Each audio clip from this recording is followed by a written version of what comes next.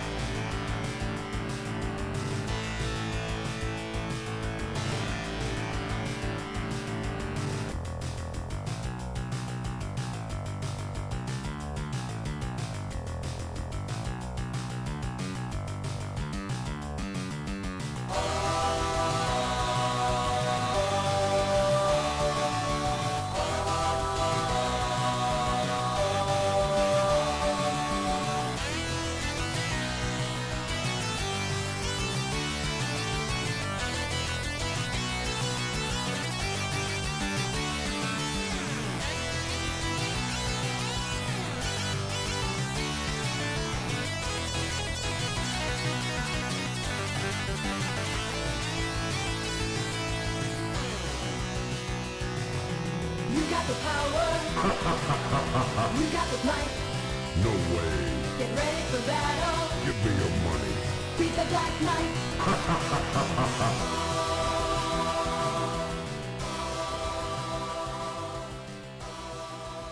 I'll give you interpretation, because that's what they do. He gives them one of these, and he gives them one of those. That's all the people need to know. Hail. I've had some technical trickery going on over here in these lands, and it may or may not be solved. We're going to just seat of the pants it for a bit, eh? How about a bit of that? Thank you, and well met. I'm glad you're here. I tell you what, I wouldn't want to be doing this alone, right? Facing the... And it was raining. You should have heard it. It was so loud.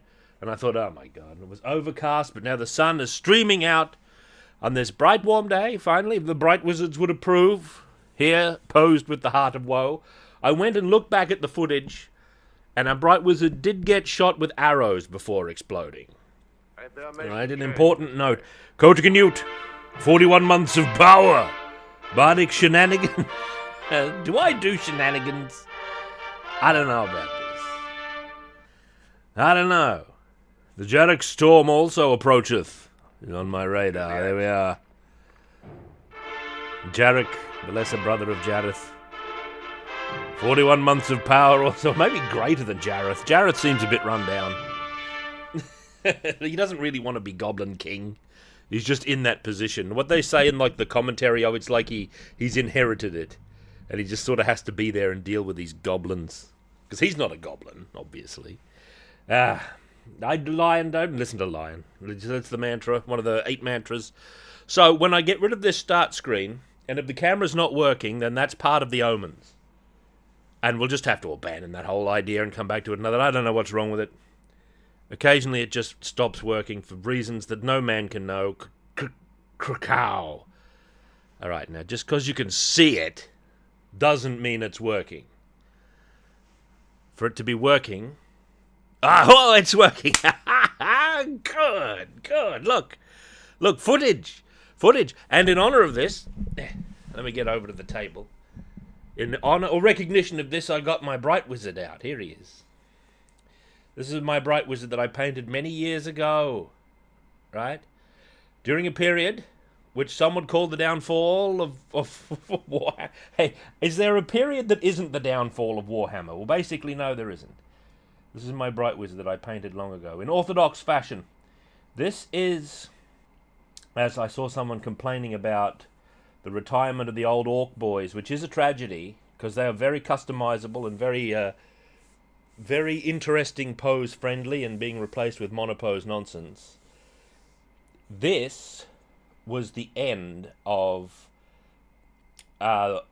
many different interesting wizard miniatures that you could get. See, this was a multi-part kit that would represent all 8 schools of wizard that had parts that oh, what was that noise?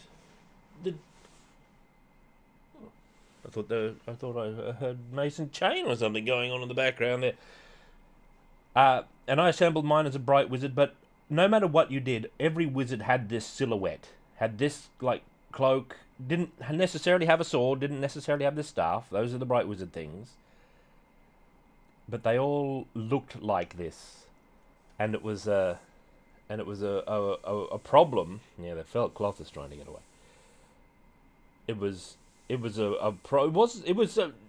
pretty robust kit. Like, it was well designed and everything, but all of a sudden, all the wizards in White Dwarf, in the battle reports, and all the wizards in everyone's armies who were starting at that point or later, all had very similar looking wizards. There was much less variety. And while I do like this miniature, it's not as interesting as some of the wizard miniatures of old, I would argue. Now, you could argue that it's very friendly to customizing your own, sort of getting creative with it and customizing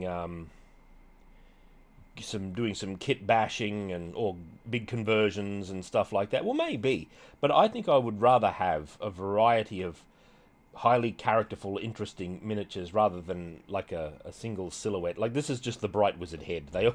All the Bright Wizards use this head. That's the Bright Wizard head.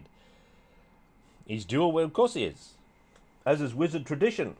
I mean, you read Lord of the Rings, you know. Gandalf goes with his staff in one hand, the sword in the other. No problem. That's wizardy. That's actually something that's in favour of a Lord of the Rings Online, where they're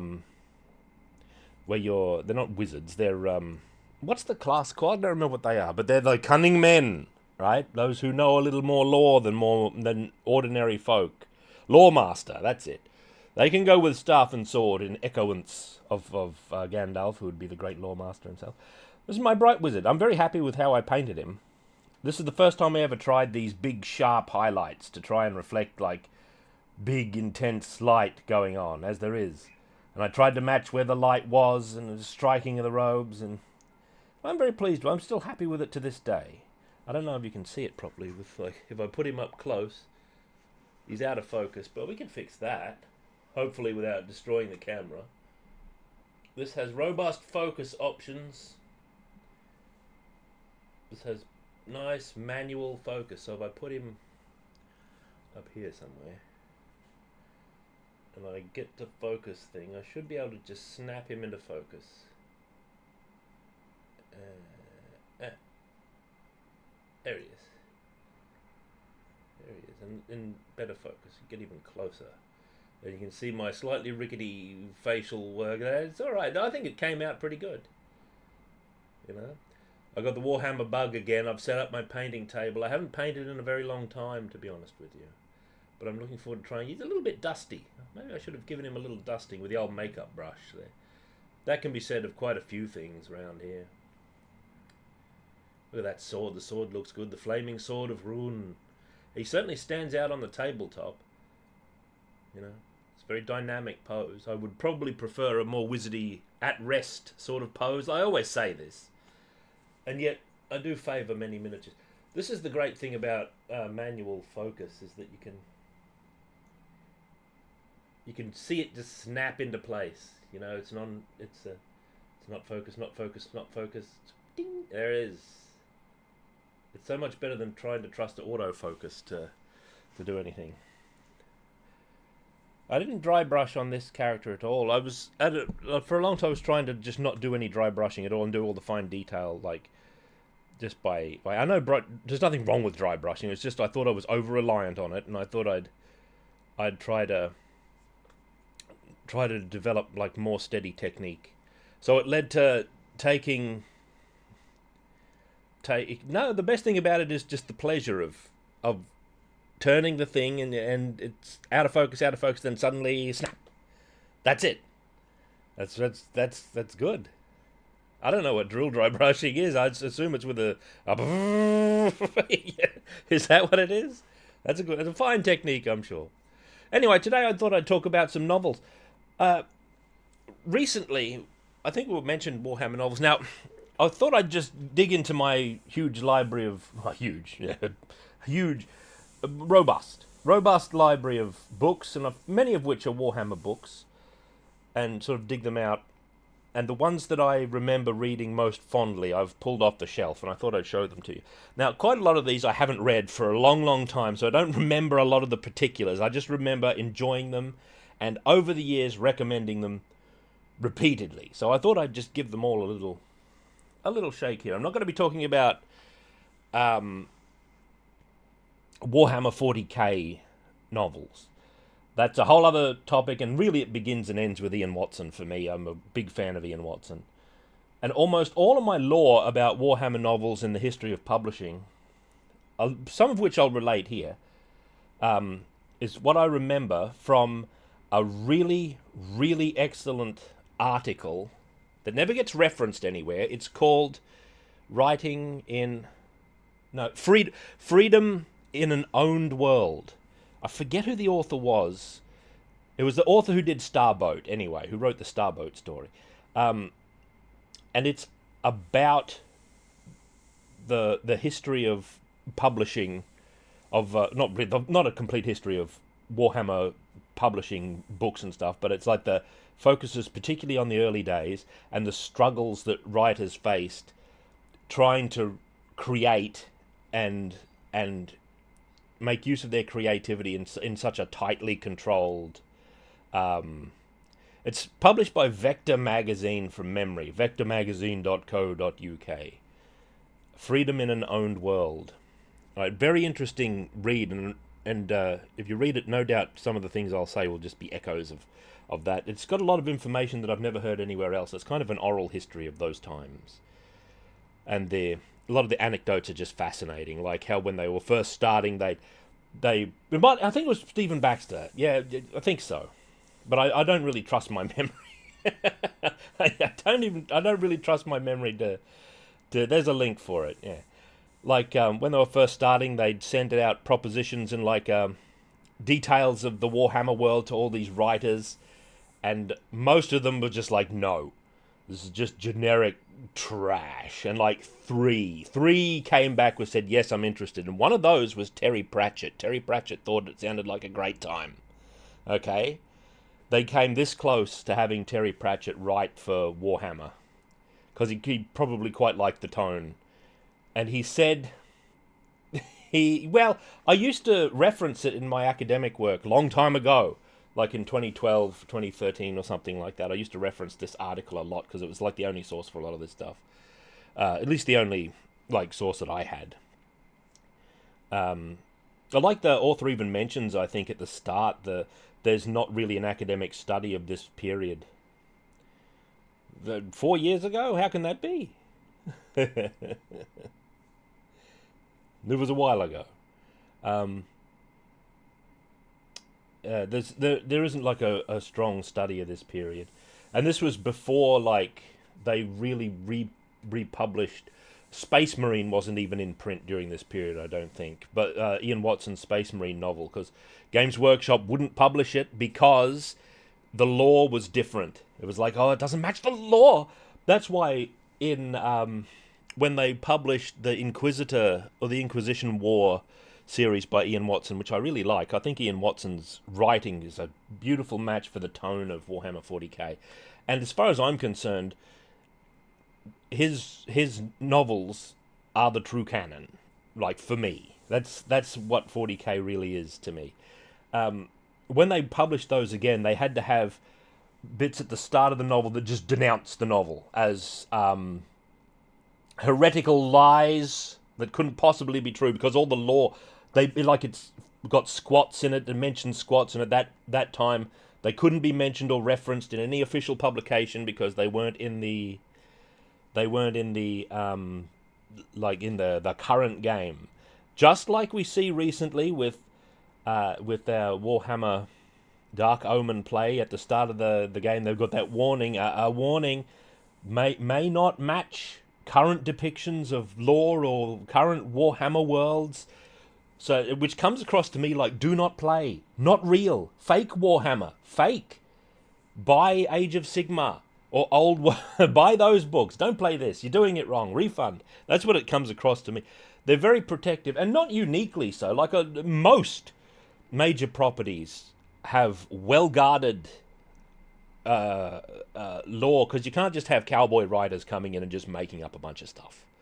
But at the same time, you don't want to chokehold the buggers so that they just can't work, which was what a problem that a lot of writers ran into. Is if you read that Vector magazine article, "Freedom in an Owned World," you'll come across that quite strongly, and some of them just gave up because of the threat of that. There's a really good quote in there. I don't remember the exact context, so I'm taking it out of context like a good journalist. But it was like, if you can't invent anything and nothing's allowed to change, then I might as well be writing stories about an anthill. Was like the quote one of the writers, it might have even been the article's author, said about trying to write for Games Workshop, particularly Brian Ansell. I think a lot of the protectivity and the attitude that Warhammer takes to its own lore, for good or ill, comes from Brian Ansell's fanatical a grip that he had on it, and very particular wants and strange dictates. Like, one in the article is like, someone submitted their novel, the novel was complete, and it just comes back with a note: novels must not be written in first person.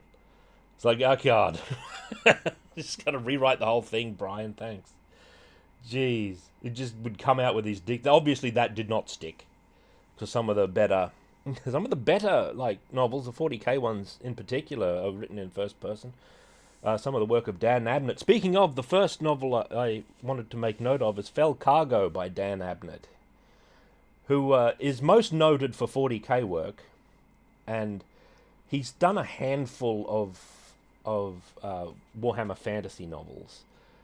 So, and this one is the most chief of his fantasy novels. It's a pirate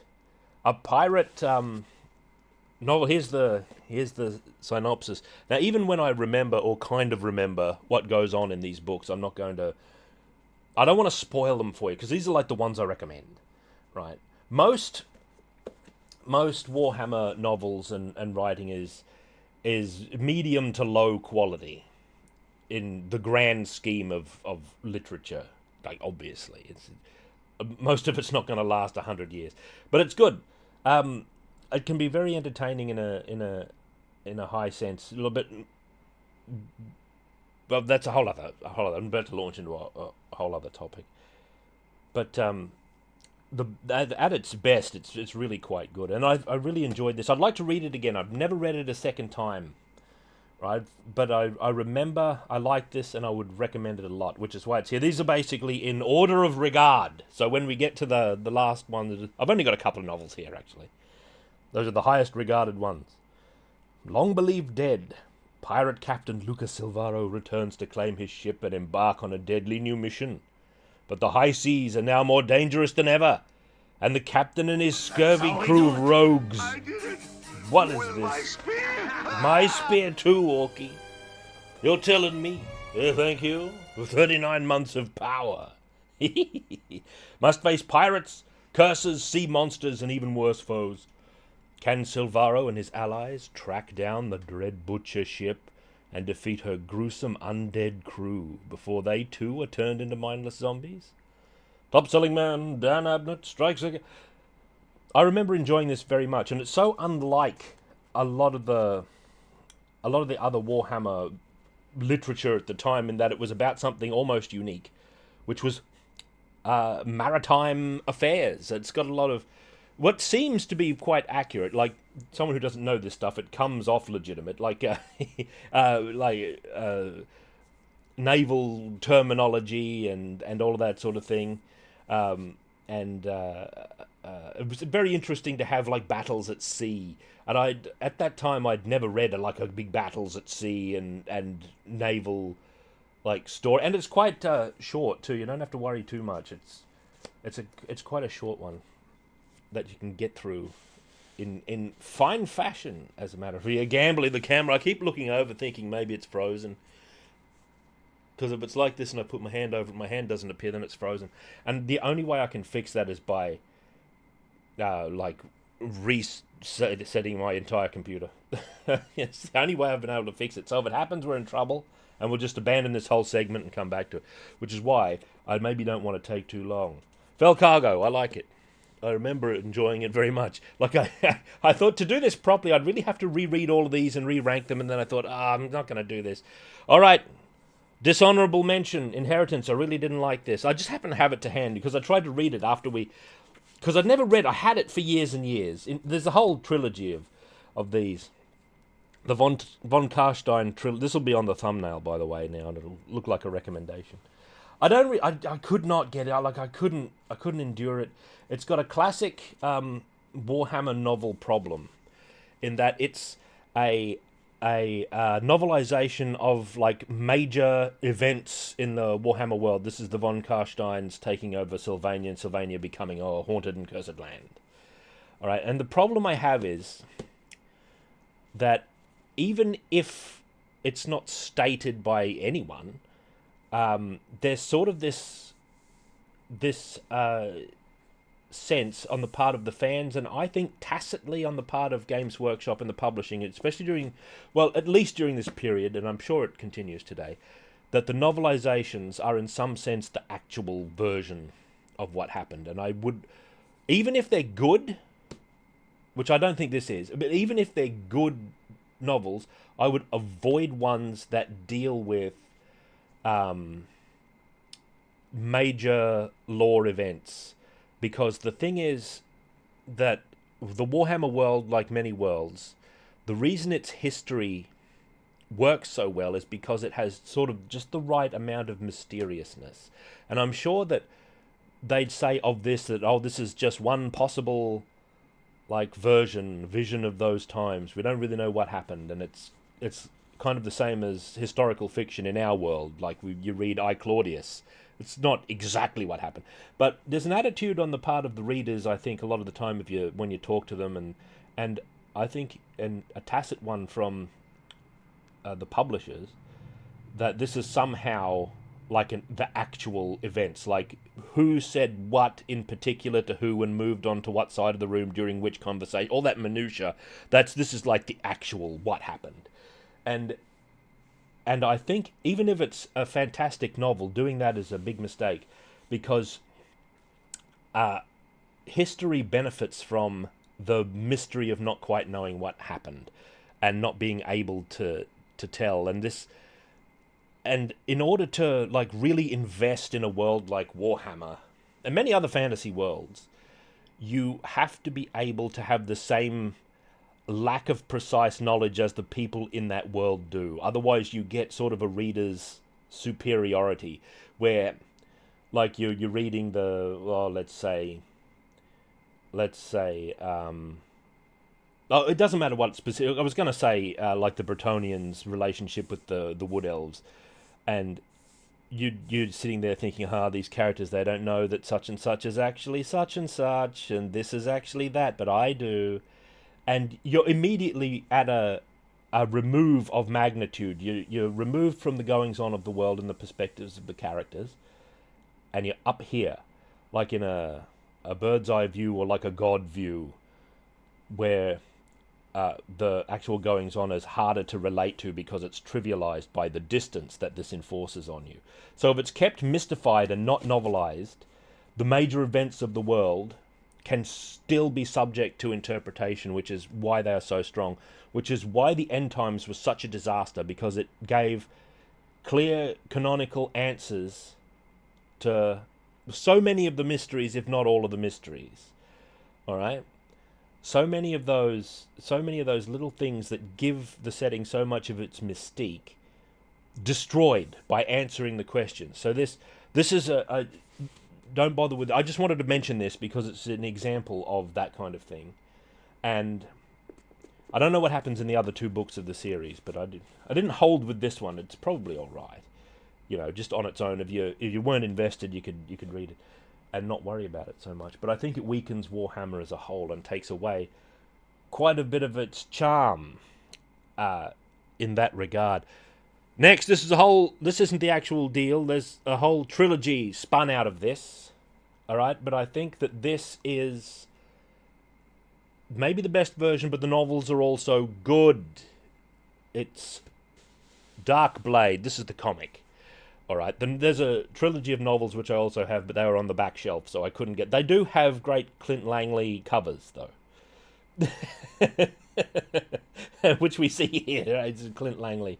On the cover, Malus Darkblade, the Dark Elf, most chief of the Dark Elf characters. He is the most Elric in a whole race of Elrics, which the Dark Elves are. All right. Darkblade is this is a very pulp fiction series of adventures, and if you doubt his Elriciness, he even has a cursed sword, the Warp Sword of Cain, and he has misadventures with demons and things like that. And arguably the most memorable and charming character is his Cold One, Spite. This is his terrifying creature that he rides around on, which is great. In the novels, they're called Norglir, right? Cold Ones. The proper elven name for them is Norglir. The comics are good, and the artwork. Look, sometimes I feel like I'm not qualified to judge comic artwork because I'm not really because I'm comparing everything to like Slain and fully painted artwork. So I look at ordinary comic artwork, and even at its best, I sometimes think, it ain't no Bisley, and it ain't no Dermot Power, and all that. It ain't no Clint Langley, who does a lot of great comic work. I really love his style. He might be, I don't know exactly my comic art history, but he might be one of the chief pioneers of using digital chicanery in this. He does it very well. I think some of his art. He did some excellent work on Slain and ABC Warriors, and Pat Mills's magnum opus that never got the credit it really deserved, American Reaper, which I was into American Reaper. I thought that was really good when it was being serialized. I don't know if most people thought it was really good, but it was just a ticket. It was about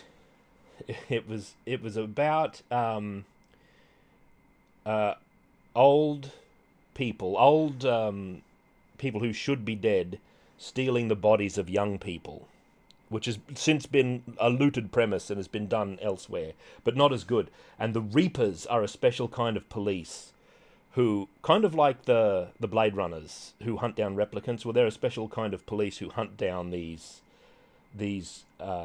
criminal. They've got a special name for them. I can't remember what it was, but they hunt down these criminals who have stolen the bodies. So it was pretty good. I really liked some of the visuals in that as well. American Reaper. I won't spoil it for you or anything like that. But Pat Mills is a really great writer. Who didn't work on this? This is Dan Abnett again. Dan Abnett, Kev Hopgood, and Dan Abnett and somebody else worked on the novels. Now I think of it, I can't remember who else. It was like collaborative. It could have been a case where Dan Abnett just did the story outlines and the other writer did like all the hard work, like the hack work, or something. But whatever. These are good directed ventures. Now, if you're into the Dark Elves, there are certain things that will disappoint you about this, because and probably would disappoint Games Workshop retrospectively, that there's not a lot of showcasing of the various things. Like the Witch Elves are barely mentioned. You never really encounter the Executioners of Harganeth. Like, it doesn't showcase all the different doesn't cram all the miniatures into the story. Oh, we've got to represent. It's got sorceresses. It's got Malekith and his mother, and it's got some good, morally dubious. There's Malekith himself. Look at him, the Witch King. There he. Oh God. Oh God. The Witch King there, standing alord his throne, or in front of. Well, maybe he's just on a platform. There might not be a throne. The wrath of the Witch King. Malice Darkblade, you little bastard. That's how it is. Darkblade is a cunning warrior.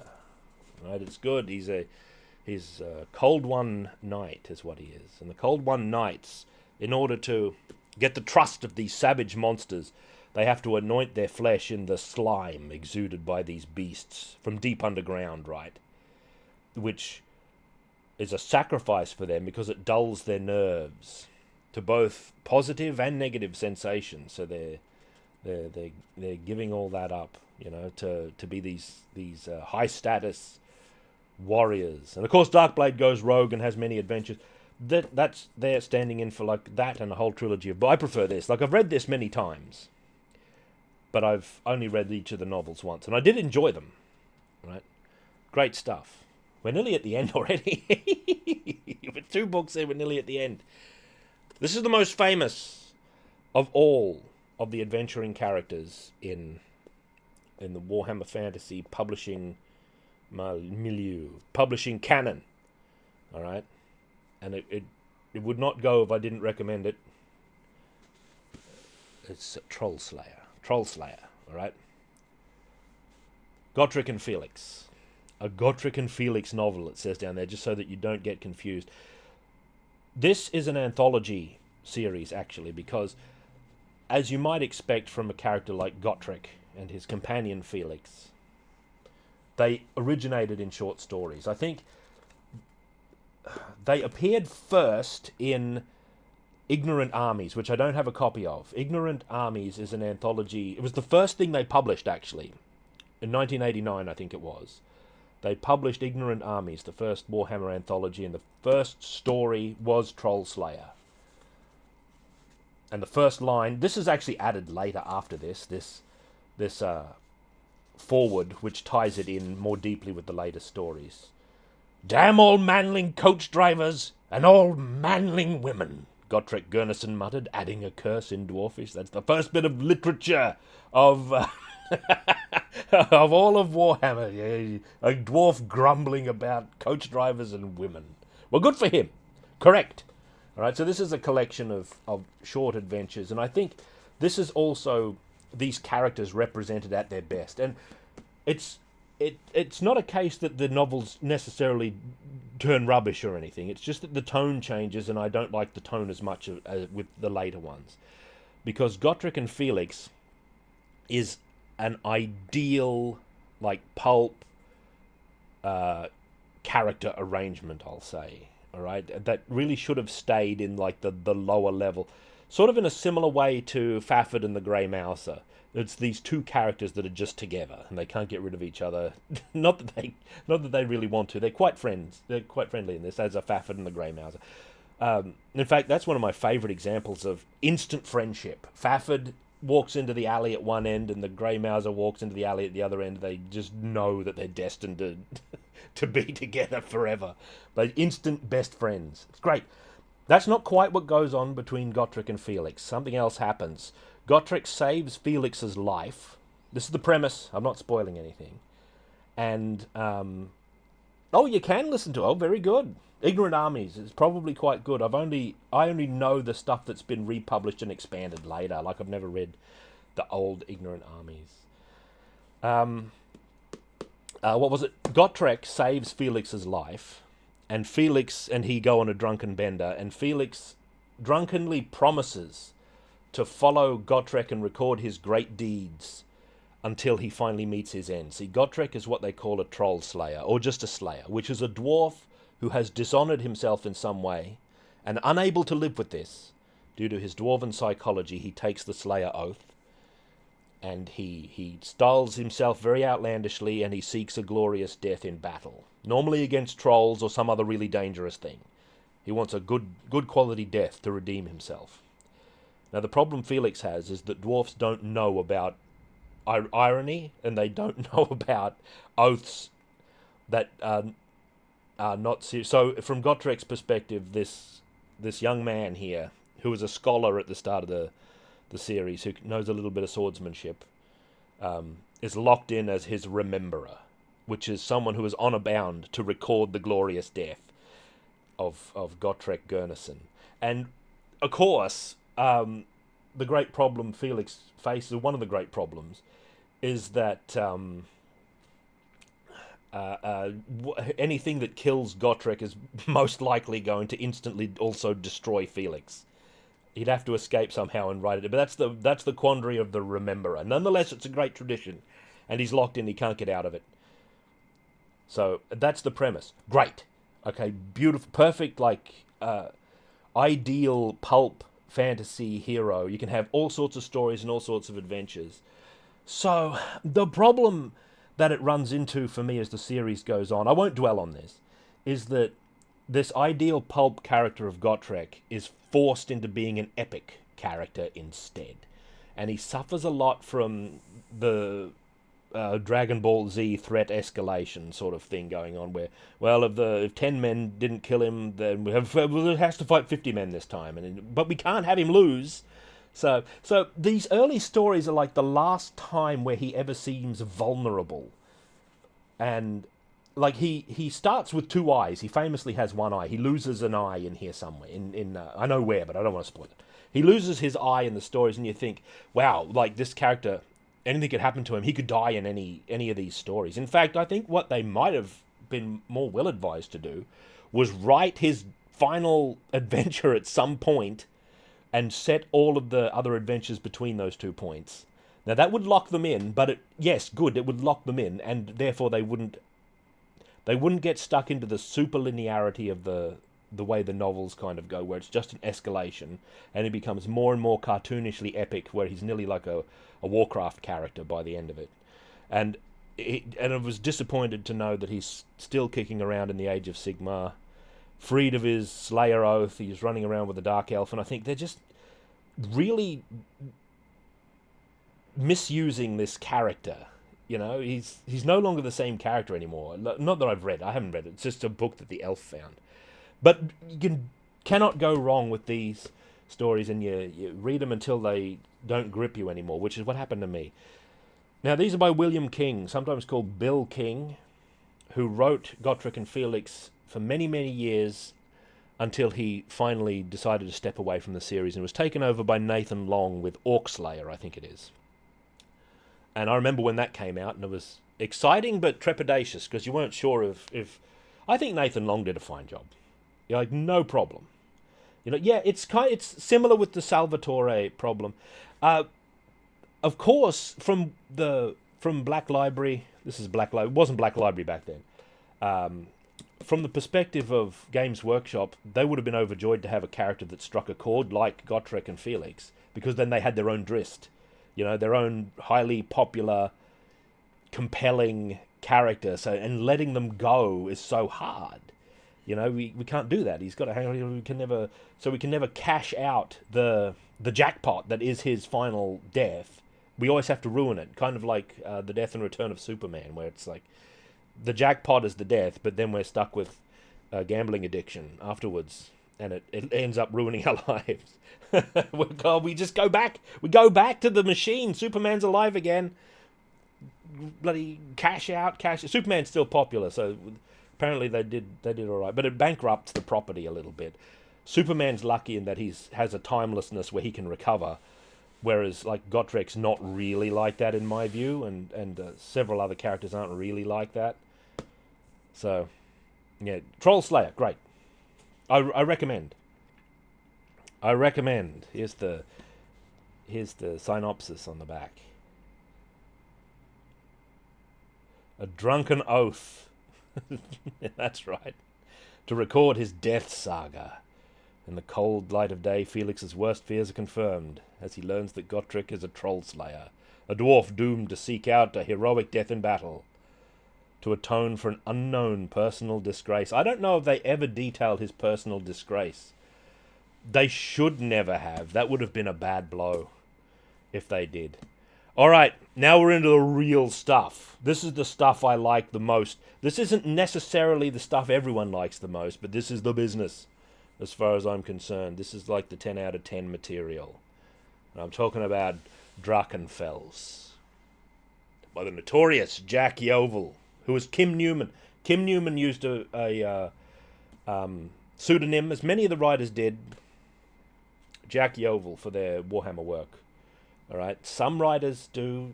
Some writers would think it's a thief move to make, and they wouldn't publish any work they weren't proud to put their name on. Right. That's brought up in the great article, "Freedom in an Owned World." Drachenfels.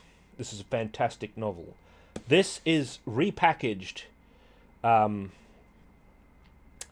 in later years as a Genevieve or Genevieve the vampire novel. It's not really. She's like second or third tier character in this one. This is quite unusual in that it's about things that Warhammer isn't usually about. It's got characters that have a tone that Warhammer fiction didn't normally go for during this period. It's set out like a play. It's set out like a 5-act play, and it's about theatre. This is the novel that's almost unique in fantasy in that it has capital D dwarfs in with like normal little people, human dwarfs in the same world, and actually like talks about the interrelation between the two a little bit. And it uses the term dwarf pretty ambiguously. Like there's lots of dwarfs in the theatre. Like what are they talking about? Are they talking about are they talking about like little people, or are they talking about great bearded dwarf? Because it could go either way, and it's ambiguous in that. It's great. This is one of my favorite. I don't want to spoil it. That's the trouble I'm having. Let's read the back. Above them, the fortress of Drachenfels stood against the crimson sky, its 7 turrets thrust skyward like the taloned fingers of a deformed hand. This was where their adventure would end, in a fortress older than the Empire and darker than death, the lair of the great enchanter, Drachenfels, with the help of Genevieve the vampire. Such a vamp. There's a great line. I'll get to it. Never mind. Detlef Serk. I don't know how to say his name, actually. Serk, greatest playwright and impresario of the Warhammer world, attempts to recreate on stage the death of Drachenfels, the great enchanter. But the dead do not sleep so easily. It's about an adventure that has already ended, where these heroes, including Genevieve, confronted the enchanter Drachenfels and struck him down. All right, and Detlef, impoverished playwright, is going to do his magnum opus of his age, which is a greater play than has ever been seen in the history of the Empire, and the subject is this. And there's a really good part where the actress who's going to play Genevieve moans, "Oh, why does she have to be this ghastly vampire? Why couldn't she be an elf?" And she wants Detlef to rewrite the play. So she gets fired, and Genevieve ends up playing herself in the play. It's pretty good. I like it. I'm a thrill. I don't want to spoil it, but I'll recommend it. It's quite cracking, and it gets you onto like I've got my Genevieve omnibus here, which is bolted onto this with a completely different style of cover, right? And this character is so beloved of Kim Newman that he imported her into his Anno Dracula like series of. Now I don't have. This isn't even first edition. If you look up the first edition of Drachenfels, it's got a fantastic cover, all right? And they go into detail on this a little bit in Freedom in an Owned World, how the earliest things from Games Workshop's publishing, the Ignorant Armies and Drachenfels have these idiosyncratic, unusual, unmarketable covers that like they're a hard sell. They're beautiful covers, but they're not something that you are conducive to picking it up. You look at the Drachenfels cover, it's not even clear what the title is, because it's styled like the cover of a playbill almost, and the title is like crossed out several times, like they're trying to get it right. So it's not, and it's written in big letters and doesn't even fit on the page. It's good. It's a very creative and interesting cover, and this is the second edition, which is a bit more indicative of Warhammer covers. Published by Box Tree. They had a publishing deal with Box Tree temporarily before they started Black Library, which was their own in-house publishing wing. But yes, this is the omnibus version, and you can't go wrong with it because Jack Yeovil, or Kim Newman, I'll just say Jackie Yeovil, is a really good and creative writer. And this is also written in the spirit of like the older times of Warhammer. And there's probably like a preface in more recent publications denouncing this as well as old lore and not true and don't read it. But like this is also where like Dirty Harry Kleindienst comes in. The filthy Harold, actually. He's a Dirty Harry. He's got a giant throwing knife called the Magnin. I think that's in this, isn't it? That's a Jack Yeovil creation. I'm not misremembering, am I?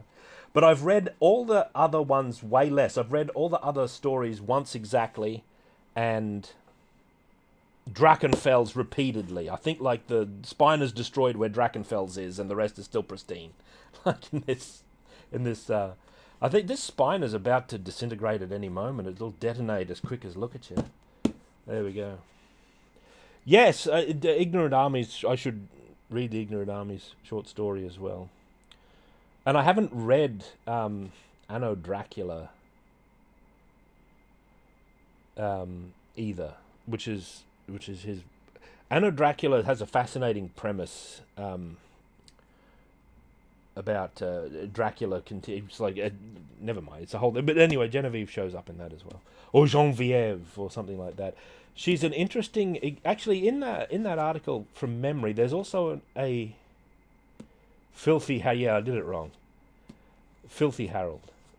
I just called him Dirty Harry. There's like a illustration of him, I think, in one of the Wolfrup books or somewhere, where it's like his Clint Eastwood looking city watchman. Pretty good. Like it's a good gag, and the sort of thing that they did less and less as time went on, for good or ill. Filthy Harold. What more to say about this? Probably nothing. But it was that sort of thing. Oh yeah, in the article, there's also a great anecdote about Kim Newman coming up with this character for Drachenfels, and some of the high guard of Games Workshop at that time saying, nope, we can't have like a female. It's not that she was female. We can't have like a vampire heroine. It clashes with the rules. And this is an occasion of Brian Ansell actually speaking up and says, well, it would be better to change the rules. And like defending like Kim Newman and his creative idea and saying, no, we'll change the rules because it'd be better. So it wasn't all like tyrannical. There was apparently some capacity from Brian Ansell and others, no doubt, to recognize a quality idea and going in on it. Yeah, this is this is a more conventional cover than the old Drachenfels cover. Yeah, that's it. Good work, Shadow Stitch. There it is. The old Drachenfels cover. First edition. I don't know if it was published in like hardcover.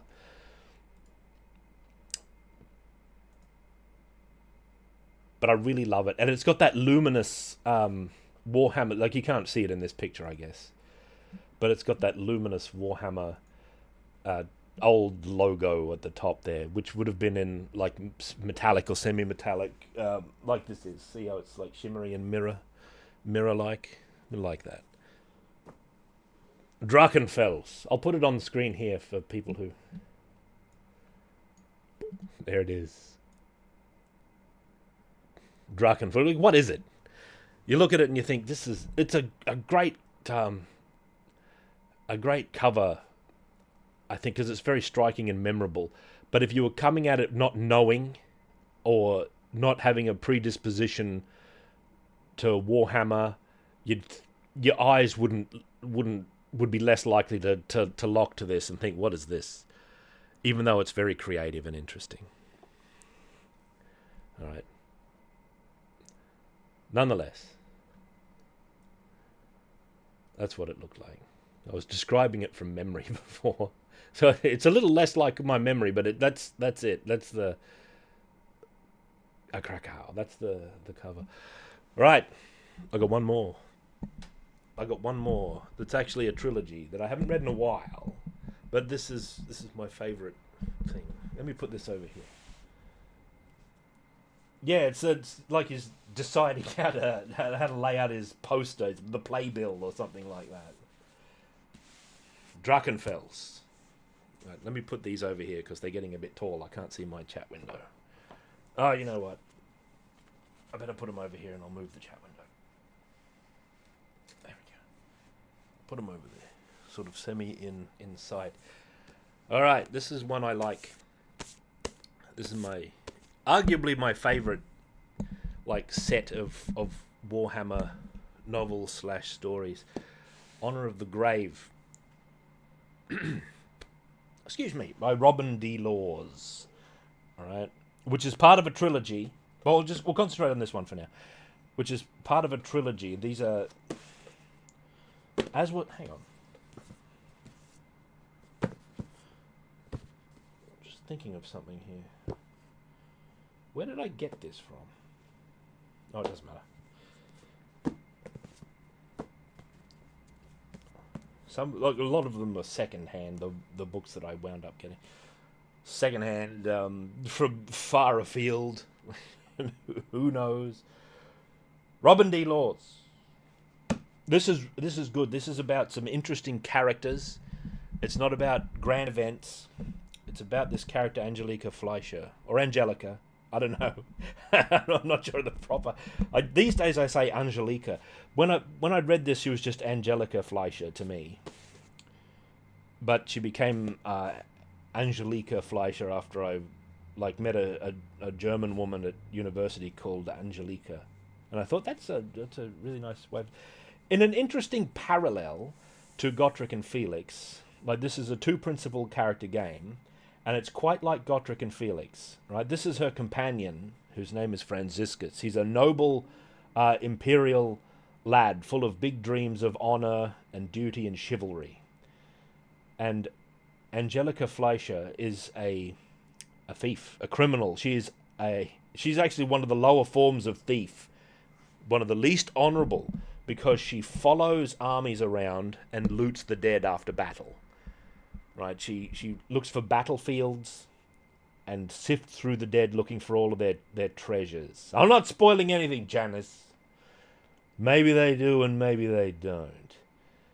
And on one fateful battlefield, she saves the life of this young man, Franziskus, who instantly pledges himself.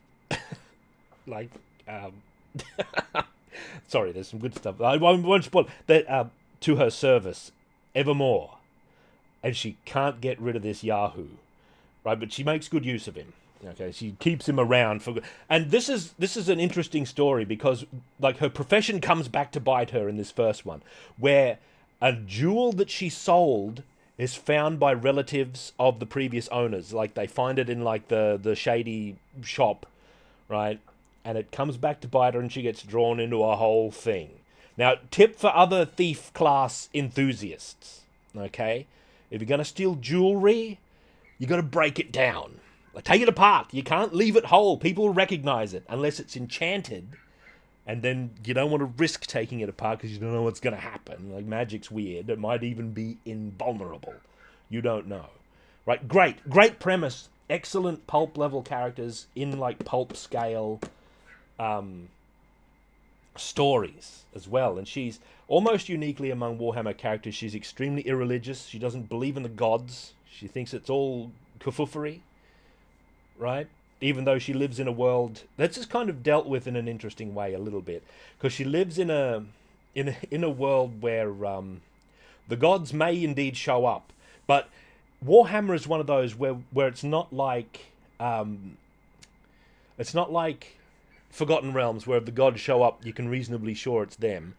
If the gods show up in Warhammer, you're not really sure what a god exactly even is, because they all come from the realm of chaos. They're all manifestations of mortal desires and needs and vices and lusts, and they all manifest in the immaterium. Your emotions, your thoughts, they all manifest in there. And some of them are so strong and so universal that they become conscious beings. That's kind of what the chaos gods are, for example. That's why they're so powerful, because they reflect vices and fears and all this sort of thing. And you're not really sure whether or not they're gods exactly. Like it's you need a little bit of that. Even what I've told you now, even though that's the default like starting point of lore, that's kind of too much. Like as I was saying before, that's like too demystified. We know too much about chaos, and the reason we do is because evermore, as you go back in time, actually there is a point where it starts, and that the point where the obsession with chaos inside Games Workshop starts is Brian Ansell's purchase of the company from its founders, Ian Livingston and who was the other fellow? Ian Livingston and Steve Jackson. Those two founded Games Workshop. And how did it go? Brian Ansell was in charge of Citadel, which was the miniature manufacturing, and he bought Games Workshop from them, and he focused it entirely on miniatures and Warhammer, which he'd had a genuine love for, which is clear, and that was the start of the corporatization. It went from like a passionate student project to a corporate project, for good and ill. Because if you think that's no good and bad, if it had stayed what it was, you wouldn't have Warhammer. You would never have heard of it, right? It would have just faded away. So it's good and ill, right? In those days, that was the beginning of White Dwarf becoming a big advertising thing for Warhammer and Games Workshop products only. Whereas before it was a general gaming magazine where they would also review novels and things and they'd review and publish role-playing games. Most role-playing games coming into England and the UK in general during that period would have been brought in through Games Workshop prior to that. Right, and they dropped all of that after, right, to focus on miniatures. And also, Brian Ansell was right. He was correct in his assumption that there was a real market there, and potentially a very big one. Okay, yeah, stuff that you only really know after the fact. And of course, when you are the target audience, you don't care about corporate moves, and you don't have like a moral investment or anything like that, which you can develop as an adult. You're just into the stuff. Like, you're into Warhammer, and this is so cool, and you're into it, right? And there's a big market for that. And during that period, role-playing games were going downhill, and obviously when I say downhill, that was just they were lessening their grip on hobbies in general, and the miniatures games was starting to take off. And it just so happened that Warhammer was a certain kind of magic, and it was pushed in a cunning way by Brian Ansell and his men. And I don't know all the details, obviously. A lot of it's just lost to the mist of history, and it became this legendary thing that we now know, that has been ruined multiple times since. Every new era is the ruination of the last one. So there is no safety. The ultimate ruination was the destruction of the old world, and the new ruination is the bringing back of the old world under these new weird rules, which my friend Lion has related to me, how Age of Sigmar and Old World are two separate competing teams, and they have to compete with each other for what they want to include in their game, because you can't have the same thing in both, according to the dictates. So they're at each other's throats, in a sense, like they're competing for the good stuff. You want the Wood Elves? You can't both have the Wood Elves. Only one. So you've got the terrible garbage Sylvaneth trash. I hate that. Rubbish, right? In Age of Sigmar. Terrible. Which is more Blizzard-like than anything else, Age of Sigmar. And you've got the Wood Elves in the Old World, right? Yeah, it sounds stupid, but only history will reveal what goes. Old World came back with no scare. Yeah, see, that's a thing, you know. That's a thing. But there's these complications. Dr. Blacksall recently did a video about, who controls the game, whether or not it's the Grand Dictator, the Sheriff of Nottingham, Games Workshop, or is it the rebellious fans who are making their own rules, and they're making it their own. Like, who is going to win in terms of who controls the old world? That's a whole other thing. Honor of the Grave, great. It's part of a trilogy, and these are all good. It's followed by Sacred Flesh, where she gets into another situation. Her and Franciscus get into another ridiculous situation. And Liar's Peak. Okay? Liar's Peak. The weakest of the novels, I'd say. Alright? The weakest of the... There's something I like about this, in that Angelica gets progressively rougher and more dangerous looking in the covers. This is like the progression of the characters, actually. She's smart, she's beautiful, and she loots corpses. This is a pithy, title, which doesn't really suit the tone of the stories, I think. Yeah, I think Liar's Peak was probably the weakest. They get longer. Like, these two are equal length. This one's Honor of the Grave is a bit shorter. I really love this cover. This is the first one I had. Like, I got this one first. Right? Liar's Peak. Because, look at this chick on the cover, man. This is this kind of girl I like. Right? Look at her with her 2 poignards, or whatever they're called. 2 misericords. No, they're poignards. And she's like mysterious and dangerous looking. She's rough, and she's in this mist of the Warhammer world, and who knows what adventures could await. And then I read this one first, and I loved it, and I went back and I loved these even more. So this one sort of faded in shadow. It's not a case of like the first one being the one that gets attached to you in your mind and you have a nostalgic feeling about it. It's the other two were even better. I loved them. This is the height of Warhammer literature in my experience. There's a bit there is a lot that I haven't read. Like, I haven't read Conrad. I haven't read the Conrad series, which is super. It's famous for its approach. It was unique at the time, where the hero Conrad, you sort of start with his life as a lad. Like, I haven't read it because I'm going off what I've been told. He's a lad in like a remote village in the Empire. He doesn't know anything about the world, and he discovers the world gradually as you do. So his point of view is converted to your point of view of the Warhammer world. He discovers that there's more and more to it, and there's more horrors and mystery than you could ever imagine. And it's like it was a fascinating viewpoint at the time. The Conrad is early Warhammer fiction as well, from memory. Maybe it was Box Tree era or pre-Box Tree, or maybe it has an ancestor in Ignorant Armies. I don't actually know. Anyway, there you go. That's my adumbration of Warhammer fiction. Honor of the Grave, Sacred Flesh, and Liar's Peak being my favourites. I haven't read any other Dan Abnett stuff except Fell Cargo, which kind of a bit of a blow, because Dan Abnett's a very good and reliable author. I mainly know him for 2000 AD. Right, he's most regarded by me for his 2000 AD work. Oh, and I should, without getting into Warhammer 40k, I don't like the Gaunt's Ghost stuff. That's very popular, but I'm not really into war narrative stuff like not modern, but science fiction war narrative. Do I? Yeah, I do. I've got the Omnibus, and I've got Drachenfels on its own, which is like this is the best. Nothing beats Drachenfels, except Liar's Peak and Sacred Flesh and Honor of the Grave. What was I saying? I was saying something oaf. Now, what was it? Oh, yeah.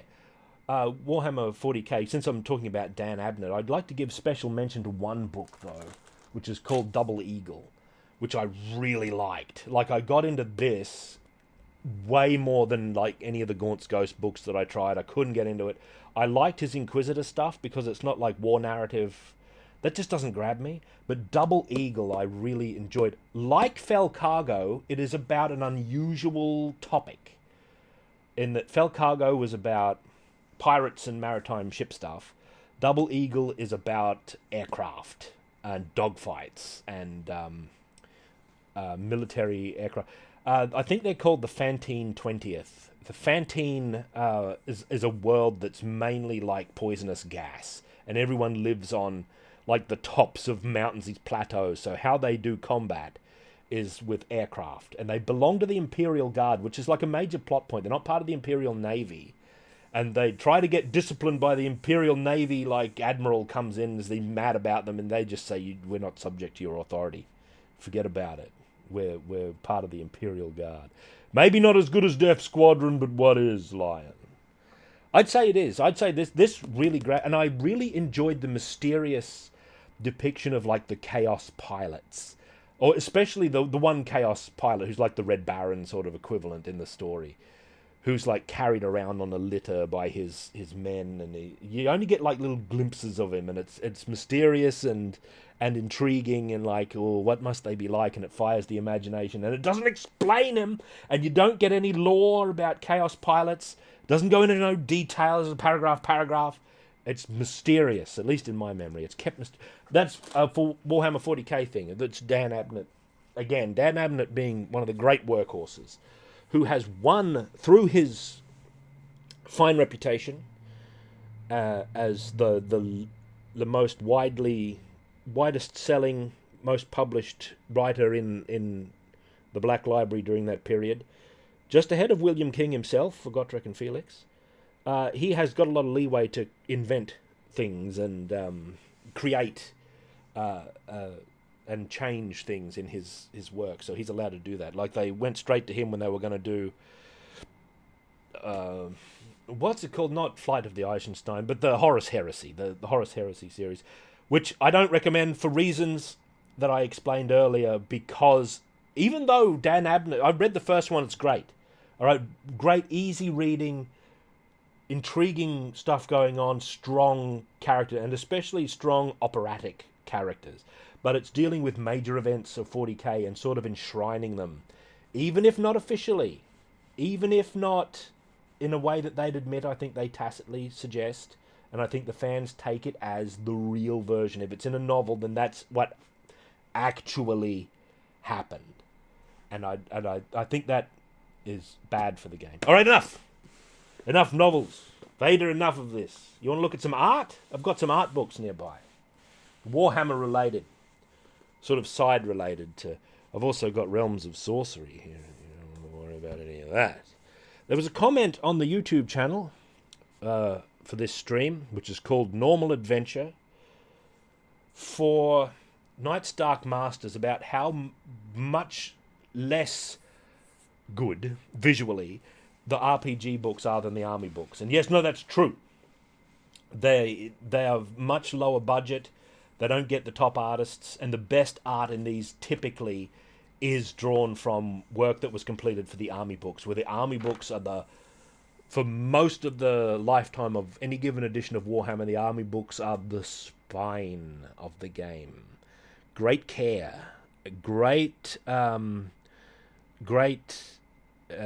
pains are taken over the army books, especially during 6th edition, where they became the most beautiful I think they had been up to that point, right? Thank you, Lion. I shall. You can write it down now if you want. You can write it down to remind yourself, like I do with my notebooks. I got a new pencil today, by the way. It's one of these. It's a Kurutoga. It's one of these to replace my other pencil, which has been destroyed, or at least is misbehaving. What was I talking about? Realms of Sorcery. Oh, right. This is a good book. This is a Warhammer Fantasy roleplay book that talks about wizards. Because with a role-playing game, you play as a single character normally. Sometimes you play as more. Well, that's a whole other matter. You play as a single character, and you generally come to identify with that character strongly. You need a little bit more context for an individual than you do in like a war game for an individual character. And that's what this sort of thing is all about. And it gives you some good detail. And because it's like the role-playing game published by Black Industries is kind of second string, maybe it didn't have the auspices of Games Workshop verifying everything that they came up with. Maybe it did. They never went never went over the board or anything, but there's a lot of stuff that's in here, like the Bright College being invisible, and all the other colleges, what they're like. The Grey Wizard's also very fascinating. It's not really explicated elsewhere that I know of. It might be in some novel or in some book somewhere, Storm of Magic, whatever. Or started out somewhere in Realms of Sorcery here, or in the previous edition of Warhammer Fantasy Roleplay, this being second edition. There's one previous. Third is embarrassing. Third edition Fantasy Roleplay here, Warhammer Fantasy Roleplay, is the fourth edition D&D of Wolfrup. It's the equivalent, and was around at the equivalent time when everything was trying to be a computer game. For some reason.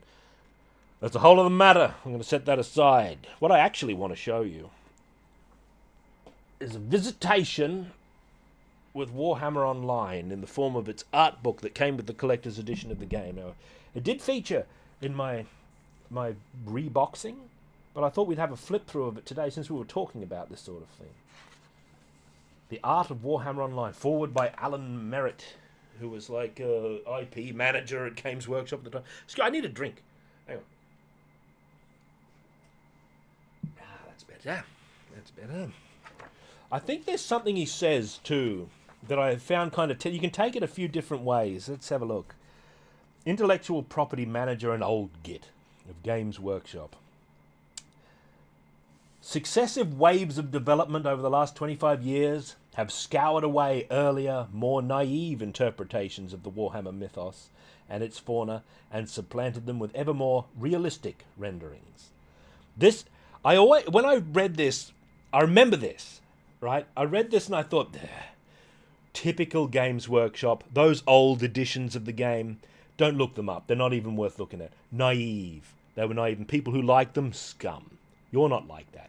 You, current Games Workshop customer, are getting the best, most refined version. The old stuff, rubbish. Don't even think about it. Like, look at how comical it is, and the art's bad, and realistic is better. That's how I read this, and I thought, duh, what are they doing? But it's what I think he might actually be strictly talking about is the way the Warhammer world has become more and more refined in the sense that its identity has become stronger and stronger. Like very swiftly in 1983, and immediately in the years immediately following, Warhammer, not 1983, but after, like Warhammer became divested of things like dwarf wizards and a lot more general, quote unquote, generic things were replaced with more distinct character. I think there's actually something about this. I don't think Mark Jacobs says it. Mark Jacobs was the chief of Mythic, or EA Mythic as it is unfortunately called throughout this. Mythic was bought by Electronic Arts, to the great doom of the company and this game in many respects. This is sort of a... yeah, Force Awakens. They keep doing it, don't they? Like, people who do this. But you can take it in a more positive way, that it's like refined. And there is... what else have we got here? Gregory Groom's art director. All right. He says something about the criticisms he got, or someone got from...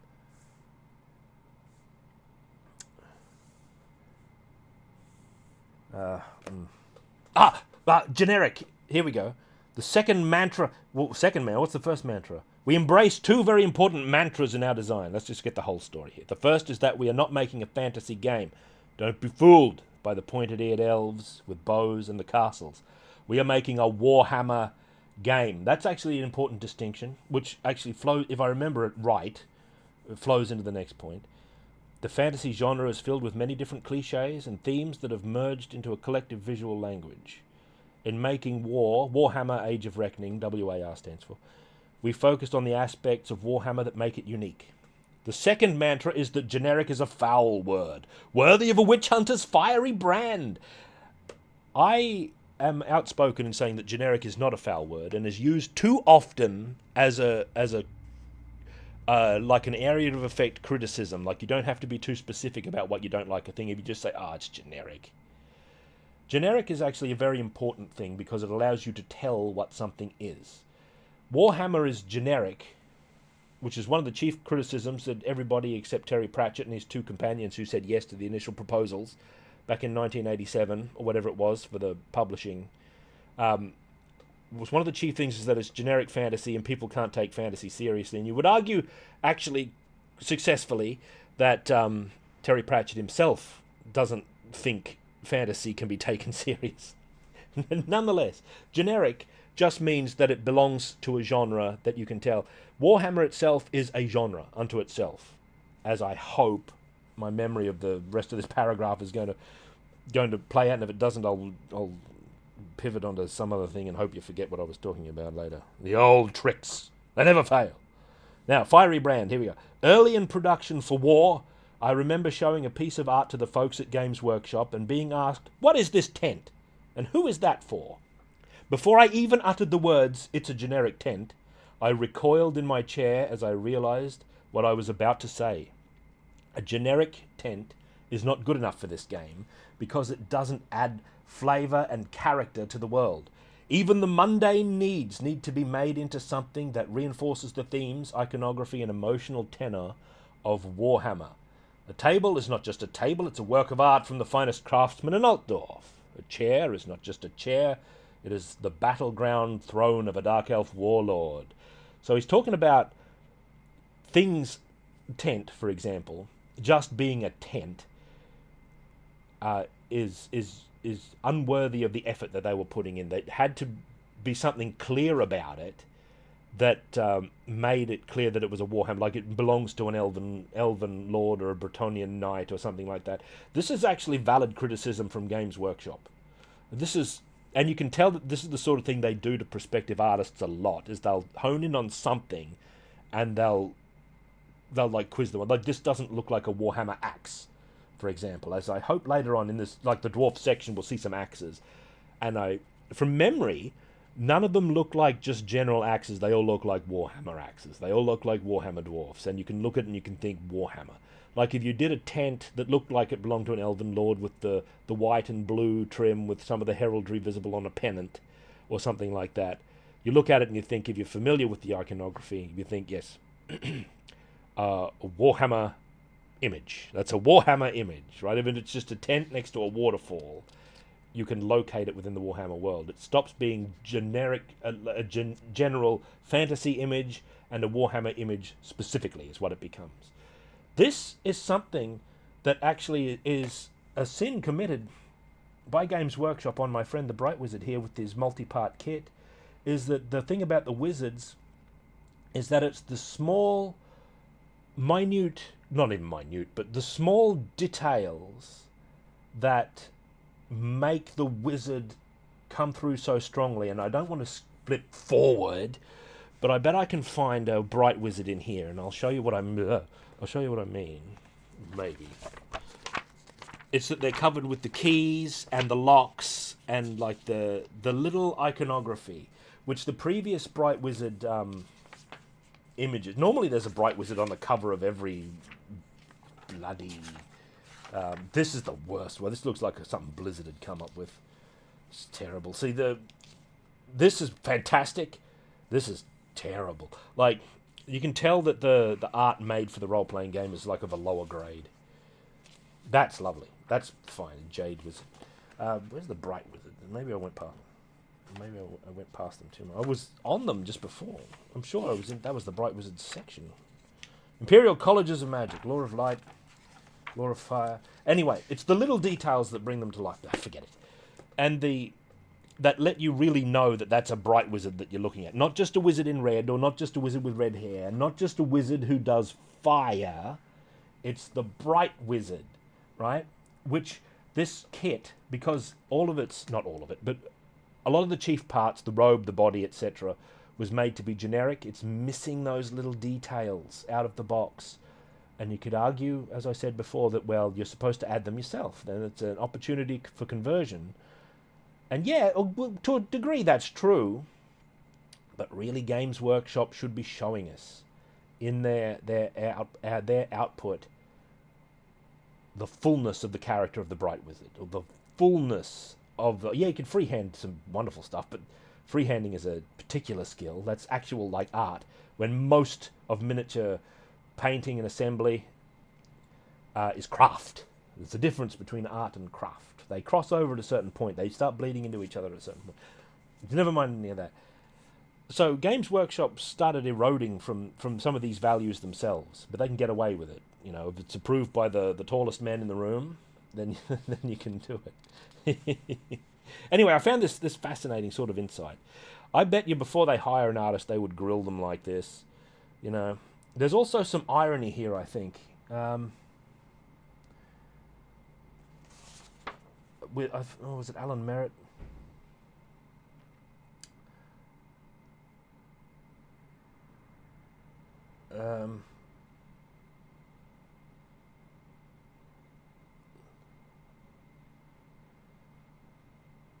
I don't know.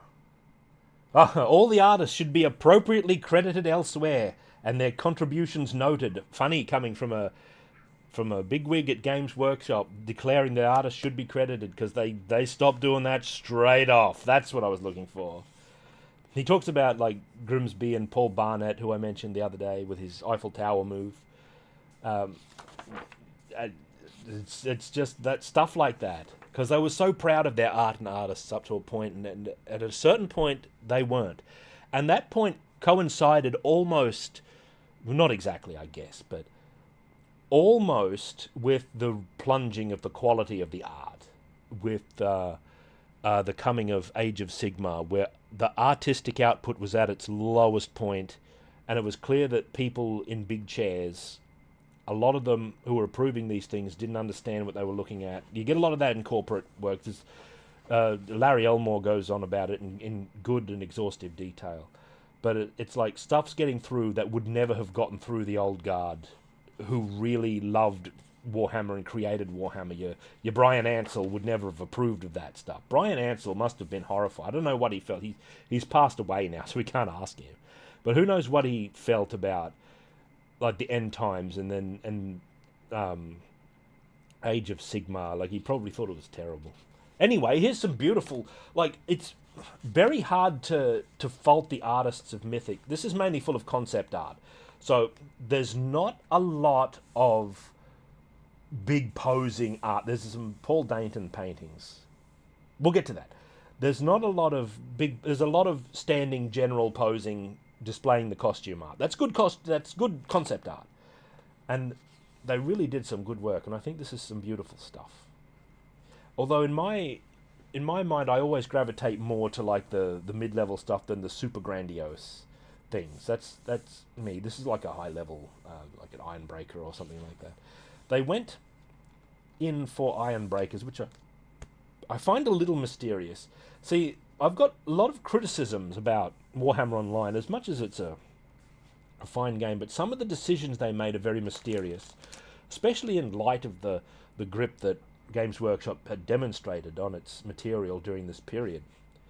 But we'll get to that when we strike them. Ironbreaker, the touchstone I always look for in like the classes for an MMO like this one, is it an adventurer kind of class? And the Ironbreaker, you could argue, is, but it's also really just a type of military unit who wear a certain type of equipment. I don't get the sense that they're Ironbreakers all the time. I don't get the sense that they go around as Ironbreakers on general mission, but maybe they do. But that's marginal. There's other examples, of course. With this grandiose equipment here. See these axes? These look like Warhammer-y axes to me. Right? That's one of the reasons why so many other properties... I'll go a little faster, because we'll never get through the book otherwise. So many other properties took inspiration from Games Workshop's artwork and style, because it was so strong and so characterful. They wanted some of that as well. So Warhammer's style bleeds into a lot of other things. For example, Disciples 2, a game I absolutely love, has undeniable Warhammeriness about it, especially in some of its dwarf units, right? Not so much its elves, interesting enough. It has its own flavour, but I detect some Warhammeriness being in there. More particularly, I'd say, would be Heroes of Might and Magic 5's elves and dark elves with the which ride the cold ones and things like that. They just look like Warhammer characters, you know. There's a time and place for grandiose things. Usually, like I expected, in ceremonial positions, but it's easy to go overboard when you want things to be super visual. The rune priest is a terrible idea. Like, this is something that doesn't exist in the Warhammer world until Age of Reckoning. They ran into this problem, right, where every race has its own collection of classes that it can be, called careers, right? They call them careers by tradition. Really, they're classes. In practice, they're classes. Oh, God, I'm getting terrible glare here. Let me just... I can't see. Can you still see the book? Maybe you can. And they ran into this... Like, they were locked in a trap, a psychological game developer trap, where every race had to have a healer. And they was thought, well... Dwarfs don't really have this priesthood that we know about. We've got to invent rune priests.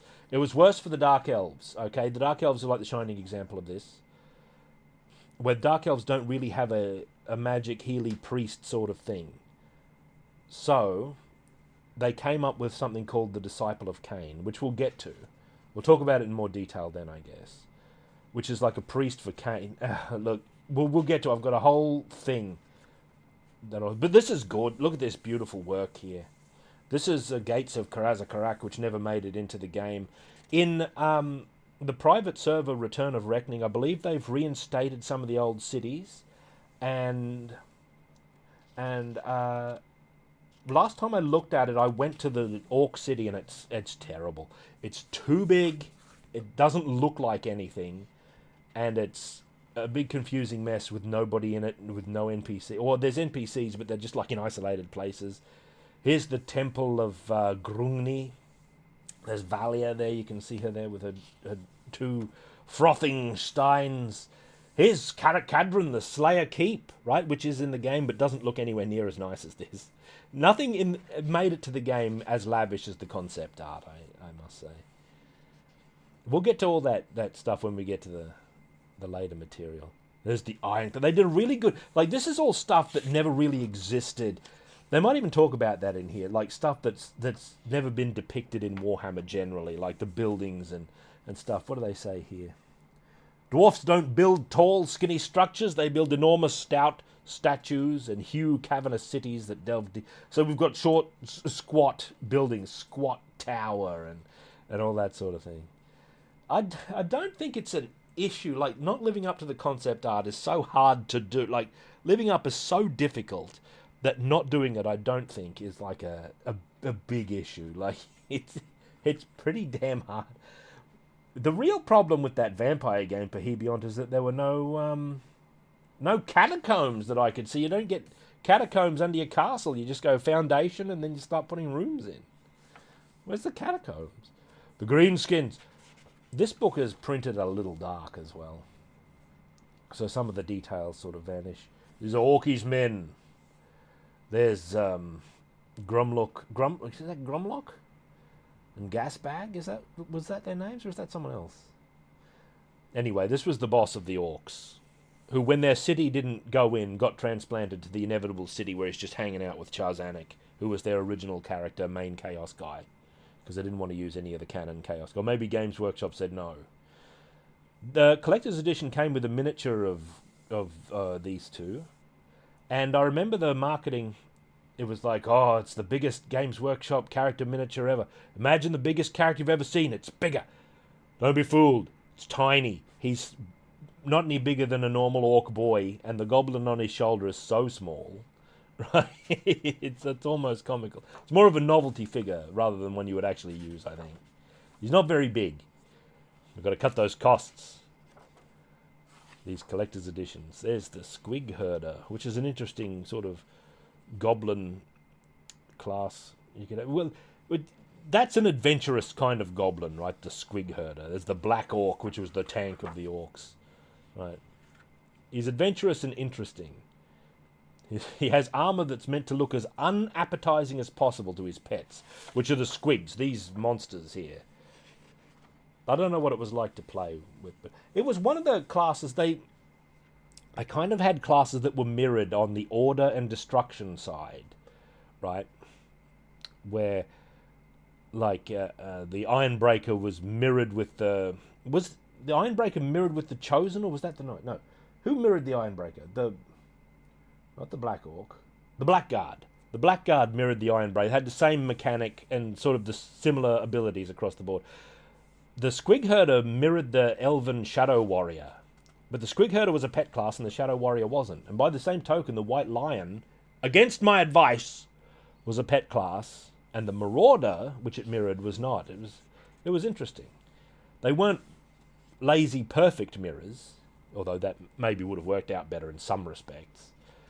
Here's the ancient cities of Morkine, which have a real Acheronian sort of atmosphere to them. They could slot right in for a Conan story. Beautiful landscape here, man.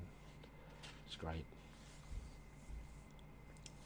That's the gates of Karak Eight Peaks, destroyed by orcs. The Orc City. 4 of the 6 cities did not make it in. Exactly, Delta T. Well, they had a giant lion with them. And it did look good, right? The lion, beautifully designed. The Tree of Beards, which is like a big landmark for the orcs, is sort of hidden around the back somewhere. It's unceremonious. It's just plonked in like a normal, if I remember correctly. It's this unceremonious place. The Tree of Beards. Ah, man. A holy place for the greenskins, but it doesn't really come across as that in the game, if I remember right. They needed a pet class. They were locked into this mentality. We've got to have a pet class. Here's the Witch Hunter. Right, great. Solomon Kane. Pistol and rapier. This is too grandiose. Just get rid of the big spy. Though, I can imagine on a big pogrom, a leading witch hunter would get around like this. Like, super visible.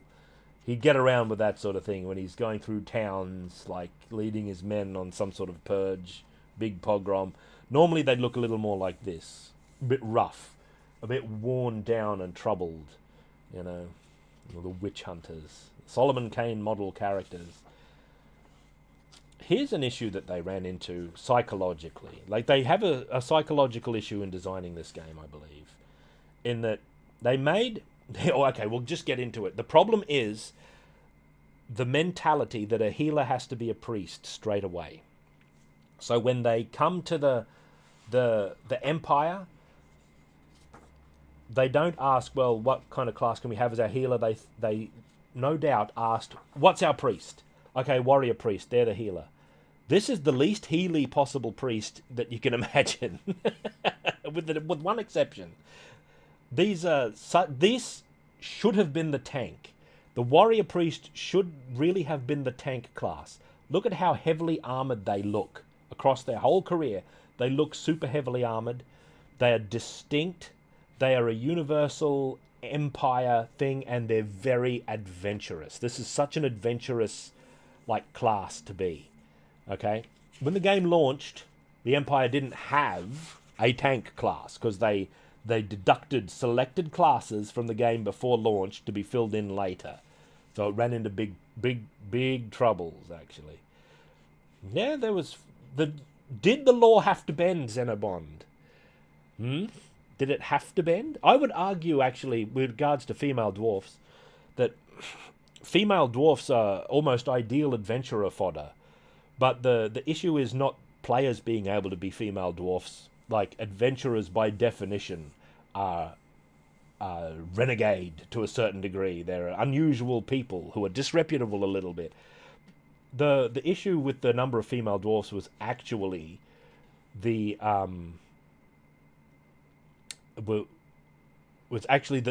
every other character that you see ever, like half the guards and not most, but a lot of the just general dwarfs around were female, when there's supposed to be so few female dwarfs that it's one of the existential threats that the dwarfs face. And you shouldn't really be seeing them quite so much.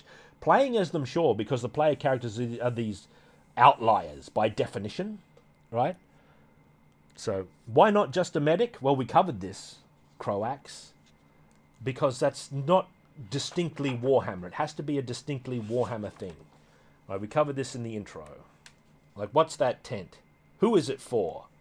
And before I uttered the words, it's a generic tent, I recoiled in my chair, right? It's, you kind of... Jade Wizard, I was just about to get into that. Knigget is absolutely right. The Jade Wizard would have been ideal, right, as the Imperial healer. Okay, maybe they thought they didn't want to have two wizards because, obviously, if you're going to have a type of wizard, the Bright Wizard is the one. We'll get to the Bright Wizard. Right? They look glorious. All right? The Bright Wizard is the one. But they went with Warrior Priest, okay, which they should have been the tank. They even have shields depicted here. And at one point in the design, maybe they would have been the tank. But what they went with was very mysterious and bolted on. They went with the Knight of the Blazing Sun, okay, which is here. This is a Warrior Priest. That's a Warrior Priest lady with characteristic Sisters of Battalion hair down here. They look good. You know, this visual design, no problem. They went with the Knight of the Blazing Sun. Interesting choice, all right? There's positives, okay? Number one, it's distinctly a Warhammer thing, all right? Knight of the Blazing Sun is a Warhammer thing that just rolls off the tongue. Knight of the Blazing Sun, beautiful. Even though, you know, they're obviously influenced by various historical sources. That's normal. They look good, they're a knight. Everyone can instantly understand that position. Like the attitude that a priest must be a healer might also come from a weird place of not wanting to confuse players. Like MMO players who come in, I want to be a healer. Where's the priest? I'll make a priest. Warrior priest. That's me. 3 levels in. Where's my healing spells? You know, if it was the tank, that might be the what's going on. Even though they're clearly labelled in the just look, don't overthink it. I think it was developer mind lock, thinking that healers had to be priests. Tanks had to be some sort of knight. We can't have a priest. As a tank, we've got to have the knight. The big problem with the Knight of the Blazing Sun, even though they look very beautiful, and their swords, especially these great two-handed swords, looked wonderful, is that for people who know what they are, they'll know that they're a foreign knighthood. They're not actually part of the Empire exactly. Okay, and this is exemplified, the idea that maybe the people behind it, either there was some redesigning or reappropriating of assets and moved somewhere else. When they were designing the game, what wound up happening, one of the big capes you could get as a Knight of the Blazing Sun was a big long cape with Sigma written down the bottom. Right, great. But those who know that the Knights of the Blazing Sun specifically worship Myrmidia, who is a different warrior god. Okay, that's a whole other thing, who comes from Tylea, right? Big in Tylea, who was like Italy, and Andastalia, which is Spain, technically like the parallels. So they don't fit, but for some reason they were compelled to have like a knight, and not a knight of Ulrich, which is very much an imperial thing, which would have also been great, like with a big wolf iconography, big wolf cowl on him, would have also been great. It's mysterious that they went for this, and they might have just been doing backflips trying to get the most obscure thing that they thought they could get away with. Ulrich is so big imperial god, he's pre-imperial. He's the god that Sigmar worshipped. Right? Here's the Bright Wizards. Perfect choice. Wizards are a bit adventurous and eccentric to begin with. Bright Wizards are the most combative and directly savage and fighty of all the wizards. Right? Perfect. The whole class that only does fire magic. It only does one thing, that's all it does. Brilliant. I love it. This is my bag. And look at see what they've done. Here's the keys on chains. They couldn't possibly have done these fine details. Such details were present on earlier Bright Wizard miniatures, but when they went to the multi-part, we lost that in the trade. And you had to trust the player to choose the most appropriate parts and use the most appropriate colour when making their Bright Wizard from this kit, which was a step back. Right? True enthusiasts would have sourced whatever miniatures they wanted, of course. But the true enthusiast is also the sort of person, ironically, who is less likely to spend money on Games Workshop stuff. So this kit, not to harp on it, but I will, actually led to an erosion of the visual identity of Warhammer across tabletops. You didn't have a variety of very characterful figures. You had very derivative ones who have this silhouette, which I have heard that Orc boys are suffering right now. They're retiring the old Orc boy kit from 40k, I think, and replacing it with some monopose nonsense, which isn't as good. Bright Wizards look great. Like, look how memorable these are. Like, I know this is a T-pose, but that's just the concept art. That's what it's for. It's meant to show off the costume so that you can make it. But look at the lock iconography and that sort of thing. Bright Wizards, and most of the classes actually did manage to look pretty damn good in the game. They never quite looked as good as the concept art, but then again, what does? This one's very memorable. Like, you see this Bright Wizard in particular. Oh, an A-pose. Excuse me, Atticline. The pedant of our age has appeared.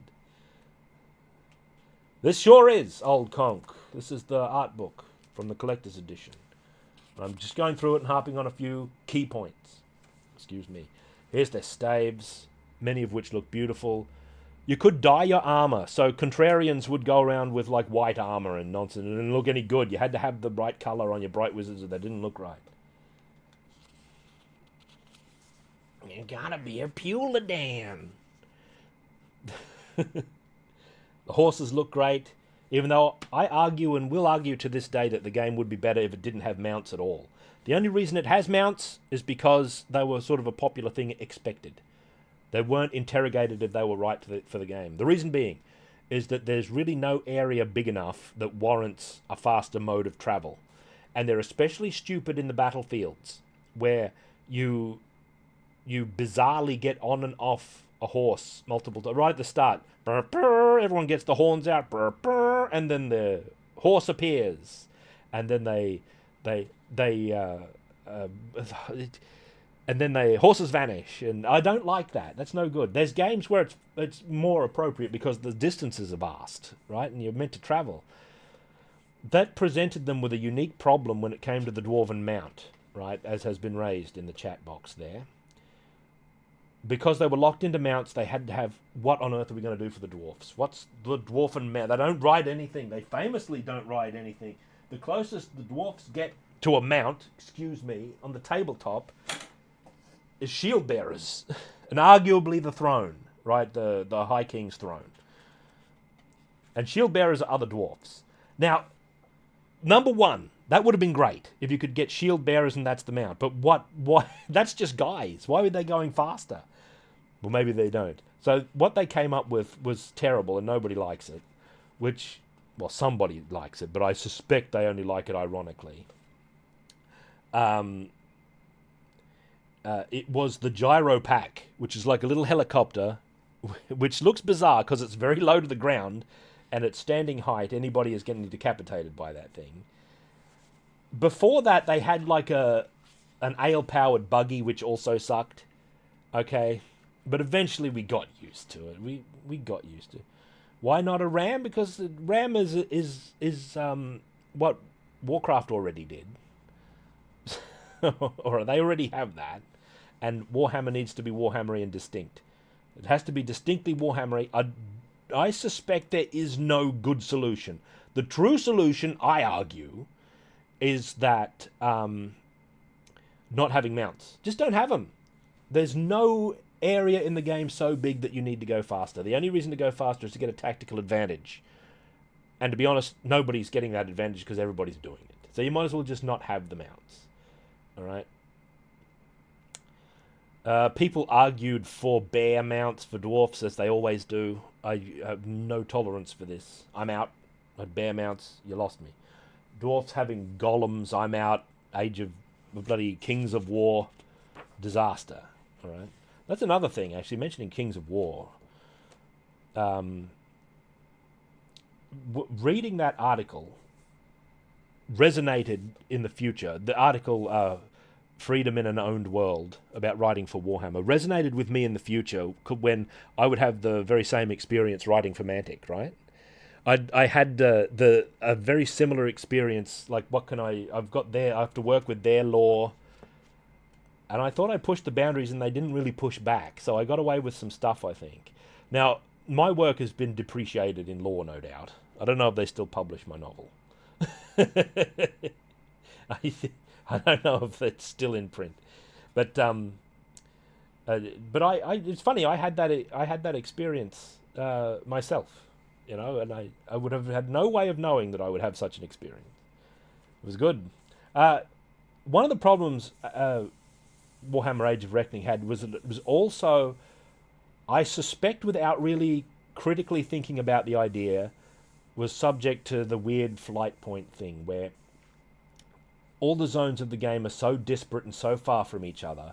They're a little few mile square thing in the Empire, and you get on the flight. You're going to hate this. Okay, the flight points for the Empire were the dwarf gyropacks. Everyone just got on one and it flies away. It's so absurd. It's so cobbled together last minute. We've got nothing. We're out of money.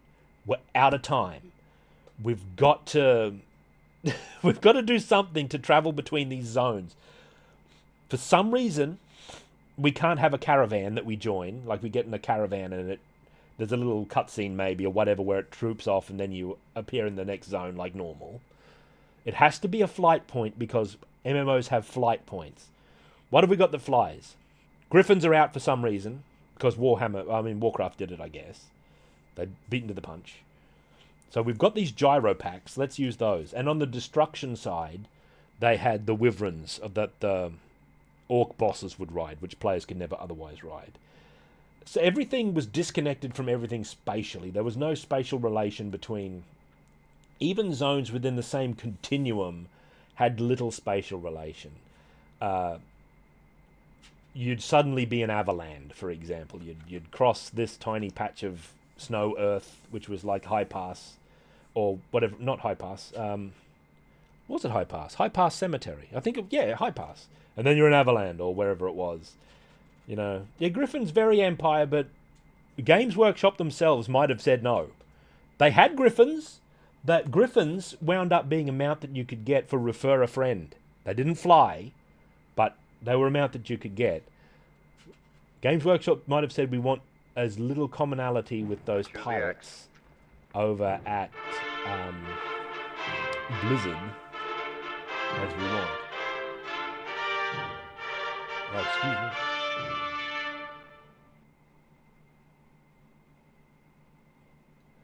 I'm trying to look at a thing here. I don't know what that is, non-woven fabric. Heroes Olden Era? What's that? I don't know. Oh, excuse me. A thing happened just then as well. Slash and Thrash and Super Ninja. 40 months of power. And why not? Well, man, sorry, I missed half of my chat there, I feel. Here's an Ulrich statue. This is stuff for the Empire. It's a way shrine of Sigmar. Some of the beautiful stuff. Underused. Underused, in my opinion.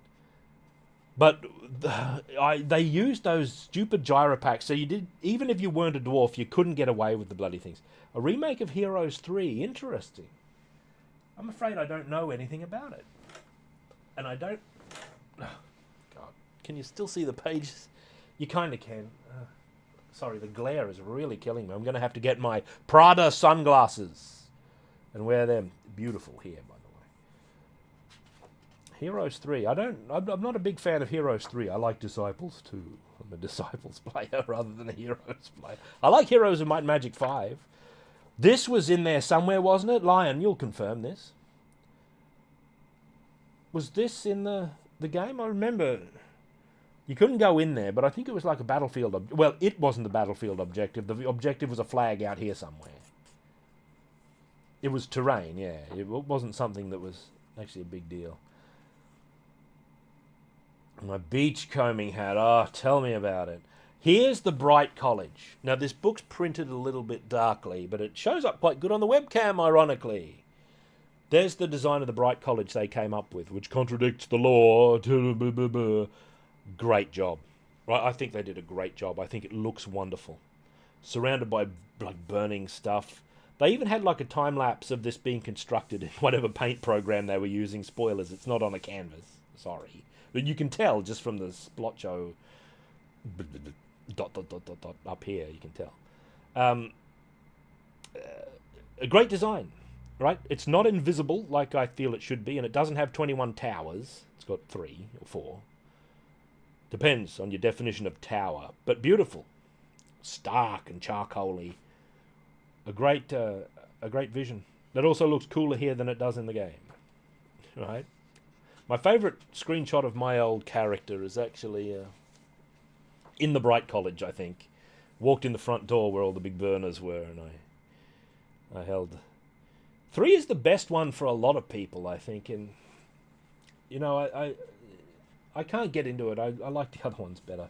Look at this buxom wench. That might be one of Gygax's slovenly trolls. Highly characterful figures that basically didn't really make it into the game, this sort of thing, because they would have had to make a new model and all that sort of thing. Temple of Sigmar, not really used well. Imperial Palace, not really used well. Now we're into Chaos, who has a giant witch hunter on the thing. This is one of the few like tableau or action scenes here. This is a zealot and a witch hunter facing off. No, a zealot. Interesting.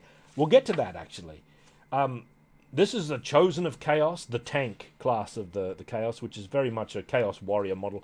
I don't know why they didn't just call it Chaos Warrior. Maybe that's because those are just a normal troop type. But so are Ironbreakers, you know? Normal troop type.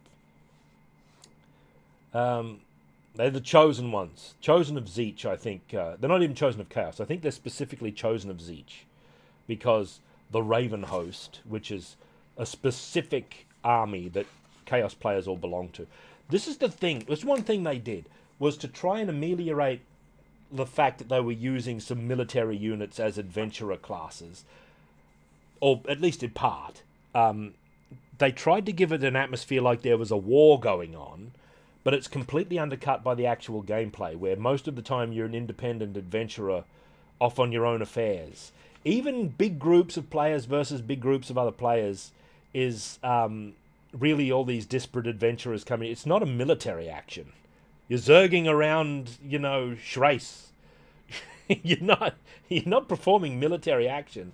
Like, the military war stuff is really window dressing. And what you're really doing is being adventurers. Which is why I think the Warhammer Online that came before this one, that was cancelled, who was making that? By heaven, I don't even remember who it was.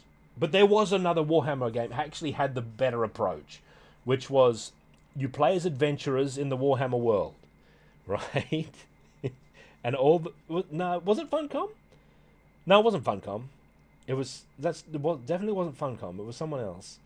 It had a cinematic and everything released. And its design was, like, much more compatible with an MMO, in the sense that there wasn't different factions or anything like that. Everyone played either an Imperial, like, human, a halfling, an elf, a dwarf, or an ogre. And it was... Yeah, it was a... They seemed to be making something that looked pretty good, but it never materialized. It got taken off them, and this got made instead. For good or ill. I would argue... See, this had 2 sides. As was the trend because of Warcraft, this had 2 sides. But it was made by Mythic, who had big success with Dark Age of Camelot, which was a big focus on PvP, as this game would have. Realm versus Realm, they called it, because that game had 3 realms, 3 sides that players would all fight each other as part. This only had 2, which was an instant destruction of the Realm versus Realm concept.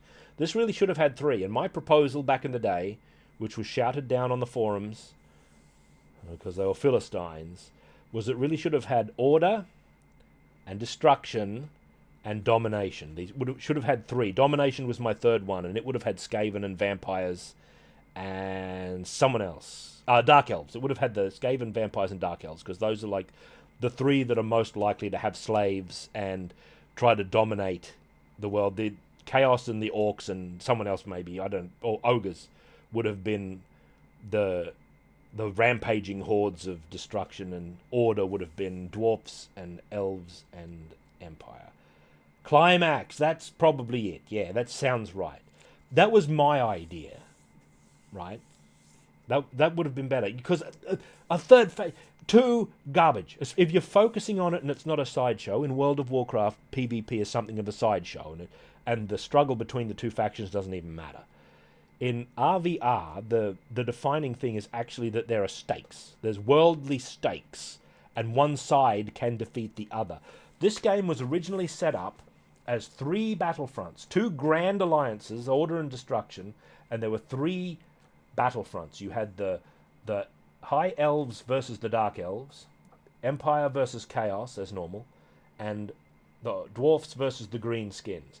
And they could be won and lost independently.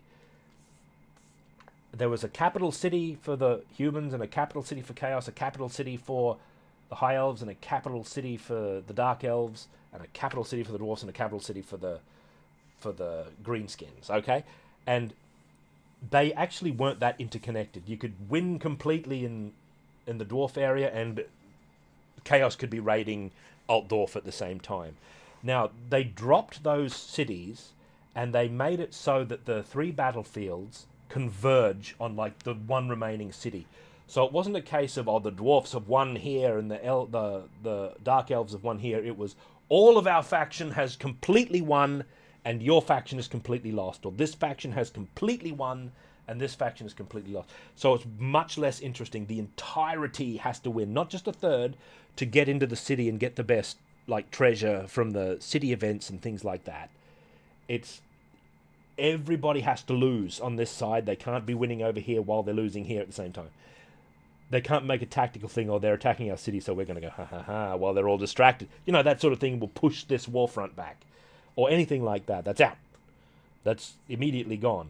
It was all or nothing, and all of a sudden, the population balance, or imbalance, I should say, that sort of thing is magnified, orders of magnitude more important than it would be in, like, World of Warcraft, where if you're got 50 times more horde on the server, who cares? Like, it doesn't matter. It barely matters. You know, because well, it's not that it barely matters, but it's like there's not really stakes attached to it. The whole game doesn't revolve around it. Anyway, The Chosen. I need a drink after all. The Chosen. There he is. Ooh. The Chosen, pardon me. With some of their finely designed axes there. This is the stupidest looking one. It's just Zeech's thing. This is a Zealot. Okay, so there's been examples of where they had to invent something to fill a gap. The Zealot was the healer for Chaos, because there wasn't exactly a healer for Chaos already. Zealot, I love it. It's very flavorful, very apt. It's like a Norse mystic of a kind, right? Who's very rough and witchy. They're very witchy, and they fit. Even though they don't have a direct inspiration from the Warhammer world, they fit extremely well, right? They fit, and they didn't seem out of place at all. Like, this is a case where inventing a thing, even though I would argue whether or not it was necessary, actually worked out quite well. I think. I think they did good with this design. It's memorable and it's good. Here's the Magus. The Magus are defined by being these arch sorcerers who are so arch they always fly around on their discs, which is a demon. From level 1 to level up to, you're always riding on this disc. You never get off it. You're always a grand sorcerer. They're a little less grand in practice, right? But, you know, the idea is very strong, and occasionally it worked quite well. And this is the Marauder, right? Marauder, elevated somewhat in this context from the ordinary barbarous troop type from the Chaos Army. In the context of this game, the Marauder is definitionally someone who has this horrible chaotic mutation going on. Their trick was that they could have a weapon in one hand and their other arm would mutate into different kinds of weapons. They were like a stance character. This is Warhammer Online's art book, right? They were a stance style of character, for good or ill. And the one thing I loved about them is that the mutated hand would actually clone the stats of the weapon. So if you had a strong weapon, it would clone the statistics of it. And for some reason, players didn't like this. They wanted to have to try to farm two powerful weapons in order to. They wanted they wanted you to have two weapons, and the weapon in the mutant hand would just get subsumed, and you'd get its stats instead. I always thought, oh, it's so good, I only have to get one weapon, and it'll be one-handed, so it's cheap. You know, you don't have to... Here's Charzanik, their Chaos Lord that they made up. He's not one of the canonical... I guess he's canonical now. He's probably in wikis and stuff. But he was the leader of the Chaos faction. The Raven Host, as they called themselves. The horses look good. Very Death Dealer-esque, right? Obviously. Like, you're never gonna make a Warhammer game or any kind of fantasy game with this kind of tone and not reference Frazetta at some point. You can't get away with it. This wound up looking a lot less grand in the game, if I remember right. I think I remember that structure being around with this big. This is supposed to be like I remember this kind of covered bridge or something. I don't know. Maybe that didn't exist in the game, and I'm dreaming it. Heavily Norse they were, with these Norse longships and Norse architecture, all flavoured with the demonic corruption of chaos, of course. There's the Bastion Stair. That was one of the grandiose dungeons you could do, if I remember correctly. Yeah, it was probably in the Inevitable City somewhere. Or like thrown in trivially somewhere, like the Tree of Beards kind of was in my memory. So, I was in on the earliest sieges of the Inevitable City, which was the Chaos City, which actually was in the game. And I remember the first, at least on our server, the first big victory went to our side. I was a dwarf, of course. And I was in the earliest sieges of the Inevitable City, and for a brief period, I was like one of the 2 or 3 most well-geared players in the game, because I very quickly figured out that the AoE of the engineer really gave you big benefits on the loot roll, on the loot modifier. So we're in the city and I'm AoEing all the monsters at this one like public quest or whatever it was, and I kept getting like invader gear.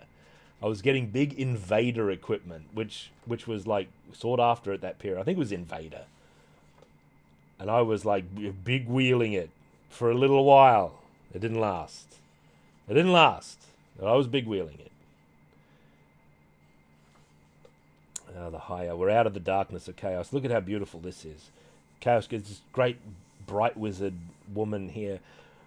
It got very used. You never used to see bright wizard like women for a while, like these lady bright wizards, but they became very popular in Warhammer Online, and they started showing up in art more frequently. And in fact, in Realms of Sorcery, the book we were looking at before, I remember it makes special note that in the Bright College there is a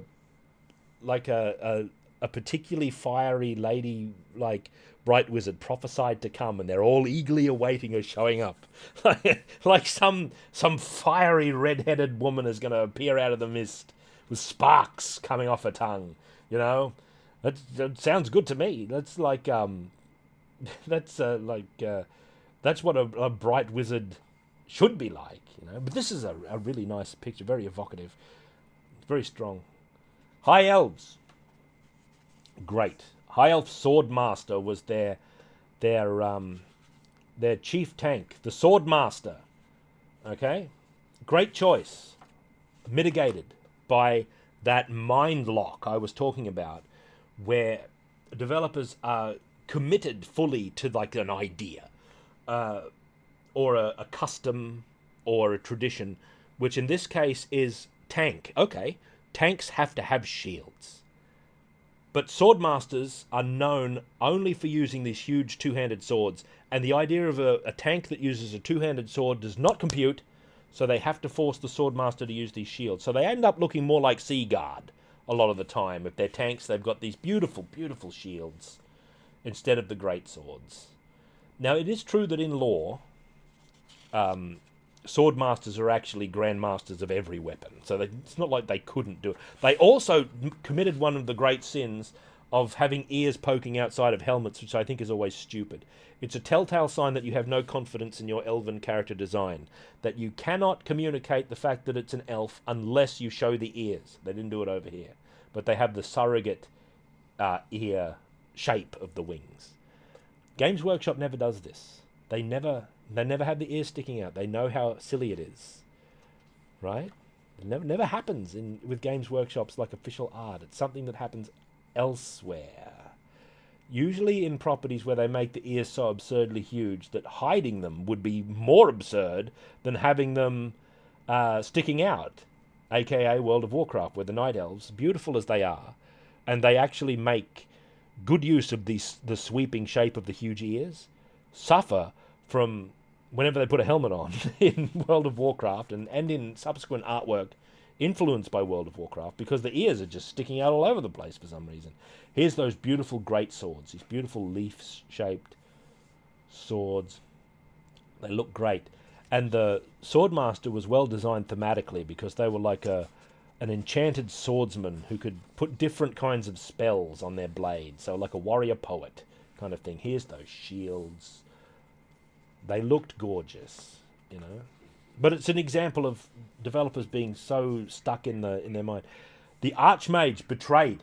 The Archmage was completely betrayed design-wise because they were forced to be the healer. Now you might think, well, there's no priests in the High Elf pantheon or the High Elf canon specifically. Nothing's really isolated as a priest on the battlefield. You know, there's not this priest model that we can reference.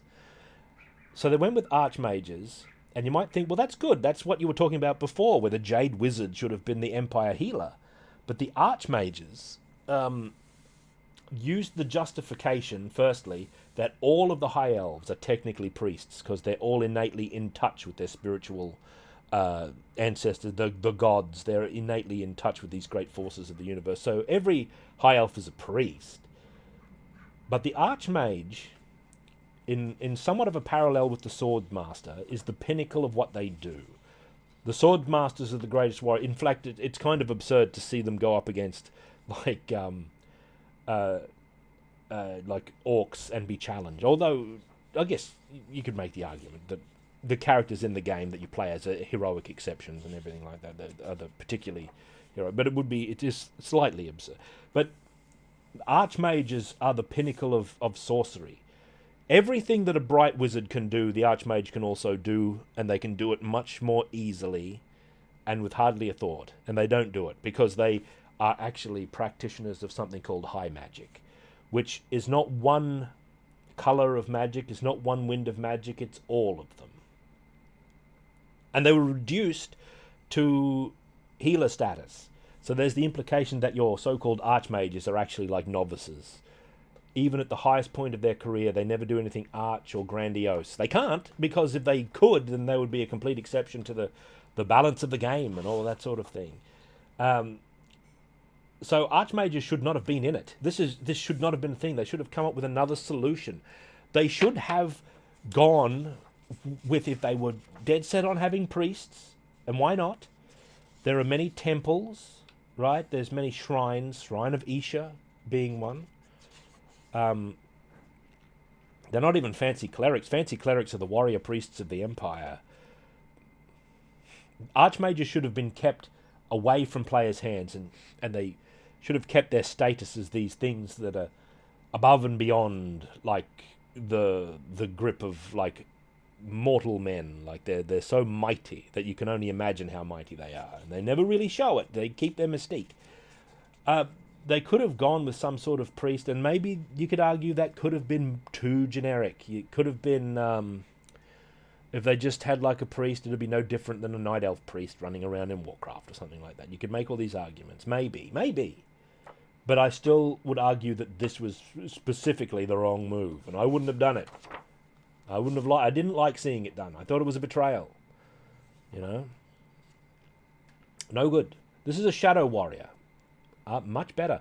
Shadow Warrior visually designed very strongly, but I don't think they ever really looked that good in practice. I don't know what it is, but I'm just going off my memories of playing the game. I don't remember them ever looking as like that goes for everything. Nothing looks as good as the concept, but I think they made their best looks to, I guess, either high tier or not high tier enough.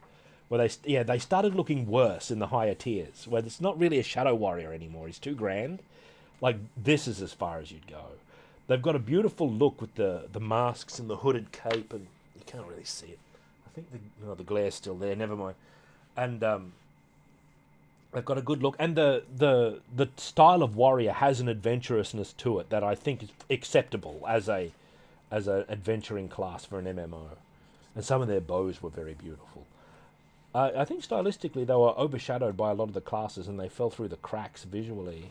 You know, you might be right, Lion. They might have been little variety. Well, they have such a strong silhouette with the mask and the helm that it's might have been hard for them to bust out, and well, you wouldn't want them to bust out. It'd be hard for them to have different styles within that also look good, but are also like different and feel like progression. Maybe it might have been hard. I think they did all right. The White Lions, here we go.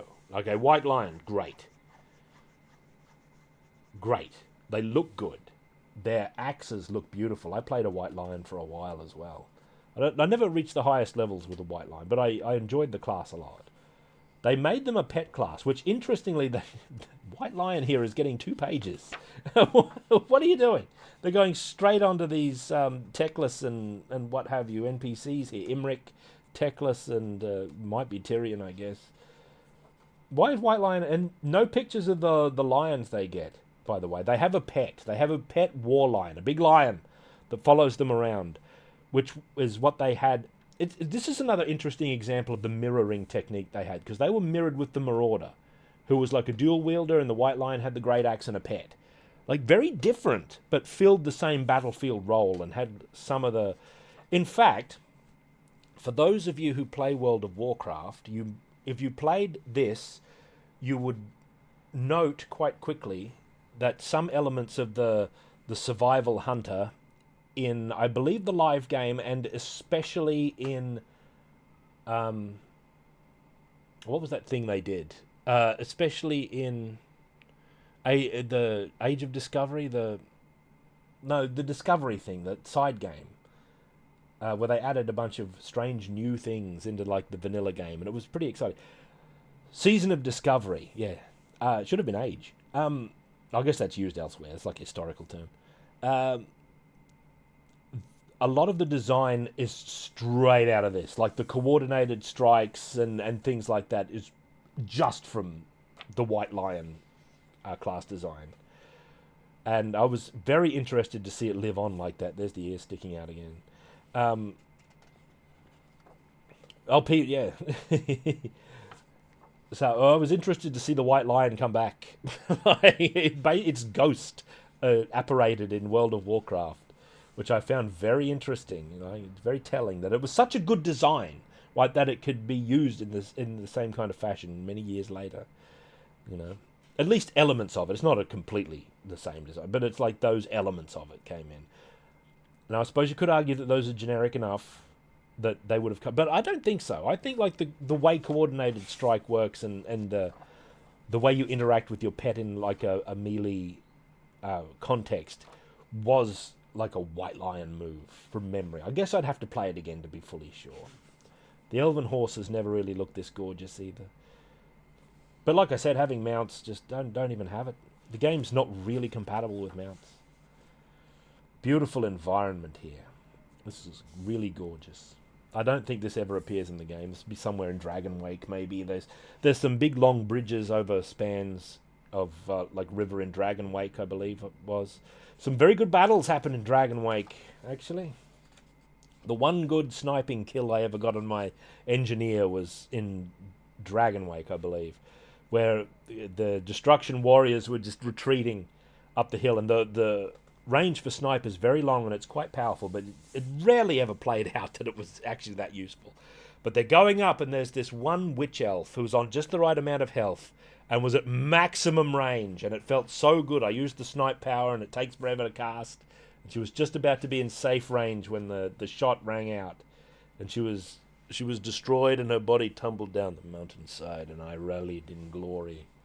I went back to the pub because I was too tired. I was sick of the game by that point, but that gave me vigor. There's the Phoenix Gate, also not appearing in the game, I don't think, does it? There is battles in the Phoenix Gate, but it's like the Phoenix Gate is off to the side and you do battles up and down this way, don't you? I might be wrong. Oh. Sorry, the light's being very annoying here. Should set up a lighting rig, the bard. All right, he said in response. One of these days. Look at this beautiful stuff. I always think this looks like the unicorn's been shot, though. You know, it's got that gem. It just looks like it's been shot by some enterprising dwarf on the hunt. Oh, yeah. Aetane, right. Probably. They did a lot of beautiful environmental concept work here, and here's a beautiful statue of Isha and what have you. A lot of it made it into the game, and a lot of it does look quite good, but it never ever looked this good.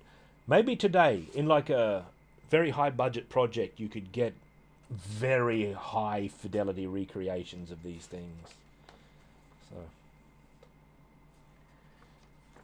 So, Dark Elves. Here we are. Hell, there's I think that's the king, Finnabar. Was it Finnabar? Maybe it was. The Dark Elves. Their tank was the Black Guard. Alright, a mirror to the Ironbreaker, actually. You had a hatred mechanic. Right? Different. Pretty good. They never quite looked like Black Guard to me, but they were fairly good. They looked alright.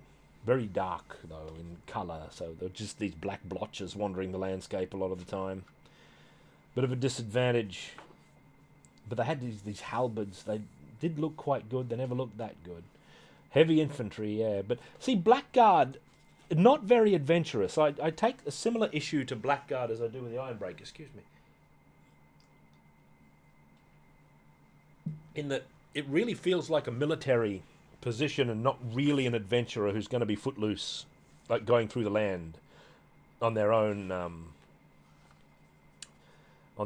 metal, without any of the Ironbreaker's good moves, arguably. Yeah, maybe. But none of my grumbles are really about class balance or class design exactly. It's the thematic choices.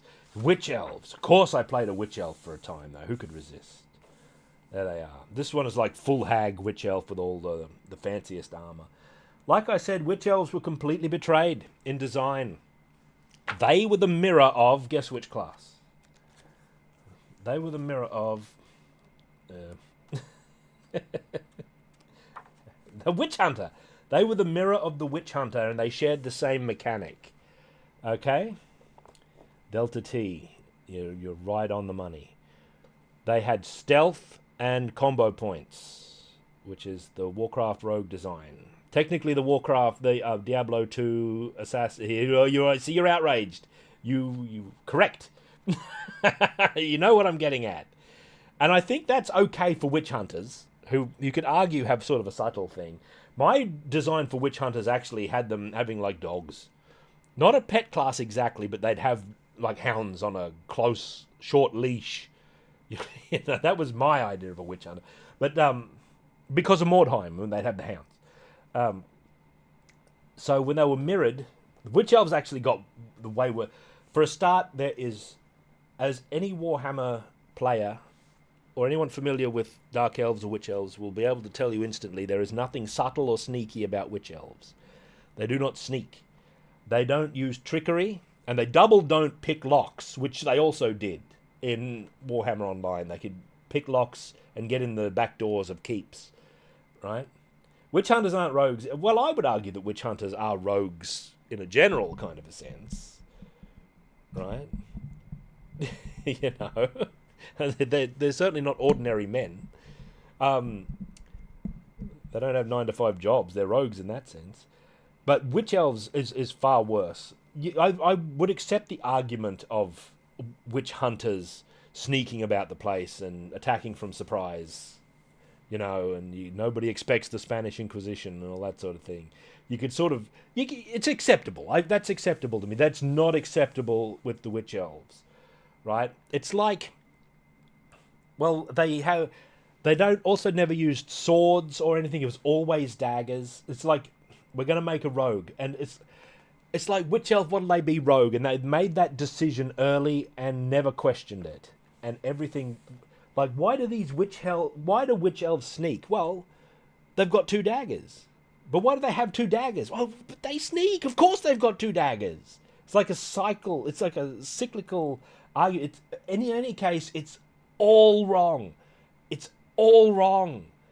You know, they should have been a run at you and hit. They should have been more like marauders than anything else, right? They're berserkers, okay? They're berserkers. They're bloodlusting, violent. They use a lot of poison. I guess you could argue that poison is the way they got the rogue in, maybe. They see that they had poison, and, well, rogues in World of Warcraft use poison, so they can have combo points and 2 daggers and stealth. And that's what they'll be. There's nothing... Even the way they look is so outlandish, with huge high-volume hair. And it's usually not even black, or a lot of the time they're depicted with white hair. Like here's another one. With white hair all over the place. As would be confirmed by a look at any Dark Elf army rulebook, just at the art, there is no way you could ever interpret them as a sneaky rogue archetype kind of thing unless you tried real hard and forced that to happen. Right? Of course, the spiky goth babes are cool, but they don't have to sneak around. It's wrong. It's wrong. Unless they had it in their head that the Dark Elves have to have such a thing because they're Dark Elf and that implies rogue. Or somehow, I don't know. I don't really see it. In any case, this was a major betrayal of the very concept of the Witch Elf.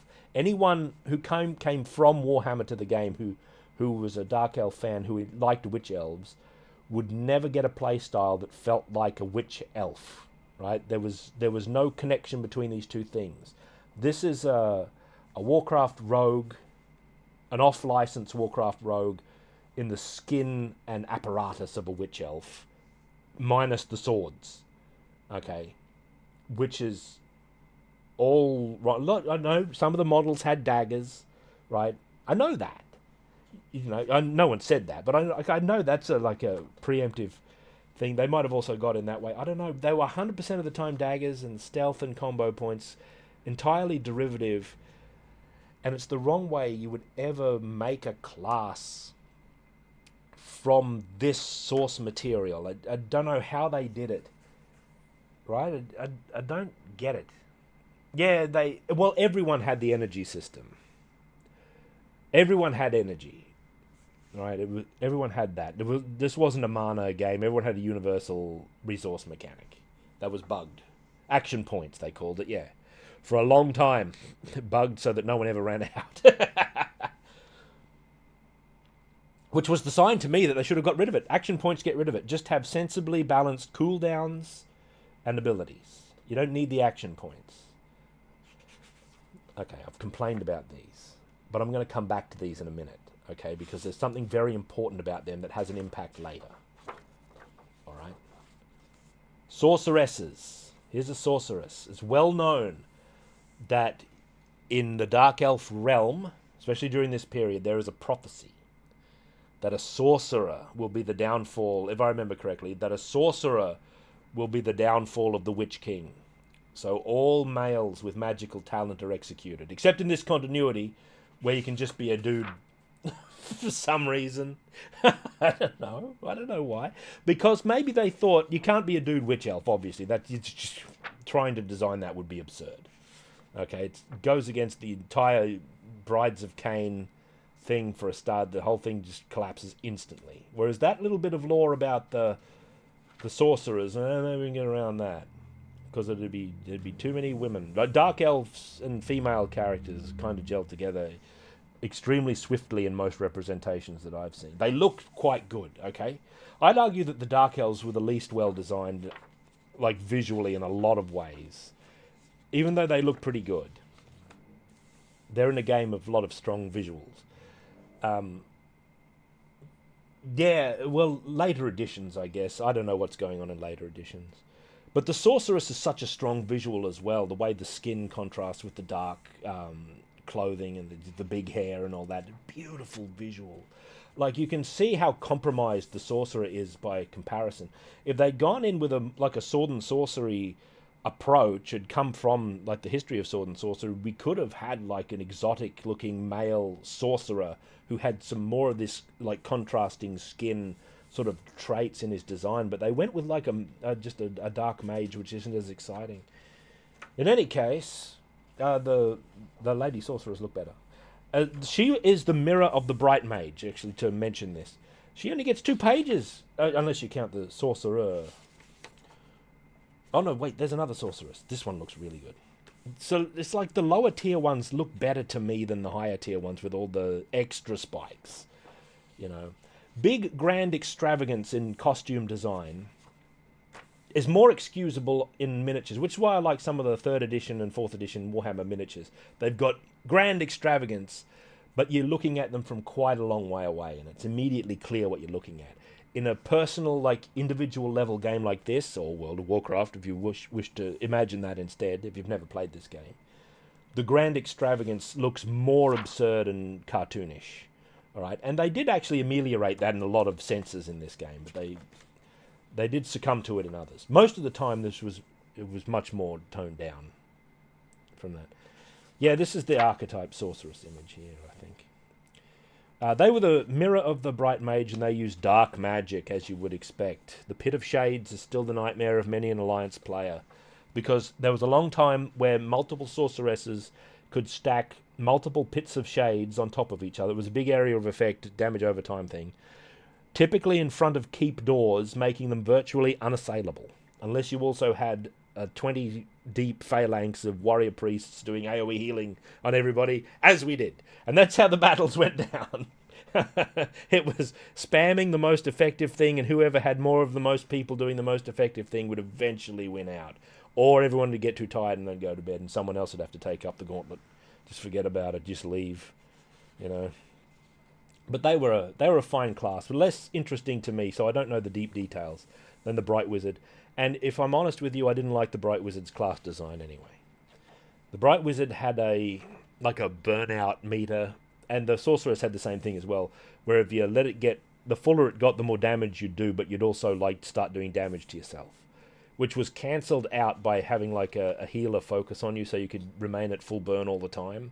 So long as no one focused on you with big damage, you were okay. And that was the strategy. That's nothing wrong with that exactly. That was the battlefield strategy of the Bright Wizard and the Sorceress, was to have some support and get out there and try to stay under the radar, which was hard when you look so striking as Sorceresses did, and especially Bright Wizards, who are the least mistakable class in the game. Look at them. Absolutely unmistakable, the stick-outiest class ever. That's perfect balance. There's no mistake when there's a Bright Wizard about.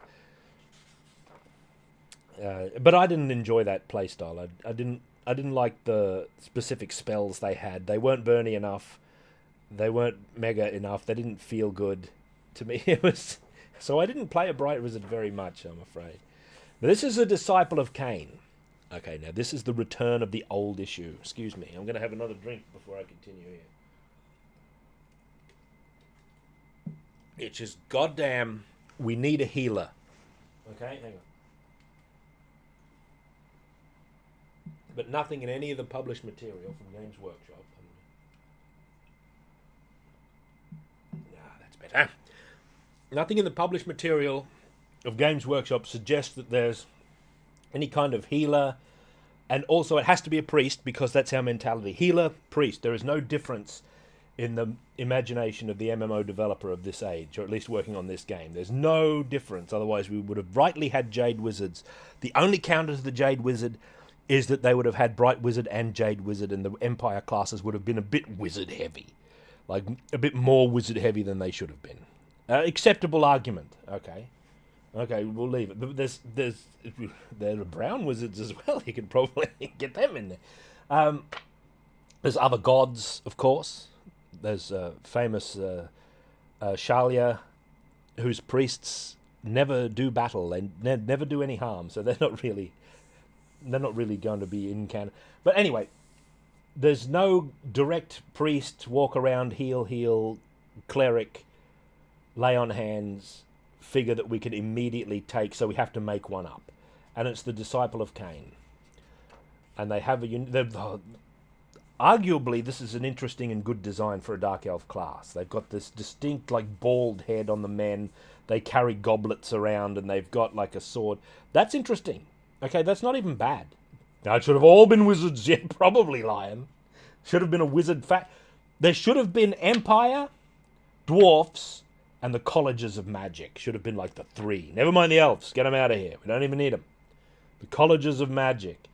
You could argue that this is a good design, but it's the thematics that I argue with. All right?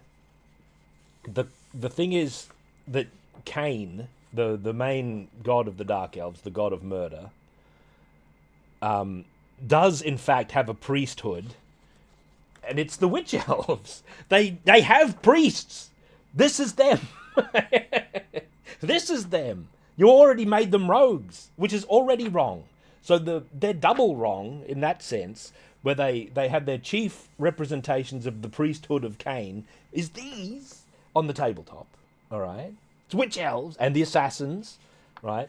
So it's a real riddle to get a healer class that is clearly a healer, right? It's actually a real arguable point is what you would do for the Dark Elves.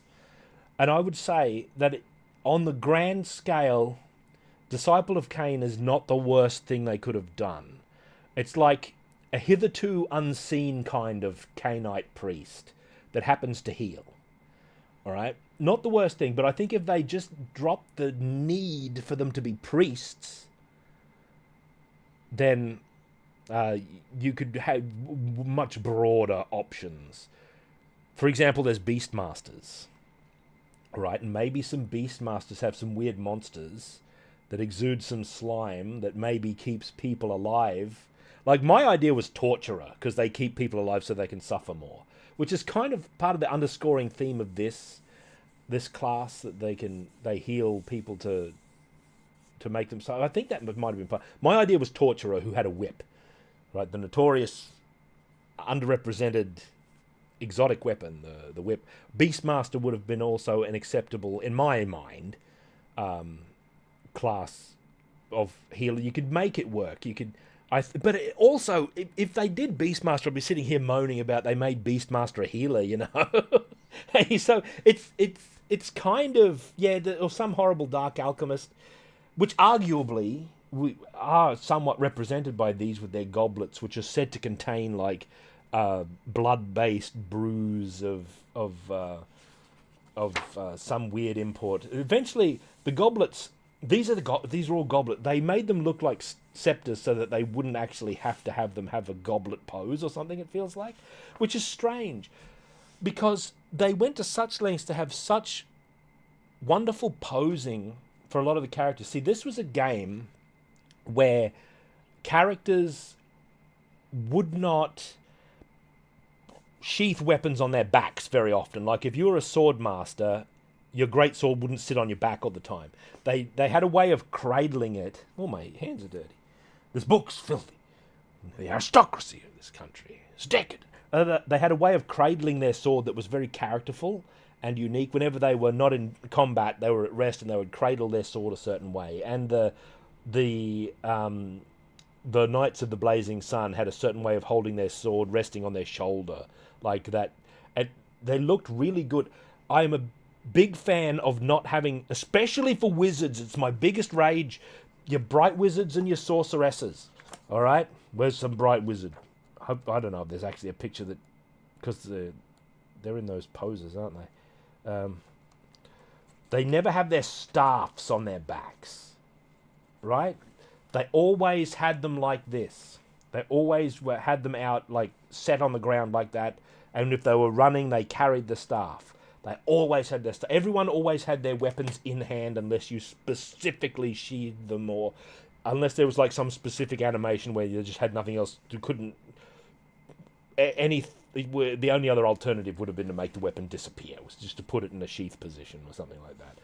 that was the exception rather than the rule. Characters carried their weapons and they looked good. It was great. So they had scepter goblets for some reason. That's how it was. Yeah, they could have had like a Slaaneshi kind of. So there's some there. I'd say there's a lot of great. Like I'd say this isn't the worst they could have done, even though I moan about it. When I'm honest, it's like this isn't the worst they could have done.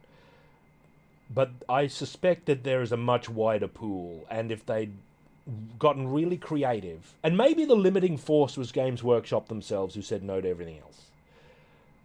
You know, like that wild idea about Beastmasters, you probably couldn't fly that past Games Workshop, because Beastmasters drive hydras and big things into battle. You know, it's kind of a. I can understand them saying no to that, and understanding no to Torturer, maybe, and other things like that. But this is not the word. But I grumble about it, because it had the atmosphere that these were the priests of Cain, when the actual priests of Cain are like 3 pages earlier. These are the brides of Cain. They're like nuns, okay, with none of the accoutrement that we associate with nuns, right? Anyway, here's Malice Darkblade, who had like a cameo in the game somewhere. Here's the Witch King, Malice Darkblade. They shoehorned a couple of known characters in here and there. What else have we got here? We've got some more Dark Elf stuff. The Dark Elf City, interestingly enough, you never went to Dark Elf Land, okay? You never went to Nagaroth. You did go to Ulthuan, funnily enough, but you never went to Nagaroth. The Dark Elves and the High Elves were both on Ulthuan. And the Dark Elves, you played a particular house called House Harganeth. And they appeared on their Black Ark, and that was their capital city. It was supposed to be their capital city, was the Black Ark they rocked up in. And it was parked off the edge of Ulthuan, and all of their lands were lands they'd conquered so far. Right? So you didn't see Nagaroth at all, but you saw the subjugated High Elf land, so to speak, with like these big prison camps and things like that, where they had slaves at work and all that sort of thing. Hey, fine.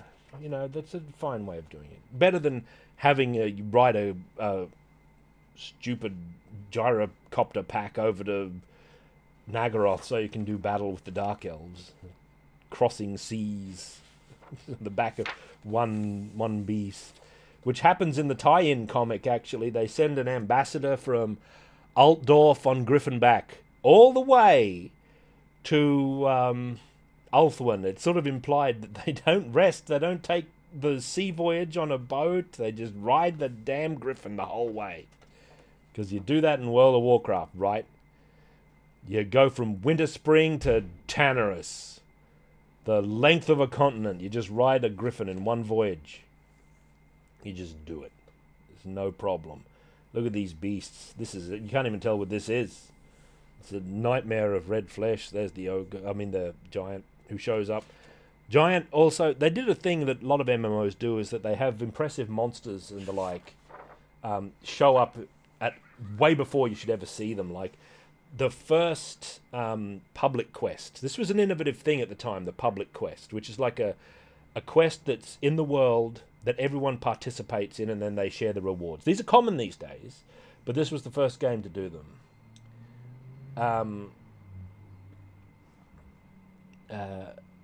Anyway, the first Empire public quest had a giant as a boss. He was like a level 5 giant, which you should have only seen them as mega enemies. Things should be at the scale they should be. There should be no easy giants. And there was a chaos giant that came in dramatically through the trees, knocking trees down when you got to the final stage of the public quest. They went overboard on public quests. Like every zone had public quests dotted all over the place, and it got to the point real quick where there was never enough people doing any of them to progress any of them. And when they were describing these things in the development videos and in the newsletters and all of that sort of thing, it sounded like a public quest would be a thing that was happening across an entire zone. And their big example is you got to find beer barrels, if you're the greenskins, through the zone to give to a giant, and when he's got enough, he gets up and he goes on a rampage to the dwarven fortress, and he starts attacking the door, and like boss dwarfs come out, and you've got to protect him, and then the final stage is the big dwarf comes out, and then you can beat him and you get big treasure. Right? That sounds like a big zone-wide thing, but in practice it was like half of one beach, and you've got to get these barrels, and it's very localized, and there's like 15 others in the same zone, and nobody's doing any of them. It's like if you had 5 people in the whole zone, you could work on one of these public quests. You know, you could actually get one done. This is a great design here, this monster, this horrible mutant demon thing, because with its helmet, it's like there's that indication that it was probably once human, probably, and with its hands and everything, but you don't know what's under there. That element of mystery. Same with the Slaneshi-looking thing here. There's that element of mystery, and you have to just imagine how horrible. Like, the things you can see the head of aren't as horrible as what's implied by these ghastly helmets, right? This is the business. And if you play as Chaos, then at level 7 or 8, you fight one of these. It's wasted. Right? This beautiful monster is just wasted because it comes out at the end of a... Oh, no, wait. Maybe it was one of these, or it was like the corn thing. Not that thing. I'm pretty sure it was one of these, actually. Came out. And you had to do battle with it. It might have been this thing, but pretty sure it was this thing. Things wasted. Like in this low-level stuff trying to impress you. Look how epic our game is. You're level 5, you're already fighting mega demons. Now go back to killing, like, 2 soldiers per minute to get 30 soldiers to do the quest. Which is the kind of quest I actually like in MMOs. I like the kill quests. I don't like ones that fill your inventory with trivial things. Some good artwork here. One of those centaurs there. Look at that cornate great bullman there. Good.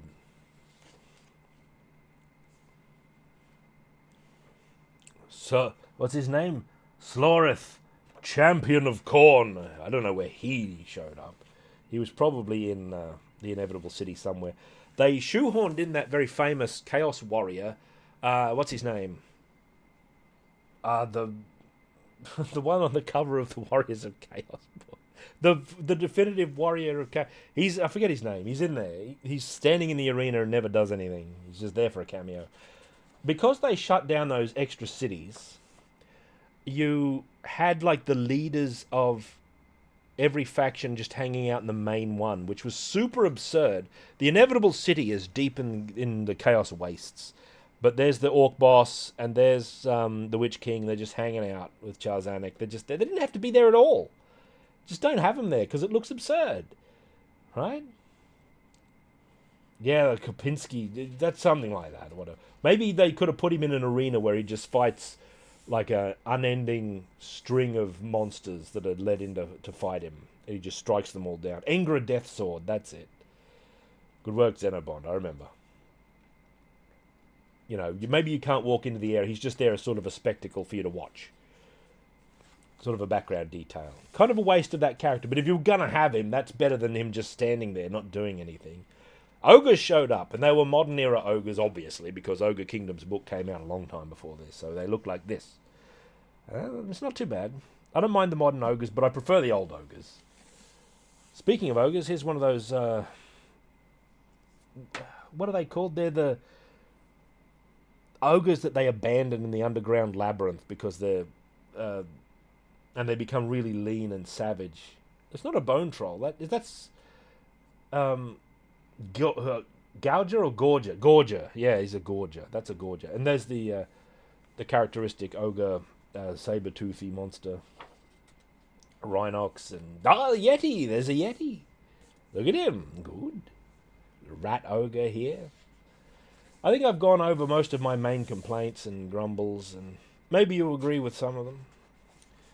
Here's the vampire section, by the way. This game also had these things called lairs. Okay, this game lairs were actually good and fun. Alright, a lair was a place where a significant monster sort of lived. But getting in, how to get in wasn't always obvious. Like sometimes, like with the vampire, I think it was the vampire, there was like a secret vampire tomb. But to get in, you had to get certain people of certain classes to stand on these runes that sort of symbolized their classes, and then the door would open. You know, you had to figure it out. They were like little puzzles that not everybody knew. And you weren't sure what was a lair for a long time. Like there were suspicious things in corners of the world, and was this a lair? How do we bring this statue to life? You know, well, there's a dragon, by the way, which is a pretty good serpentine Warhammery dragon with a tree man. And overall, just with remarks to this book, I can't really fault the art, even if I'm moaning about like some of the class choices and what have you. What happened to the Witcher? I don't think the art's very bad. By which I mean it's really good. They did an excellent job. It's all like clearly Warhammery, as they said. This is a beautiful looking. This is a kind of tree man that I like. That'd be because my dream wood elf army sort of has a tree man as the leader. That's like what he'd be like most of the time, lounging, and the wood elves are around him playing like panpipes and things, and generally just loafing in the woods when they're not off on one of their battle adventures. Here's a big Paul Dainton painting, of which he did 3. It was Paul Dainton, isn't it? Yeah, whatever. There were 3 of them. 3, symbolizing the 3 battlefronts that I spoke of before. Remember how there were 3... This is the orcs and the greenskins and dwarfs battling each other, and there's a big painting for each of them. We'll just enjoy them one at a time. They made a lot more sense when the before those crucial capital cities were removed. And by the way, an interesting point is that the Slayer did wind up in the game, but he wasn't in the class designs. They actually had the Hammerer. They had the Ironbreaker and the Rune Priest Shoehorn Priest class that they shouldn't have done also. And the Engineer and the Hammerer was the melee. But they phased out the Hammerer and eventually crumbled to demand and put Slayers in. And I think right choice in many ways and wrong choice in others, because light reflection, oh God. There you are. And wrong choice in some other ways, I'd argue, because I really like the way the Hammerer looks. Now, the Hammerer is not a very adventuring class, I admit that. They're the King's bodyguard, right? So what are you doing off in the middle of nowhere, doing your own thing with your royal hammer? You know, sorry about that. It's, hopefully you can see it now a little better. Whereas the Slayer definitely is a Yahoo adventurer, does his own thing out in the middle of nowhere, wears ridiculous clothing, does his hair really stupidly, has ostentatious jewelry left and right, goes on eating and drinking binges, and then dies fighting some mega monster. That's a Slayer. The Rat Warden, 40 months of power. The only argument... Thank you very much, by the way, Rat Warden. Well, they do. They defy all dwarven norms. So yes, Thunderslug. They're not reputable. People don't honour Slayers. Like, they're people who... They're dwarfs, I should say, who have done something extremely wrong and shameful, which, by human psychology, doesn't compute. Well, that's the problem, Lion, right? So they might have just, like, failed to do something they said they were going to do, and it just destroys them psychologically. So they become super miserable and seek out death. They're not honoured by other dwarfs. Other dwarfs think they're disreputable. They become reputable when they die properly. Okay? That's what happens. That's when they become reputable. So they're almost like I said about Gotrek earlier in my novel overview, quintessential pulp hero sort of material. Great adventures just happen around them, you know. They're always doing something weird. Of course the Mohawk is rad. But in dwarven society, sign of deep shame. And they're berserkers and they're fearless. Right? The only argument against Troll Slayers was this really tired one about the death mechanic, or how do you stop players from running away? Well, you don't. And the secret is that doesn't matter. Player behavior doesn't actually matter.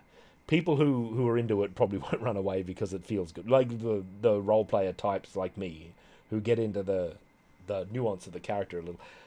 But maybe they should have had a good death mechanic. Who knows? They didn't. The best thing to do is ignore that because they're such a strong character already. Right?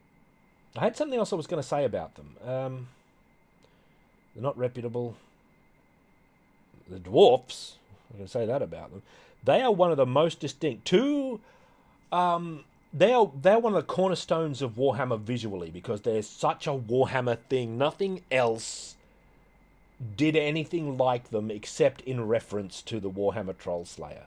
They are the dwarf equivalent of the Bright Wizard in that they are arguably the most memorable thing. If it's not the Bright Wizard in their Empire armies, then it's the Warrior Priest probably that stands out as the thing, as probably the definitive thing that makes them the iconic thing, right? Yeah. So they've got that. Argument against the troll side. I think no, that's it. That's the only argument you could possibly have about them. You can't compel. Well, I guess you could compel players to stay in combat, but I don't think that matters. You can stay in combat until death, and the longer you go without dying, the more miserable your slayer becomes, the more grumbly. They were mirrored by an orc class called the Chopper, which was semi-unusual for the mirror to actually be on the other side, I guess. That didn't happen that often in this game. But there was a whole other... You didn't see any Chopper art. They came later. Of course, the first cinematic, which I wish I'd captured now so that we could look at it, featured Slayer heavily, right? And it was assumed that they were going to be in the game. So it was quite a surprise when they weren't in the lead up to the game's release, and then they eventually were. And it was a little bit of an anticlimax when they finally did show up. But they're a quintessential Warhammer thing. On the cover of almost, well, as many Wolfrup 2nd edition books as possible, there is a Slayer or a Bright Wizard or both. There'll be one or both. They're so distinct. Right, clear. This is Chaos versus Empire. This is their picture. So it's hard to see. I'm trying to make it. We're running out of light. We're at the dark dung ages of the stream. This reinforces to me that the Warrior Priest really should have been the tank. And they shouldn't have had the Knight of the Blazing Sun because they're not Imperial. They're foreign. and they're not as distinctly Warhammery as a Warrior Priest is. So Warrior Priest should have been the tank and someone else should have been the healer. There's an argument, similar to the Dark Elf argument, about what exactly that should or could have been. There's many avenues, right? Jade Wizard would be my choice. With as I've said, the only strong counter to that I've encountered is that there would be too many wizards then. But like Lion said earlier, it would have been better if... Oh, Lion implied earlier. I don't know if it was Lion's idea or mine. Lion said earlier, the Bright Order, the Colleges of Magic should have been their own faction, with a gold wizard tank and a jade wizard healer and a bright wizard damage man and another damage man different. Maybe a grey wizard if you wanted a stealth class, because they're all about trickery and mystery, or another second. It would have been bright wizard and second bright wizard. Lion now backs out of this and says that whole idea would have been incredibly stupid, just to have wizard. A whole faction of wizards is now no longer acceptable. I think there's something to it, Lion. I don't think you should dismiss it so soon. Oh my god. Thank you, Magical Mirror. I was going to share. Thank you very much for 200 globits summoning the spectre of Gwildor. Here is the High Elves and Dark Elves clashing on their mounts, as you never could do in the game. Of course. I reckon you could do that with the wizards, because you wouldn't have to have sword and shield wizard. Bright wizards are known to have the sword anyway, so you could get a little bit of melee in if you wanted to be creative about it. I think you've got I think it's got legs. I think the idea's got some metal. Here's some witch elves. Notably, look at this witch elf rising up out of the battle, very exotic. And you're telling me they're sneaking around the back, these witch elves? Come on, man. Right? Like, is there in any Dark Elf book any depiction or mention, not even illustration, of witch elves being in any way subtle? No. It's not true. Right? Somehow petrol advertising got a credit in here. Get them in there. Petrol, it will credit anybody at this point. Get the pet. This is the last one, yeah. The last one. Look, wait there. I'm going to go and get one of my Dark Elf books so I can moan about this even more. Because I'm most angry about the Witch Elves than anything. Because, of course, I like them. Witch Elf, big fan. Hang on. Just wait there. I'm ambling over the other side of the room. Nearly there.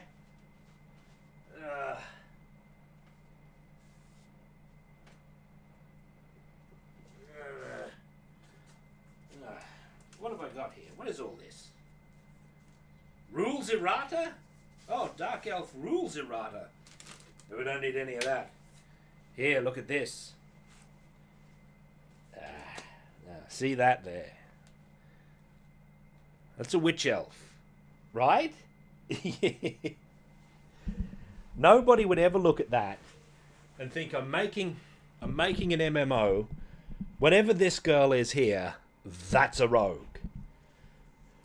You never would. It just wouldn't happen. Witch elves have never been depicted in any sense, with the bare exception of that one miniature where she's hiding a dagger behind her back and beckoning forward like this. It's the addition. It's over here. We'll see it. There's a witch elf regiment looking outlandish as normal. There's some witch elf art in here. There's ain't no 6th edition army book that's coming up. The Dark Elf timeline. Look at these banners. What else have we got? Here, look at this. Look at this raging mad woman. Look at the swords they've got during this period. You know what I mean? Hey, don't listen to Lion. Well, I don't know. How could they get to... It's a mystery. But I suspect my idea of the developer mind lock is something to it. A combination of that and Games Workshop vetoing a bunch of other ideas and sort of getting them backed into a corner with what classes they were going to develop, what careers they were going to use. You know what's dumb? Another dumb thing is that now the witch hunters had flintlock pistols. Now, what do flintlock pistols always do in games? Right? What's the one move you can guarantee to be able to do with fan the hammer? They fan that. The witch hunters go dung dung dung dung dung dung dung. It was one of their 5-point finishing moves. Right? They go bang bang bang bang bang bang bang and shoot you like 5 or 10 times at range. It was one of their combo point finishing moves. Witch elves had the same thing. What they would do is they'd get their dagger and they'd stab and stab and stab and stab. Right? And it was good. But for balance reasons, they didn't remove the range. So you had this absurd scenario where the witch elf was stabbing nothing and a guy 15 meters away was just keeling over because he'd been stabbed 50 times from 300 yards away by a mad elf. Just have her throw knives. Like, you don't have to draw the projectile. This is one of my big points of rage, is that MMO games... World of Warcraft does it. This game did it. Whenever they have firearms, they draw the projectile going out. You don't have to just go bang and have the damage hit. It looks better. The only argument you can make against this is that it's better for if you're getting shot to tell which direction it's coming from because you can see the bullets. And also parity with bows because they want to draw the bow. I would actually argue you hit scan the bow as well. And I know this works because Final Fantasy XIV does it with the Bard class, which is an archer, which hit scans the bows. And it looks good and feels good, which is more important. Right? That's how it is. Anyway, witch elves are the most prominent You could argue priesthood. Look at these gorgeous old dwarf models here. They look so good. This style went out. You can't get them. They're squat and broad and exaggerated in just the right way. And the way they're painted is so colourful and strong. Those are the dwarf models I want. They're hard to get, actually. You probably get, like, recast or 3D prints of them, which I have no qualms. I have...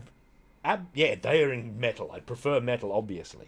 But I have no qualms about reproduction. I don't have to have a miniature that came from the forges of Games Workshop back in the day for me to be satisfied. I'm fine with reproduction miniatures if that's what's going.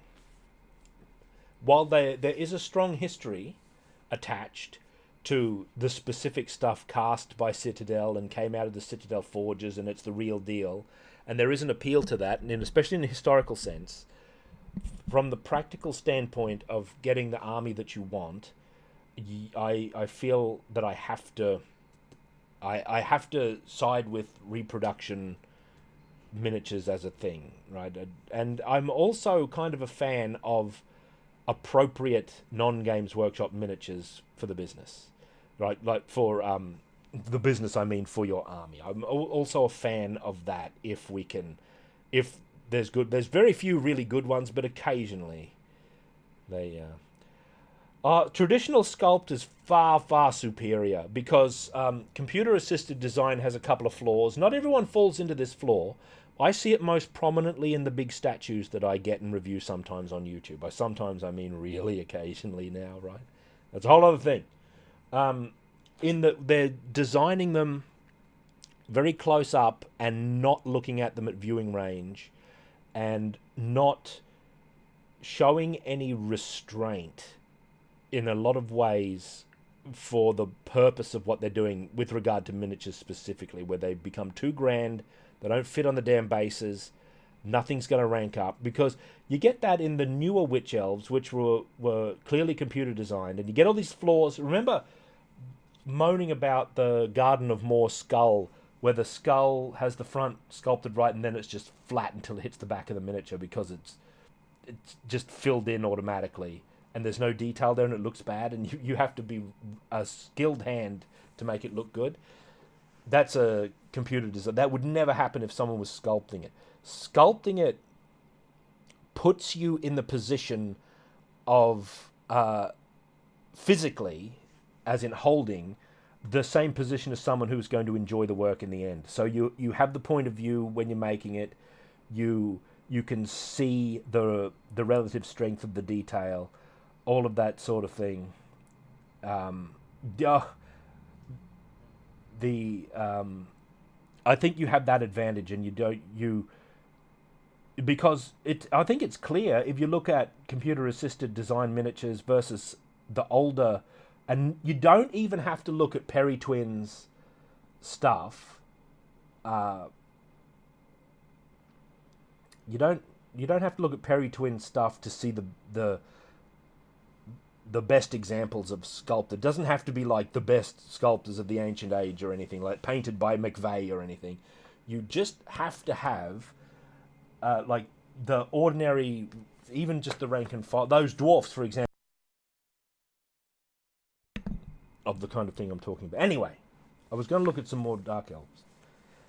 Of course, that's me not being a sculptor and not being that big a hobby guy either. Like, just saying what I think in kind of an off the Garden of Moor was a cemetery terrain piece.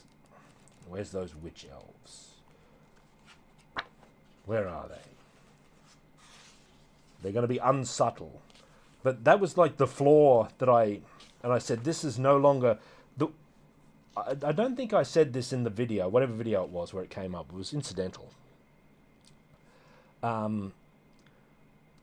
This is no longer made by top-level craftsmen. It's like, it's no longer a detail-oriented piece. It's gone. It's become phantasmal. It's being rushed and not really finished. And that one detail on the Garden of Moor, on the statue of Moor specifically, the skull at his feet. And when I noticed it, I looked at the pictures on the box and in all the marketing, and it's like they went to such lengths to hide it. There's all these flaws that crept into miniatures. Like if you play Dark Elves, you'll notice in this edition and later editions, at least I think it's this edition, you'll notice in the miniature pages, I'm just having a little flick through here, there's the Cauldron of Blood, which is manned by... Look at these witch elves. Look how savage they are. Super good. But you'll notice they're hiding all these flaws that aren't obvious. Right? Cold Ones are an example that I'll go to. Now, where's the miniature pages? Where's the Cold One Knight specifically? Like this is Lords and Heroes here. Dark Elf Warriors. Repeater Crossbowmen. Here, these Cold One Knights, they're great miniatures, okay? And you can have them in like one line like this, but you'll notice that they're only ever depicted in Games Workshop stuff in a single line, even though you can have them in ranks that are deeper. Do you know why? It's because they sculpted them too long and the tail overhangs so far that you can't put another line behind them. Unless you recognize this problem ahead of time and specifically offset them in like a really particular way and have them at bizarre angles. Like I've seen people do this, where they've put them at all these bizarre angles for the second rank of Cold Ones. And it's like, they should have just not sculpted them like that. This didn't happen to the old Cold Ones. They made them bigger, and they're a wonderful monster. But it's like it's all wrong. They also succumbed to raptor disease. There was a time where these were all like miniature tyrannosaurs, and at a certain point they decided to give them all raptor claws because Jurassic Park. It just came in and it sort of never went away. Here, see this one witch elf is doing something slightly subtle, where she's got this dagger down here at her side and she's doing this come on. But even in the context of this miniature, she's in amongst all these other raving hags. She's not doing anything clever. She's just taunting another unit of warriors like 50 meters away. Oh, yeah, that's completely valid, Thunder. Jurassic Park was rad. Like, I can hardly blame them, because Jurassic Park rad and dude, they ride raptors is valid. Like, that's a powerful marketing tool. They ride raptors is worth like 1,000 print ads and 50 television ads and all that other stuff. Anyway, here's some Blackguard with their halberds, and here's some Dark Riders. There's a Beastmaster with some Hydra. 2 Beastmasters have to wrangle the Hydras. A Beastmaster on the Manticore, which is underrepresented. The Bolt Thrower, all this great stuff. There you go. And if you go in later editions, you'll never see a subtle witch elf, right? They're always stark, out the front. Most witch elves are the slayer of the Dark Elves army. They're like the most prominent thing that's frequently featured. There's Preppy, arming for battle, 24 months of power. This is good, but what is best in life? Eh? This is one of the chief witch elf illustrations ever too, by the way, with this enormous triangle of hair. Gorgeous. I think I'm done. Do I have any other business on the camera? We've pushed it light-wise. We are out of midnight oil. It's finished. It's done. My voice is destroyed. I have to take a break. I'm going to take a break and then we'll play Dark Omen, eh? That sound all right to you? I don't think there's anything else. We've covered the novels and stuff. We've done a big looking at today. This was awesome. It says Billiam Babel. Well, I'm glad you enjoyed it. A break and then Warhammer. I need a drink and have to eat something to get my vigor back. Thank you, everybody. Had a great time. I shall halt for now. Regimental halt. A Krakow. And now I'm going to take a break and I shall return. You lot wait there. Hey, up. From a dark, primitive time of a barbaric empire comes the epic battle for the throne of fire. A time when the power of evil triumphed across the land.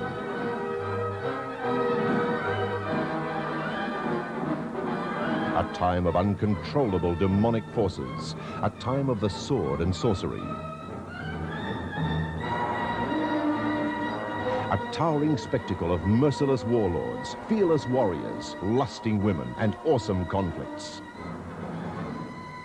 The Throne of Fire.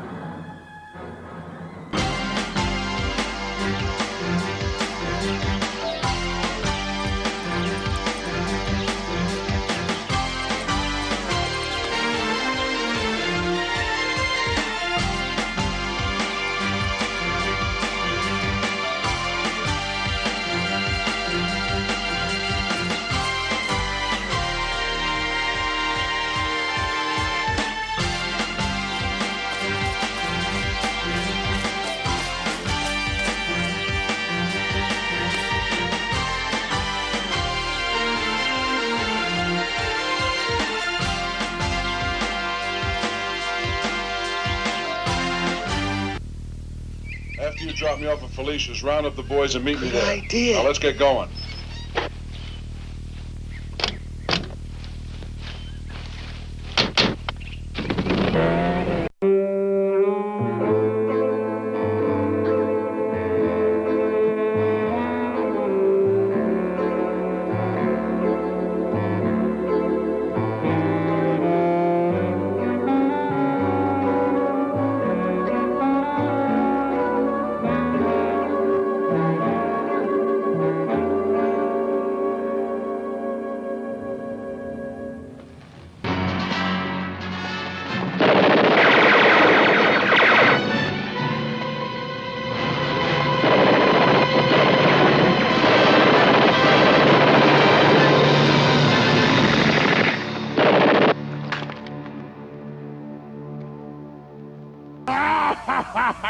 I'll give him one of these, and I'll give him one of those, and one of these, and I'll give him one of those, and I'll choke him like this. All right, I'll choke him like this, and I'll give him. Oh yeah. I believe you. But we got to know who are you? Who are you actually? Who are you?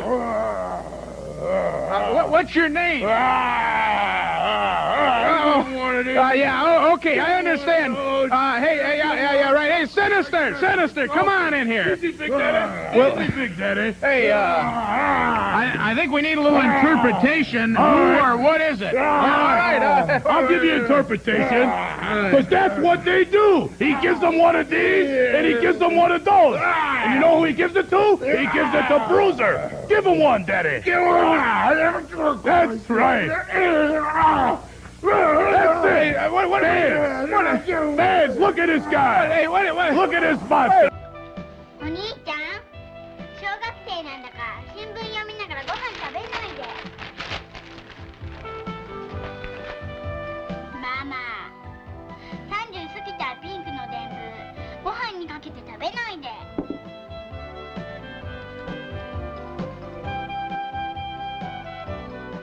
お姉ちゃん、高校生なんだから居眠りしながらご飯食べないで。静かに。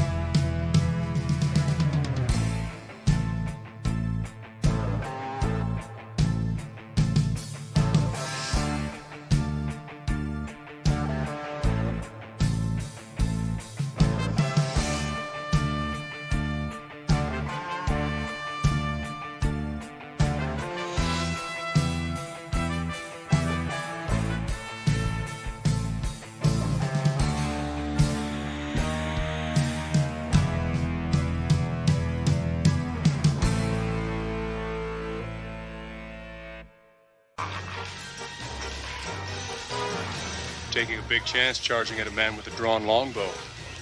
Must have heard about my reputation for fair play. Can't believe everything you hear.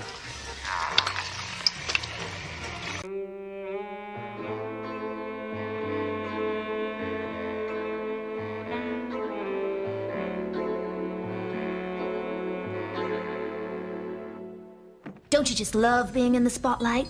I don't remember having such a big audience in a long time, do you? You haven't forgotten the routine? You bet I haven't.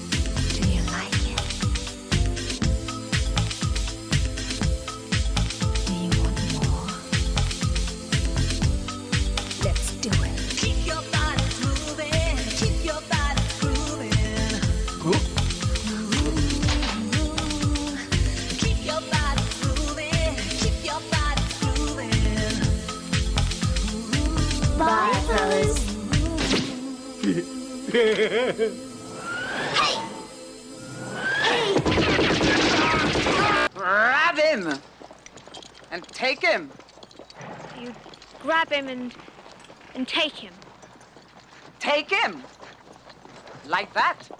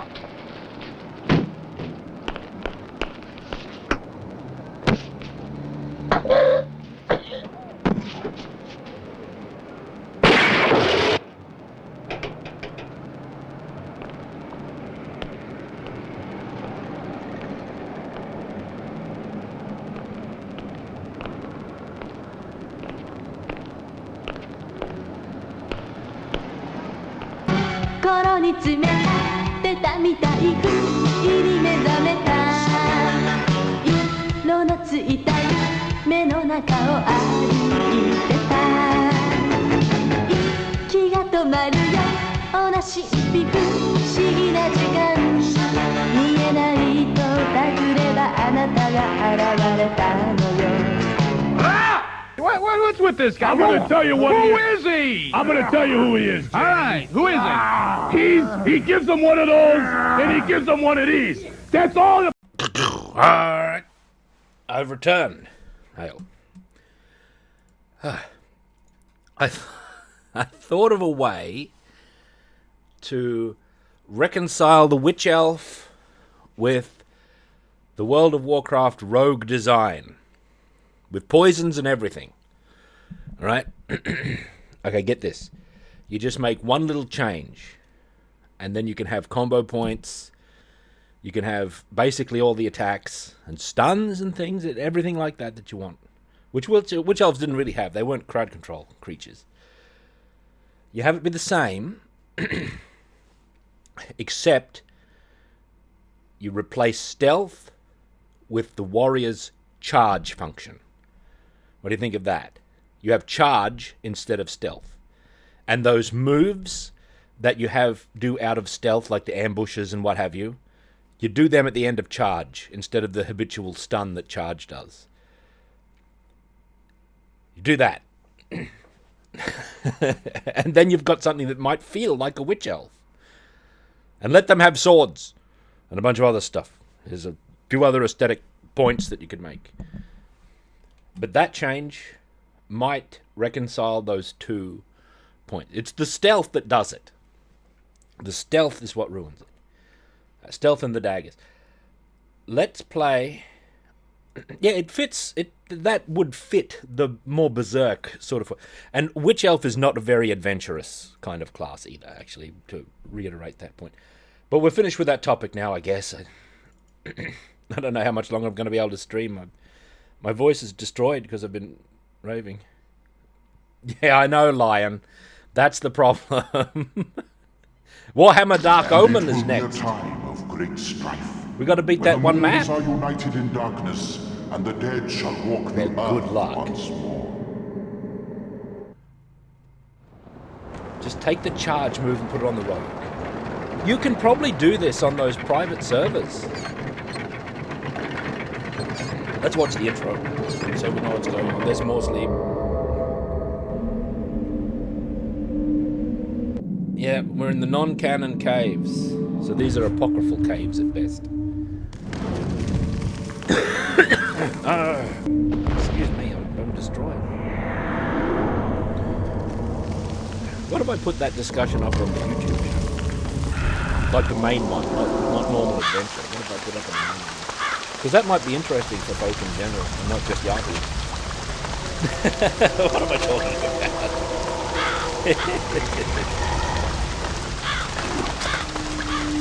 No, this is the sequel. This is Dark Omen.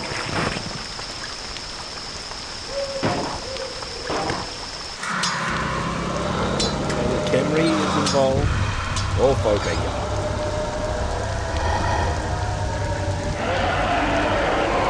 Talking about that, I would love to play the rogue with a charge instead of stealth.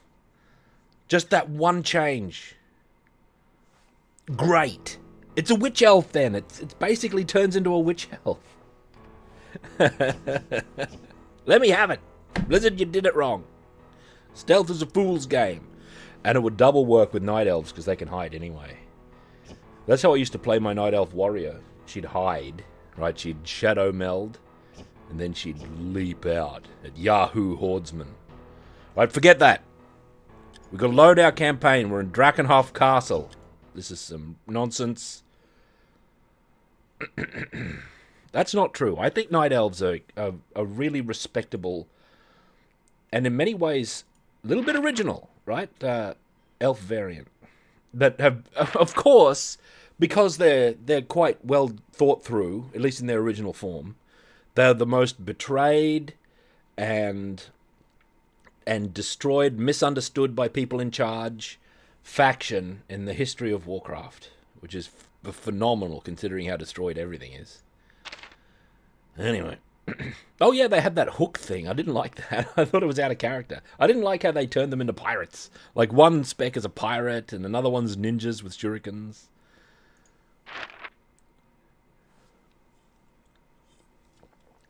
We're not using the cannon. We're not allowed. Here's our man, Luther. If he dies, we have to reload. If virtually anybody dies, we have to reload. Because they're permanently lost, and at my skill level, I need them. Uta Blomqvist, he's also not coming. The Imperial Mortar. They're sort of pirates. They get like a flintlock gun and a pirate theme. And they roll dice a lot with that mechanic they had.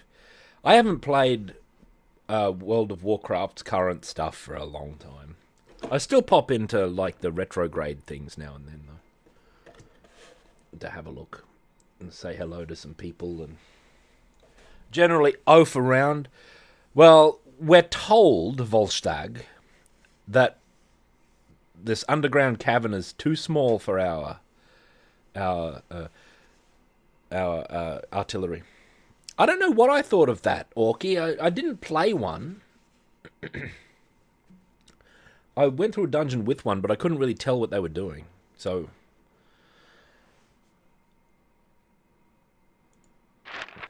The Shield of Tolos. The Wand of Jet. These are all the Heart of Woe. I don't even know why I've got the Heart of Woe. Selling it off. Angelica Fleischer's getting our... Now, she's a rogue, right? The cover of Liar's Peak. It's quintessential rogue pose. 2 poignards. Those are beautiful daggers, by the way. She looks so good in that art, in my opinion.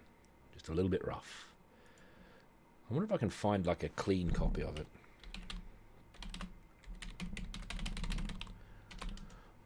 Who did the cover? Devils, I don't even know. Liar's Peak. That's the whole thing. That's the whole thing. I don't know. The pose is great. There's a whole other matter. I'm getting distracted. We're going to get back to this. I've lost my chat box. So my strength potion, you're right. I'm going to use it at the crucial point. I was actually thinking about putting the Shield of Tolos on the cavalry and using them to trigger like enemies safely because they can do it with the Shield of Tolos. Right. They've got this. Maybe they don't need it. Maybe they don't need this enchanted shield. Maybe the infantry does, but the Shield of Tolos could benefit the cavalry more. What do you think of that? I've got my Potion of Strength. They're out. They've got that banner. It might be alright. What about Potion of Strength on the crossbowman? It's also an interesting... Or that's an interesting idea, is putting the Shield of Tolos on the crossbowman, and then they could win shootouts. And we could advance with less fear. Excuse me. Because we could put them in the lead. That's a alternate strategy for when this doesn't work, I guess. Let's just see what happens.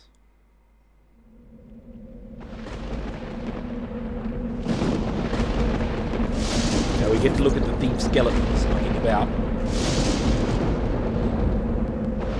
Better refresh ourselves with the stakes at hand.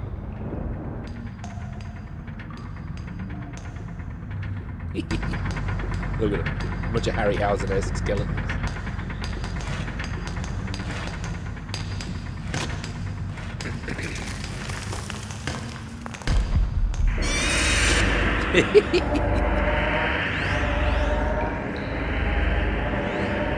Zombies would be one of the worst things to try to follow.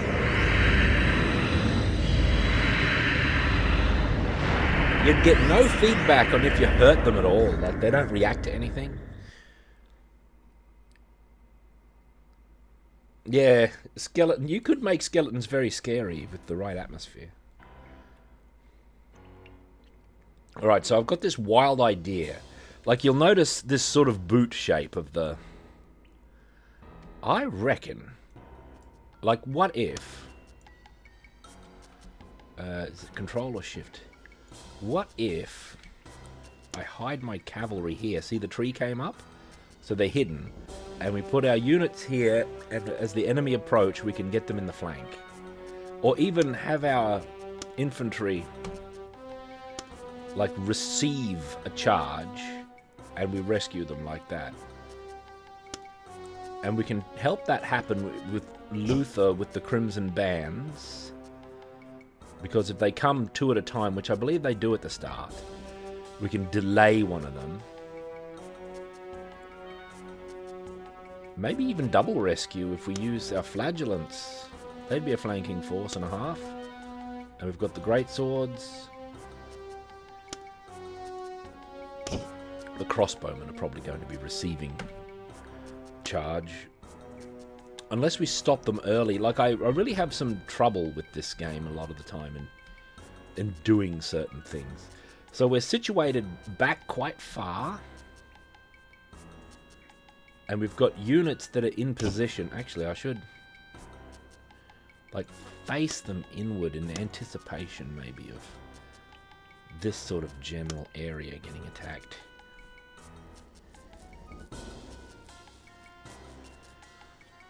Yeah, maneuvering my people back into position and being ready.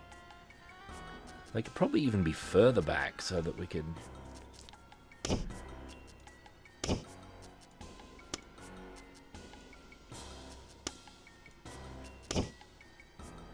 Because that Dracula's going to show up and summon zombies behind us and stuff as well.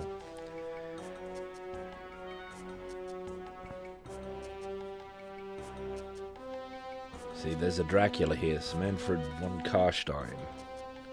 And his skeletons milling around all over the place, or zombies and skeletons oafing now that they've uncovered the Jewel of Morslieb. But that's not the entire enemy force, there's an awful lot of them. I wish sort of we could save here, after, like at the deployment phase, so I can just sort of make little adjustments when we have to try again, but that's like too save statey an idea, it's like too modern. This is a game of the ancient Be age. ready, foul bloodsucker. I come to lay you to rest once and for all. That's right. The jewel is mine. Kill them, my slaves. The jewel is mine.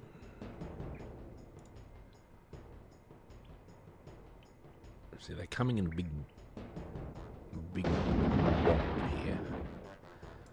I want to shoot them. Target received. A crossbowman will shoot them when they come into range. And I want to crimson band the unit behind them. Now, what's the range of crimson band? It goes all the way. Oh crap! I don't know what the range is. Maybe it's got similar range to fireball. So up here.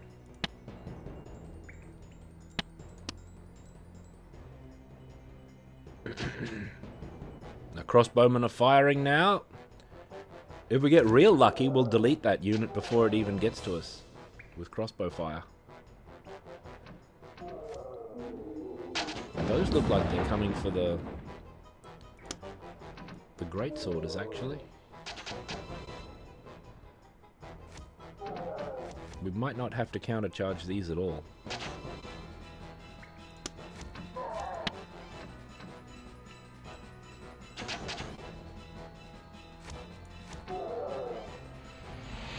That'll buy us a little more time.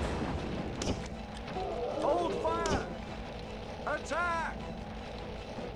Charge! Charge! We're under attack! That's normal. Attack! Charge!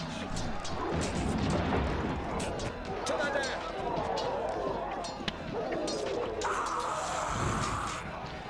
Enemy destroyed!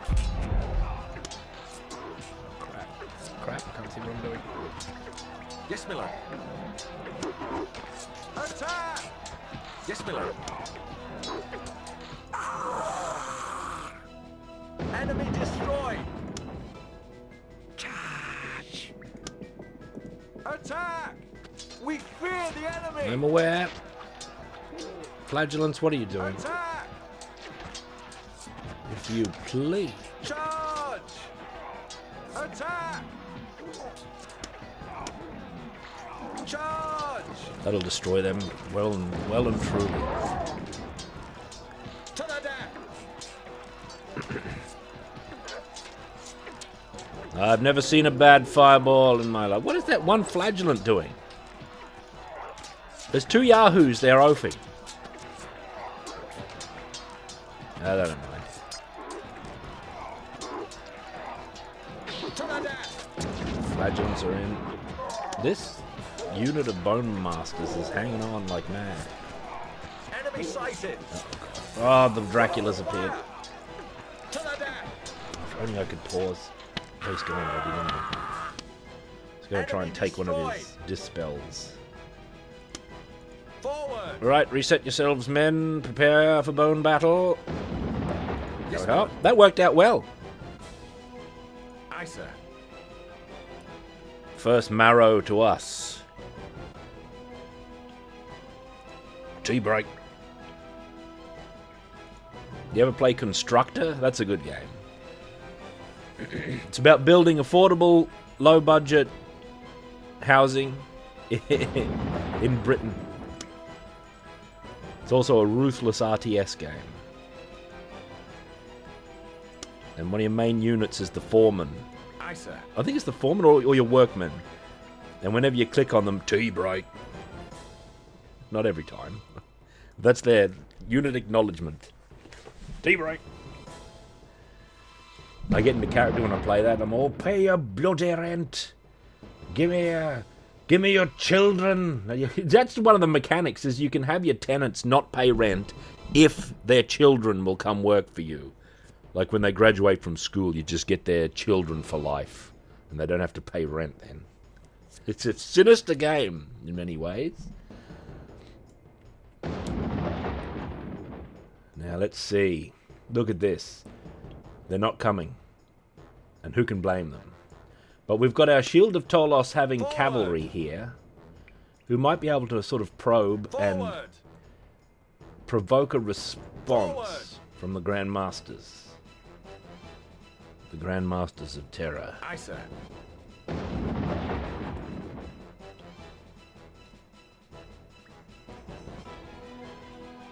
Forward. No Skaven in this game. That I know of. There might be, secretly. Don't think Yes, there my lord. is. Enemy sighted. The Bone Master. Enemy sighted. Regimental, turn around. Yes, my lord. Get out of there. Charge! We're under fire. I think the Shield of Tolos, we've lost a man. Sighted. He turned Aye, to sir. stone and crumbled by the looks of it. I think the Shield of Tolos protects us from magic, or... Aye, sir. No, maybe not magic. I think it protects us from, Enemy siege sighted. weaponry, though. Yes, my lord. Shoot at that Dracula. The sooner we get rid of him, absolutely the better. The better. We don't have any siege equipment, so we're not going to get a lucky cannon shot and just delete him. I'm just going to throw a fireball up there. Target lost. Enemy sighted. Unfortunately, it didn't hit him, so it didn't delete his. Enemy sighted. The Wraiths are coming, and so are the Bone Master crossbowmen. Now, the Wraiths are a problem because Enemy sighted. they can only be hurt by magic. Luckily, we got big magic. We have a magic weapon on our cavalry, and we've got a wizard. And I'm going to be hurling fireballs at them ye promptly. Uh-oh, the Dracula's back here. This might just destroy them. Oh, assuming you get even hit. Which you can't. To arms. Oh, damn it. Stop reforming. That's the problem with this position, Yes, is that Miller. Attack! terrain interferes with our men. Charge. The Dracula Enemy moved 2 sighted. meters. Enemy sighted. Oh, yikes, there's Enemy zombies sighted. here.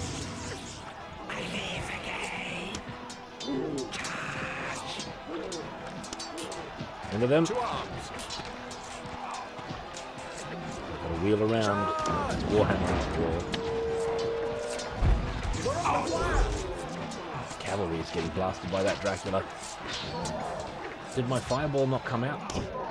Can I shoot that Dracula from here Target received. and not hit my men? Should arc over, despite them being crossbows.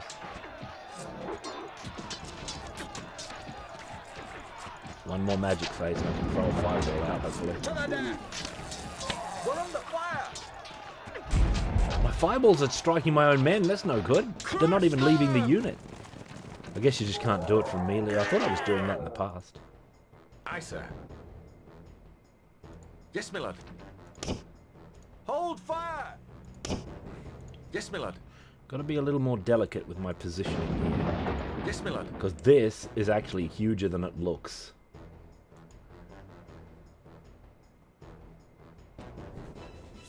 What happened over here? What are you oafs doing? Aye, sir. That Dracula's coming back.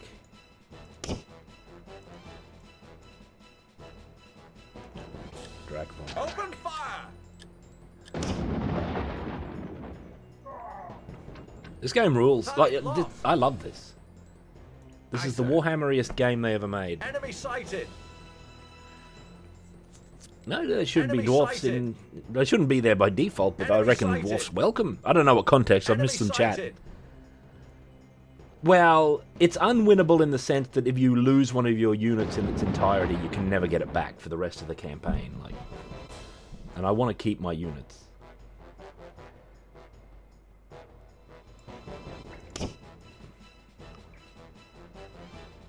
There are some ghouls coming. 2 squadrons of ghouls and a Dracula. Enemy sighted. Are we shooting? Open We're not fire. shooting. One of you clowns has got to have a good shot at him. Enemy sighted. Yikes, there's more ghouls than I thought. We're under fire. Help us! Target lost. Enemy sighted. I'm terrible with the fireballs this day.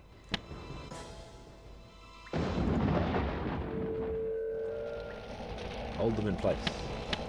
We're under fire.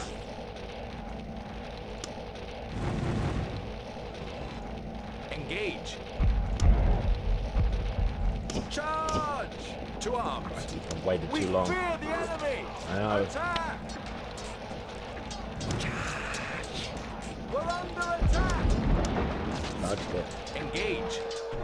Just charge them, boys. Let's do it. Charge! Bring them down. We fear the enemy. And where? Are we still shooting over the top of the Dracula? I hope so.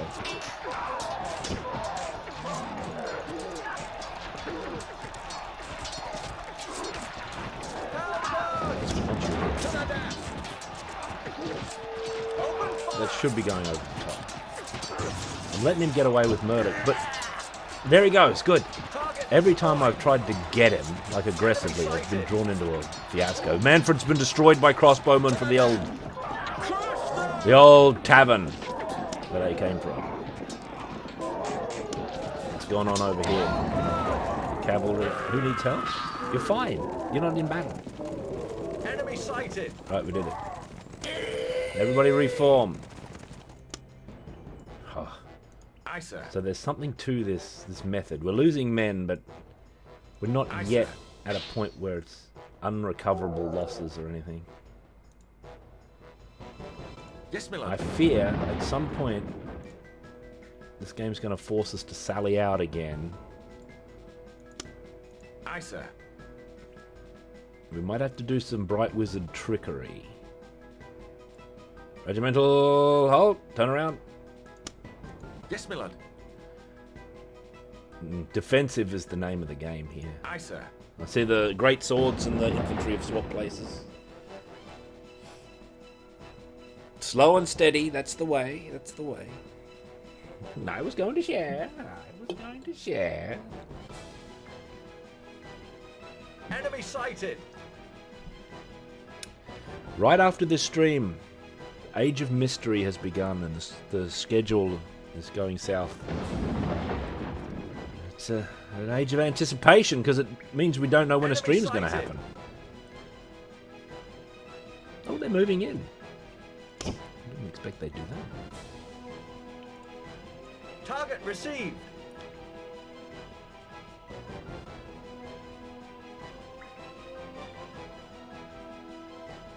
I don't know. I think my units are pulling out pretty good. Like, crossbowmen haven't been mauled. They probably have the greatsword, but their unit size wasn't very big to begin with. The flagellants have taken a bit of a battering.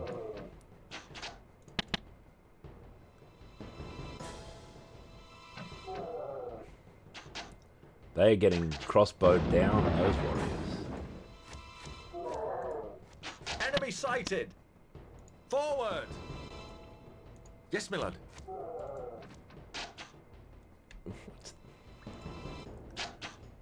There's the Dracula dead on the ground there.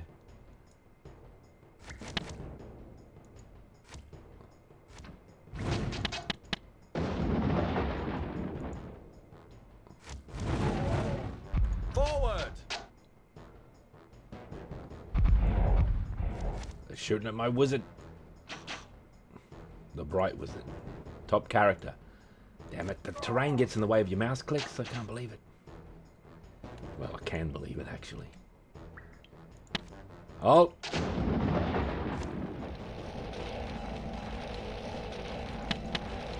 Enemy sighted!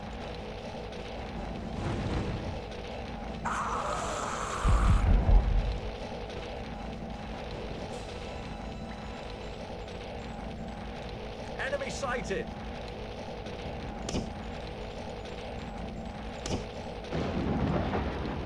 Aye, sir.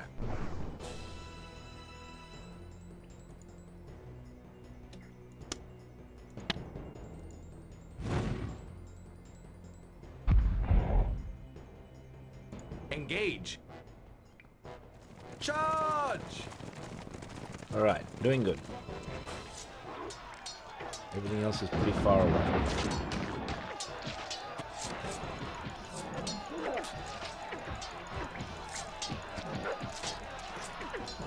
To the death! To arms!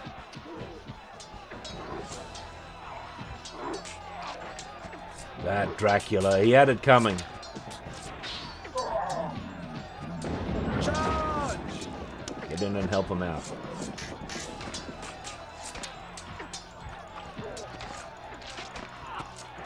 To the death!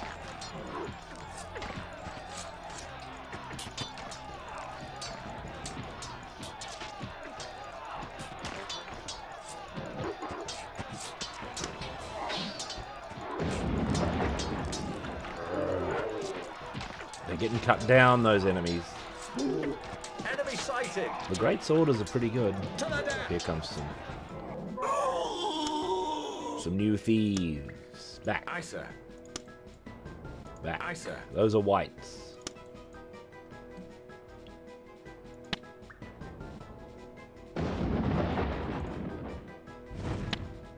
Regimental Crimson Bands. Shoot it. Open fire! Oh, I can click through the ceiling here. That's good. I'm almost surprised. What's happening there with the Shield of Tolos activating?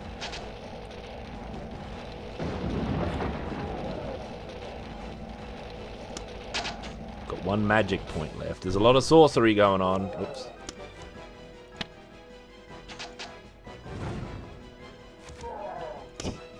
Oh, Hold fire!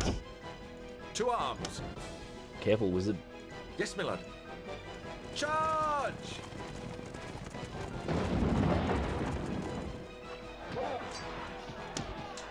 Engage! The cavalry. Charge! To the death! You've got to rely on your two things: the number of units in the unit and the reports coming in from the unit commanders to know how things are going. To the death! White's a big problem. Luckily, the tradition is with undead, if you break their morale, they tend to just crumble away totally. There's no fleeing and recuperating, fleeing and returning with them. Enemy sighted! What's going on? Crush them! Crush them! That's a good sound. Crush them means they've been destroyed. There they go. Enemy destroyed! Enemy sighted!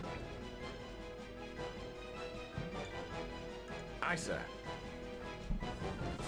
Their army should be just vanishing, actually, with the Dracula destroyed. Regimental, turn around. Aye, sir. About, halt.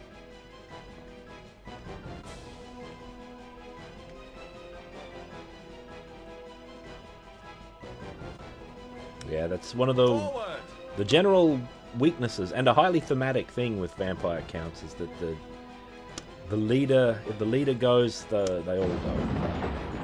Yes, my lord. Manfred von Karstein, he has to be the true vampire, doesn't he? Like, very highly ranking. He comes highly recommended, you know.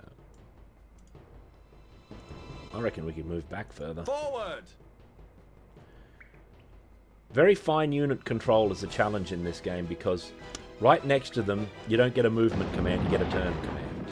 You get a reform Yes, command. Miller. You have to be that far away to get movement. And your units are very big blocks of very Enemy tall, sighted. strong men who are ready for action. What are they doing up there? I'm going to have to probe with the cavalry. They're not in that much danger. The Shield of Tolos will save them from most of the rubbish. So they're not going to get shot too badly. And the Dracula's dead, so we're not going to get magicked.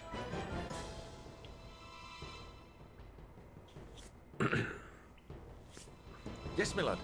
Vlad von Karstein? Oh. Surely he's long dead. Aye, sir.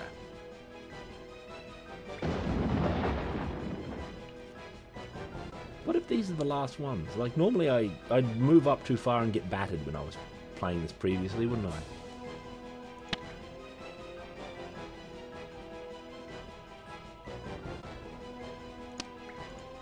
Forward!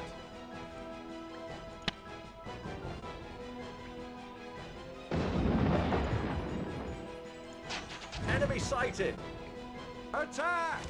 We're under fire! Yeah. The Shield Aye, of sir. Tolos will save you. The Grudgebringer sword with its Forward! fireball function coming into play there, big. Aye, sir. I protest, my lord. You protest. Aye, sir. Aye, sir. Doesn't that normally happen if you command them to attack their own men? I protest, my lord. Yes, my lord.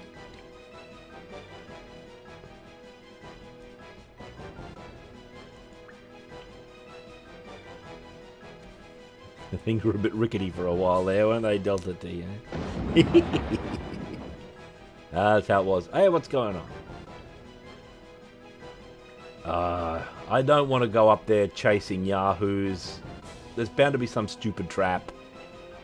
If I put my whole army up there, they're all going to get blasted. Or if I commit anyone to combat, they're going to get blasted. What I could do with high magic is Wings of Fire up there. Or whatever this is called. What is this called?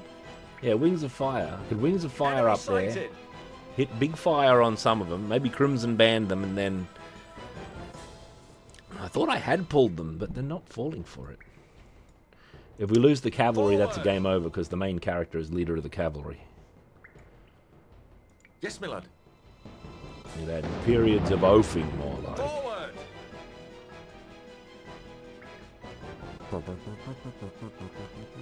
Forward! Aye, sir. The idea of a Colleges of Aye, sir. Magic faction would be good if the Empire was the entirety lord. of that whole realm in RVR combat, so to speak. You'd have the Empire, the Colleges of Magic, sir. and like one other thing. Dogs of War, maybe. Yahoos from the Border Princes and other such like places. Aye, sir.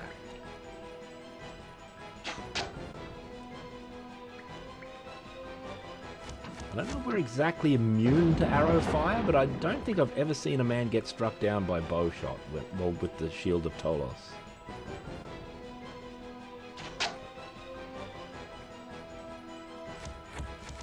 You might be right.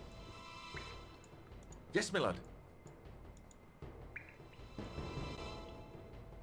They're out of view up there. Forward! But I remember big swaths of enemies coming out of the ground and coming through these big archways when I tried to come up here. And... Enemy sighted! Yeah, look. Oh no, that's just them again. I don't know Aye, sir. then.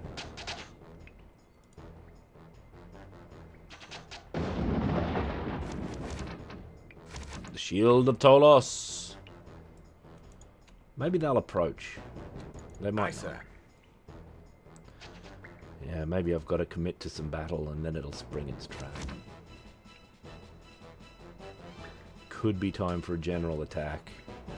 But we've done so much good Aye, work, sir. I don't want to have to repeat it again. Like, They might be all that's left. Maybe they don't come out if Manfred's dead. Yeah, that's true. Yes, my lord. All right, man. Yes, my lord.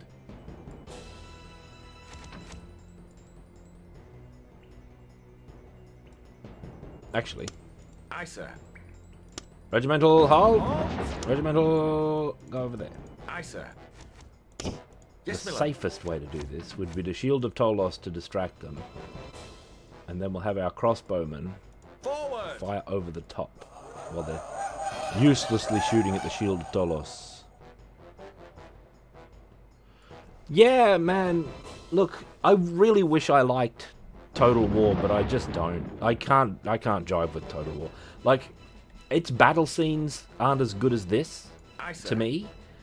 And I really run out of steam for the Empire management stuff. I'm just not into it, eh? I wish I was. Obviously, now that there's a Warhammer version. I'm somewhat enthused about Yes, it. my lord. But I played it a little bit, but it was Enemy sighted. really nothing more than a curiosity for me. Like, Yes, my lord. I couldn't get involved. I didn't like the unit voices. Mark of Chaos is interesting as well. Regimental, halt! We're under fire! Aye, sir. Let's see if this works. How far ahead do you think we have to be before we can... Open fire! Yeah, that seems to be going over the top of our cavalry. Why don't we do some Bright Wizard shenanigans? Like, if we put him here.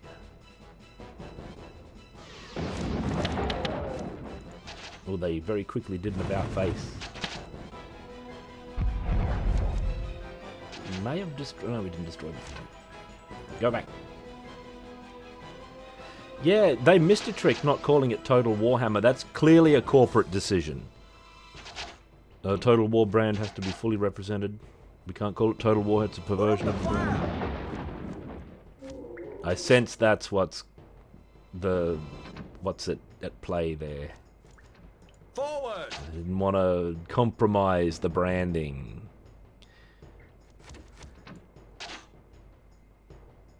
Forward! I think in some ways it represents Warhammer quite well. In other ways, not so. Open fire! But I certainly haven't played it enough to have, like, really robust thoughts on the matter.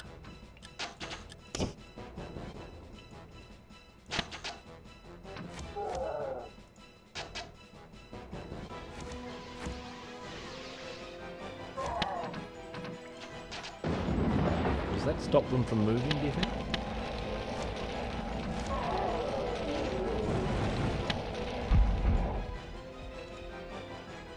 Don't shoot the Bright Wizard. I was in danger of shooting my own man there.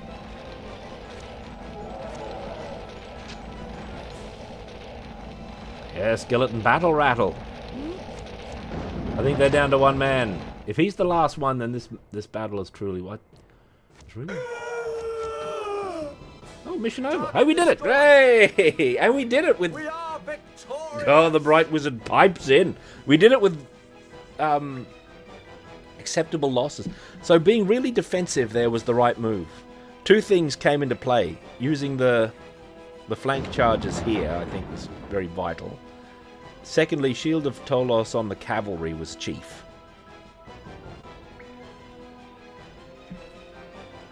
There we are. Good. Do you think there's a secrety somewhere? Forward! Like if we hurl fire at the Jewel of Morsleeve there, do you think a big treasure's going to come out? Such things have been known to happen. Oh, I can't even click up there. Never mind. Ah, forget it. Who cares? Trolls can regenerate wounds unless caused by fire, making them hard to kill. They're also quite resistant to magic. Words of wisdom. Attack routing enemies with magic or ranged fire. You'll earn golden experience and lessen their chance of rallying. Okay. It hasn't come into play for a while, with all these dead around. Oh, tell me about it. Target and destroy enemy magic users quickly. I would love to. Mummies are particularly vulnerable to flame attacks. Hit them with bright magic and fiery magic items. Excellent advice. Alright. Let's look at our losses there. We lost men here. Bad. 6 cavaliers were struck down. Acceptable, acceptable. 2 infantrymen. Oof. Quite a few great swords lost their lives during that conflict. It was worth it though, men. Oh, I think they leveled up, didn't they? They were 2 skull before, now they're 3. The infantrymen getting involved. Maybe they want the potion.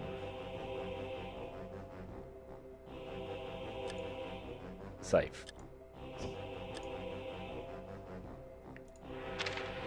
Right, that's good. Continue. That's this thing, actually.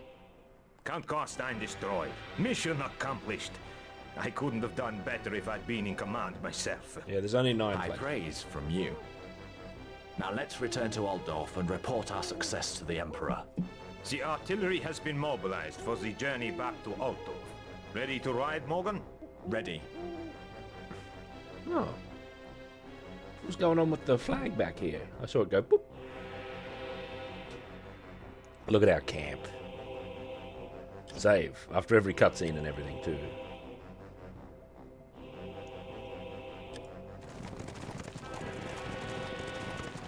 Oh, we're going to make it all the way back to Altdorf without incident. I'm pleased to see you back in Altdorf alive and well, Commander.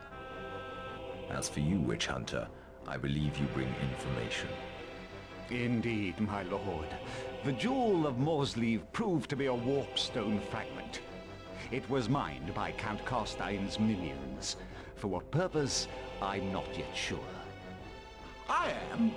While Commander Bernhardt was out on his adventurous jaunt, I once more braved the horrors of the Liber Mortis. It is a source of regret to me that the newly repaired door of the Chamber Unbreachable was again blown off, as a ravening chimera escaped from the grimoire and blasted its foul soul essence into the mortal world. But accidents will happen when dealing with Thank you, Nautical Key. Be that as it may, after a desperate struggle with a monster composed entirely of fingers, I finally discovered hints about the Jewel and the Dread King. The Jewel was intended to magnify the Dread King's power, feed his strength. And the strength of the Dread King is dread itself. An aura of dread surrounds him, cowing his servants into abject obedience and unnerving his enemies. It is now apparent that Count Carstein was an arch-servant of the Dread King. I don't know about the Dread King, but as for Count Carstein, he's been destroyed and his plans for the jewel were destroyed with him. Then a disaster has been averted. If the jewel had been passed to the Dread King, his power would be formidable. What of my cousin, the Countess? I brought her back, safe and well. On the return journey, she told me that Carstein desired to make her his vampire bride. Boy. We arrived just in time to save her from She the was Count's buxom wrath. enough for it. That's a special debt I owe you, Commander. And one I will not forget. There still remain 2 more objects to be investigated. The Hand of Nagash and the Black Grail. Commander, I think it would be wise to search first for the Hand of Nagash. Is anything known of this hand? I can tell you little, except that it is a thing of terrible power, and is most likely to be found in the Kislev region. Kislev? The region is a hotbed of heretics. A man like Bernhardt could easily be led astray by the blasphemous doctrines of that realm. He cannot be trusted to travel there alone. I shall accompany him on the way, and give him the benefit of my wisdom. Don't put yourself out on my account. I would suggest that you travel to Kislev by way of Talabaim. The people of Talabaim are in urgent need of help. Good fortune, Commander. Farewell, my lord. Do you believe Volkmar's stories about what happens with the Liber Mortis? Oh, as soon as I approached the page, 15 major demons appeared from the spine. And such matters. Yeah, I like it. Save. Did it save? Yeah, I mean, I'll 5 with that many crowns, that's it.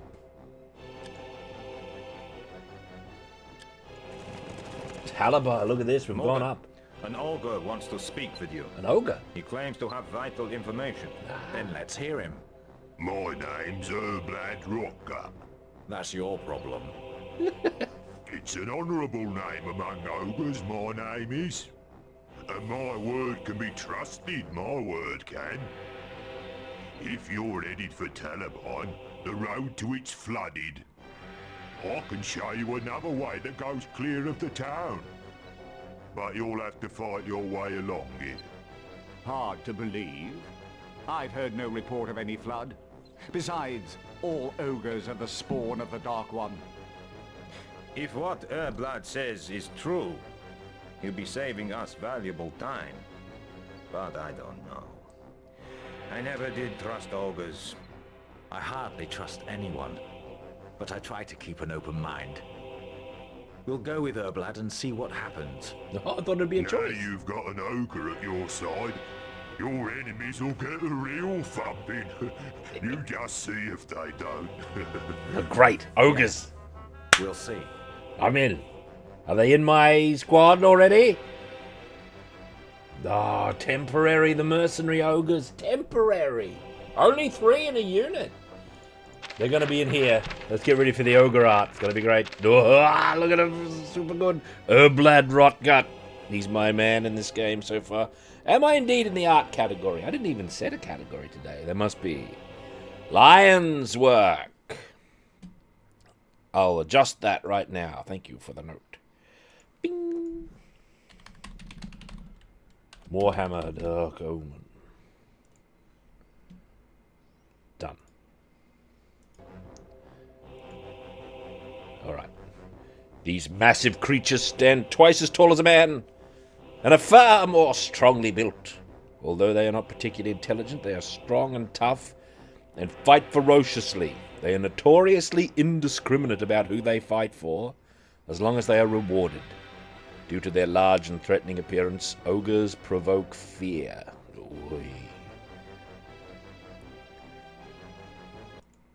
Herblad Rotgut. Look at their simple banner. Big red dot. Red eclipse sign. With some skulls. Nothing else is new, I don't think. Mercenary ogres. This looks great to me. This sort of design would later be developed into the gut plate that we know of more recent ogering. Greenskins ahead! Told you we'd have to fight, didn't I? This is folly! Time-wasting folly! I hold you personally responsible for this, Bernhardt! Then sit down and write a report about it while the rest of us fight. We attack. Now! Right.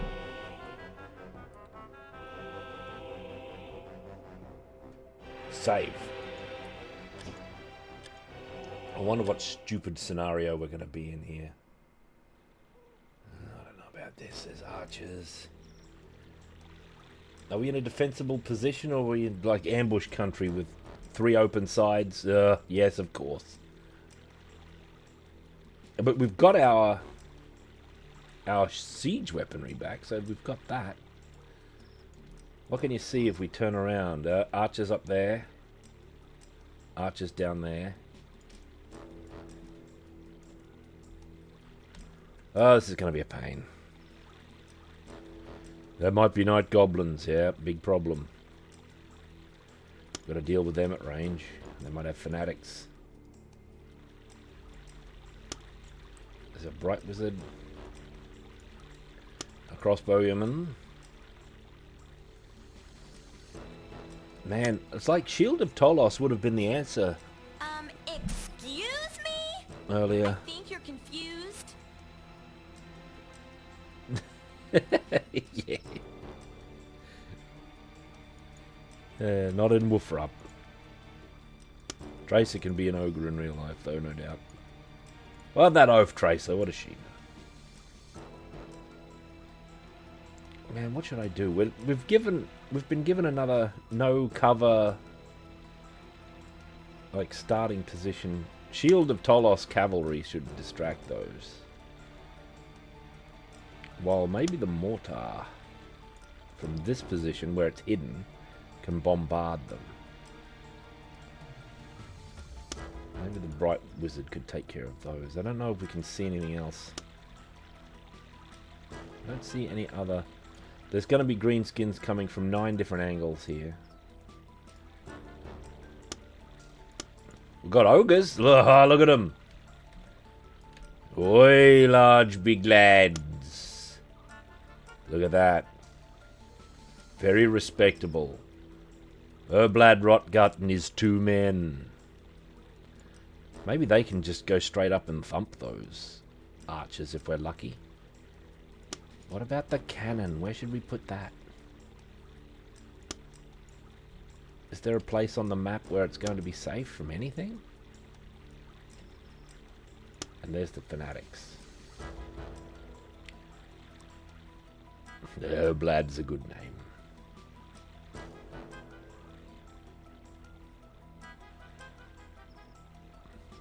Yeah, I'm not really sure. I can't see any other enemy, but they're all probably hidden. Hidden away in little nooks.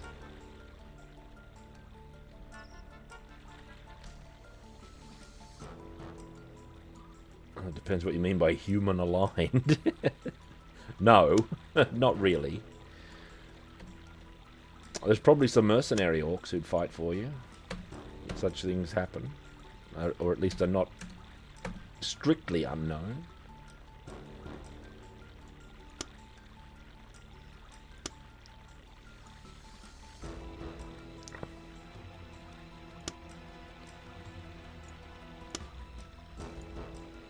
I don't know what to do. Let's just go with that and see what happens. Let's make sure our mortar is instantly shooting at those.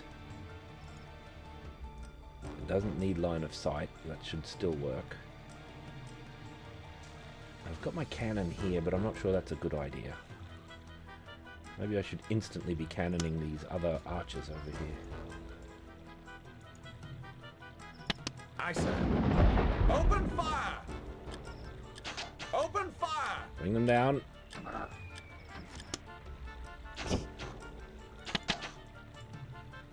We're under fire! Lost man there already. This crossbow face-off wasn't a good We're idea. under fire! Help us! Oh, yes it was. Retreat! They're fleeing. Ogre's about face. Let's go. What's going on up here? Enemy sighted! Oh, the mortar was Sharp, destroyed? man. The forest is alive with goblins. I thought we were hidden. Enemy sighted! They're fleeing off the battlefield. They're not destroyed, so that's good. Aye, sir. Look at these goblins coming in. What have we got? Flamestorm. Enemy sighted! Fireball. See them. Flee the battle! See them. See them. The ogres have their own voice. Oh, okay. We're under fire! Target received! We're under fire! Things are happening too quickly as usual. I can hear static coming in as well. Hopefully when these get engaged, our cannon can shoot at those. We're under fire! Charge! Engage! We're under fire! Enemy sighted! We're under fire! We're under fire! Charge! Open fire! There's ball boys coming. We're under fire! Let's see if they say to the death. I don't think they do. We're under fire! Kill. We're under fire! Good. We're under fire! That's right. That's normal for them to be under fire. They have the shield of Tolos. We're under fire! And nothing to worry about. Yes, Miller. We're under fire! We do have We're the... under fire! Help us! We're under fire! Help. What's happening? Oh, God, I see. I didn't realise this was going on. I've got stuff going on in other quarters. My men are just being arrowed down. We're under fire! Forward! The ball boys are caught up and I've lost my train of thought of what I was even doing over here. Charge! Oh, God, I tabbed out of the game too. For good measure. Aye, sir. My bright wizard is going to die. My men aren't facing the right way. Aye, sir. Charge! Yes, my lord. Charge! Looks like the ball boys have been well and truly seen off, though.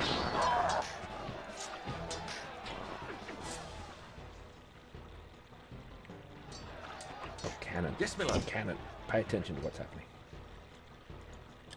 Target received. Oi. We lost a lot of men, but those aren't irreplaceable. What's going on here? They've got the ban. I don't need to boost them with the banner. Some night goblins were just eliminated. Yes, my lord. Forward! They're across the river, which makes things slightly awkward, maybe. Enemy sighted! Enemy sighted! Oof, ball boys.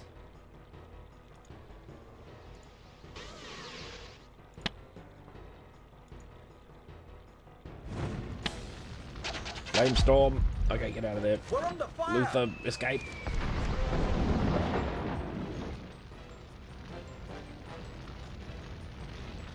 They're pretty good at moving out of the flamestorm, unfortunately. Oh god, I've lost my shoulder. We're under attack! We're under attack! Yikes, those balls. Charge! Forward! Yes, my lord. Where did they come from? Forward! Luther, hold on. Regimental, hold. Regimental, somebody. Ah, Luther died. We're gonna have to replay the. He probably exploded as well for good measure. Yeah, a lot of stuff happening. This is why my downfall in this game. So many things happen a lot of the time. It's very hard to keep track. But that's the challenge of the game as well. We're under attack! That's the entire thesis of the game. We're gonna have to refight this, and this time with sort of wiser placement. Okay, I've got an idea. Think if I put my mortar like in the middle of my men, it'll be able to shoot at all sorts of things. The idea of like focusing on one side and pushing all my men around is tough because they're hard to maneuver. And this is a good thing. You can't multi-select multiple units and...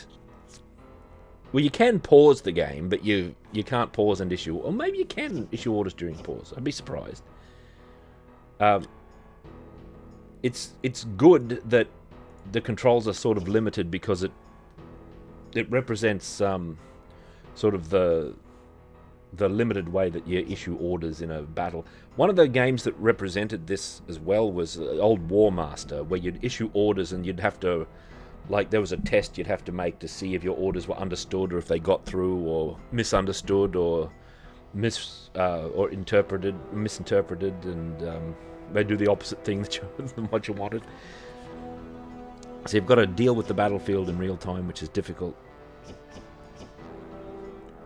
Let's try again.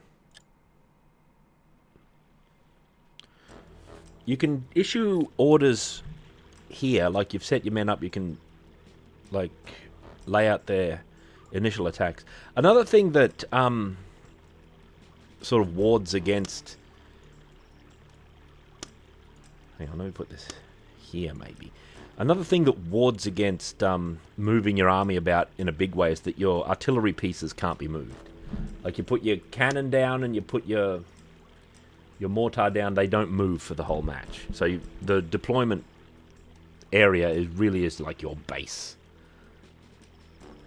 Your like core locale. It's where you're going to hang out.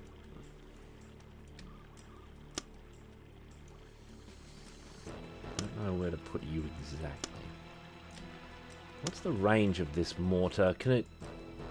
It's pretty damn long. Like, it can get those easily. In fact, I'm going to have it shooting at them at the beginning.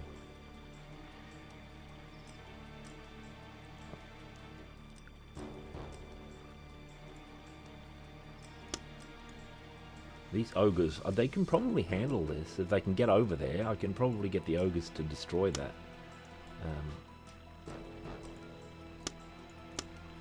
That unit of archers. Surely a bunch of, like, 3 ogres can cut through, like, 15 orcs. They might have to be supported, though. But maybe the greatsword should get over there as well. One unit on its own is very rarely the end. Oh, hello. I didn't reinforce the flagellants, looks like. I've only got 6 of them. My mistake. Someone pointed that out earlier too, I believe. I was too oaf to realise what was going on. So we got the Wings of Fire, this thing, Flamestorm, which is good, and Fireball. All good.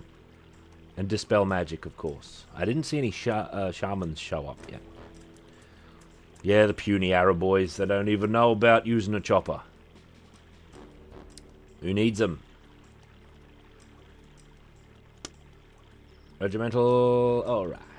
I'm just going to have these ogres come in. Like, I'm pretty sure the ogres might be able to weather that business. Alright, good enough. To arms. Open fire!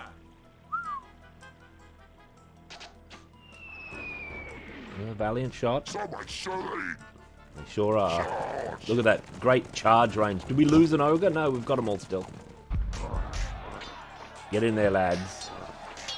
And you get focused. This boost button. This is not only a game function, it's a psychological move to distract you from, like, what's going on the battlefield. See, they're shooting at the shield of Tolos there, so they're not going to... The forest is alive with goblins. Look at that. Enemy Great shot. sighted. Enemy sighted. To They're arms. going to come and flank our men here. Aye, sir. And we know they're oafing over here somewhere. Aye, sir. I can get my cannon just shooting over yonder. Attack. Enemy sighted.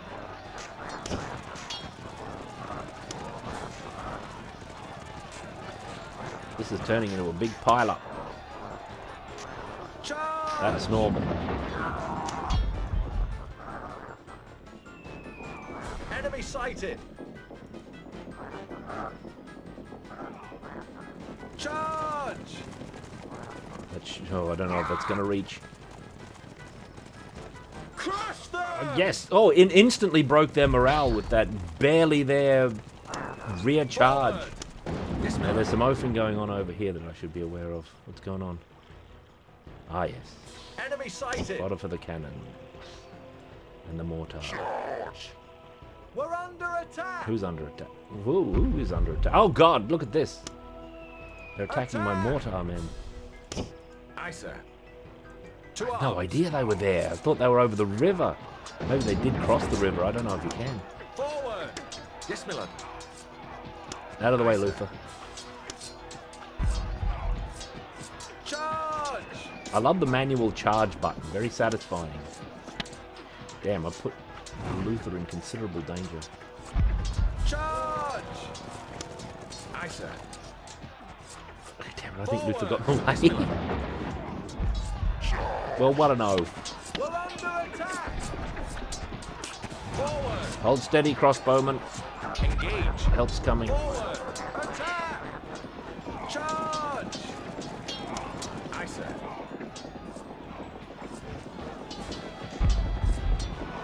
Alright, much better, much better. Forward! Uh-oh, those yahoos from across the way. We're under fire! Help us! I will. Target received! Help yourself. Target received! Help yourself by getting out of there, lads. Come on, up. Forward! Regimental halt. We're under fire! See, this is... I ordered my cavalry there, but it's hard because they've got to wheel around everything. That worked out a lot better. Enemy sighted! Target received! Target received! We lost some men, but overall that was solid. Open fire! I don't know if it's immune, but they certainly don't take many hits when they've got the Shield of Tolos. It's really well placed on the cavalry, because they're very mobile. And hopefully they're shooting at the cavalry. And if so, I can... Damn, it does make us immune to our own cannon, though, right? Forward! Yikes. We're under fire! Tell me about it. Halt! Whoa, there's dudes We're here. under fire! They've just marched onto the battle before activating. To arms! Pre-surrounded. They got in a surrounded position there and then stopped. I didn't know they were there. Enemy sighted! Their morale's already wavering. We're under fire! Help us! You're fine. You've got the Shield of Tolos. Just trust in it. We're under fire! They might be going off the battlefield. The ogres are very tough and hardy. Look at them. Forward! Charge! Yes, Miller. Charge! We're under attack! Attack! There's boys of some sort up here. I didn't realise they were there either. Aye, sir. To arms! Cannon, stop firing. Hold fire! With luck, we'll be able to crush their morale straight off. Help us! Charge! Stay steady. It's hard to keep track of everything. There's a mega battle going on the other side of the battlefield as well. The Boar boys are in trouble. Just put that in front of them.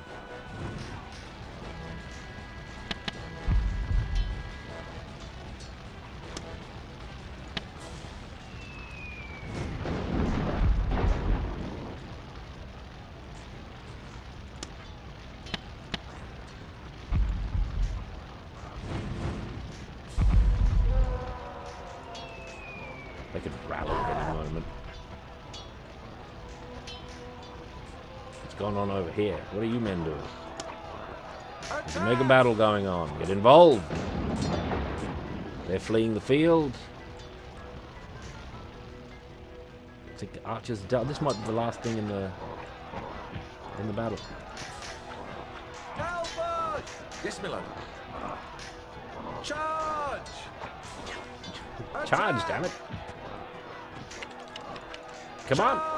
Charge! Oh, are you again? Gwildor returns. I was going to share. We are victorious! Oh, bath time. Regroup! I don't know if this new configuration of bits is working. Because bath time's been displaced by randomness. Maybe I'll reconfigure it again. There might be a better way of doing it. Charge! Oh, we won during all that. Yes.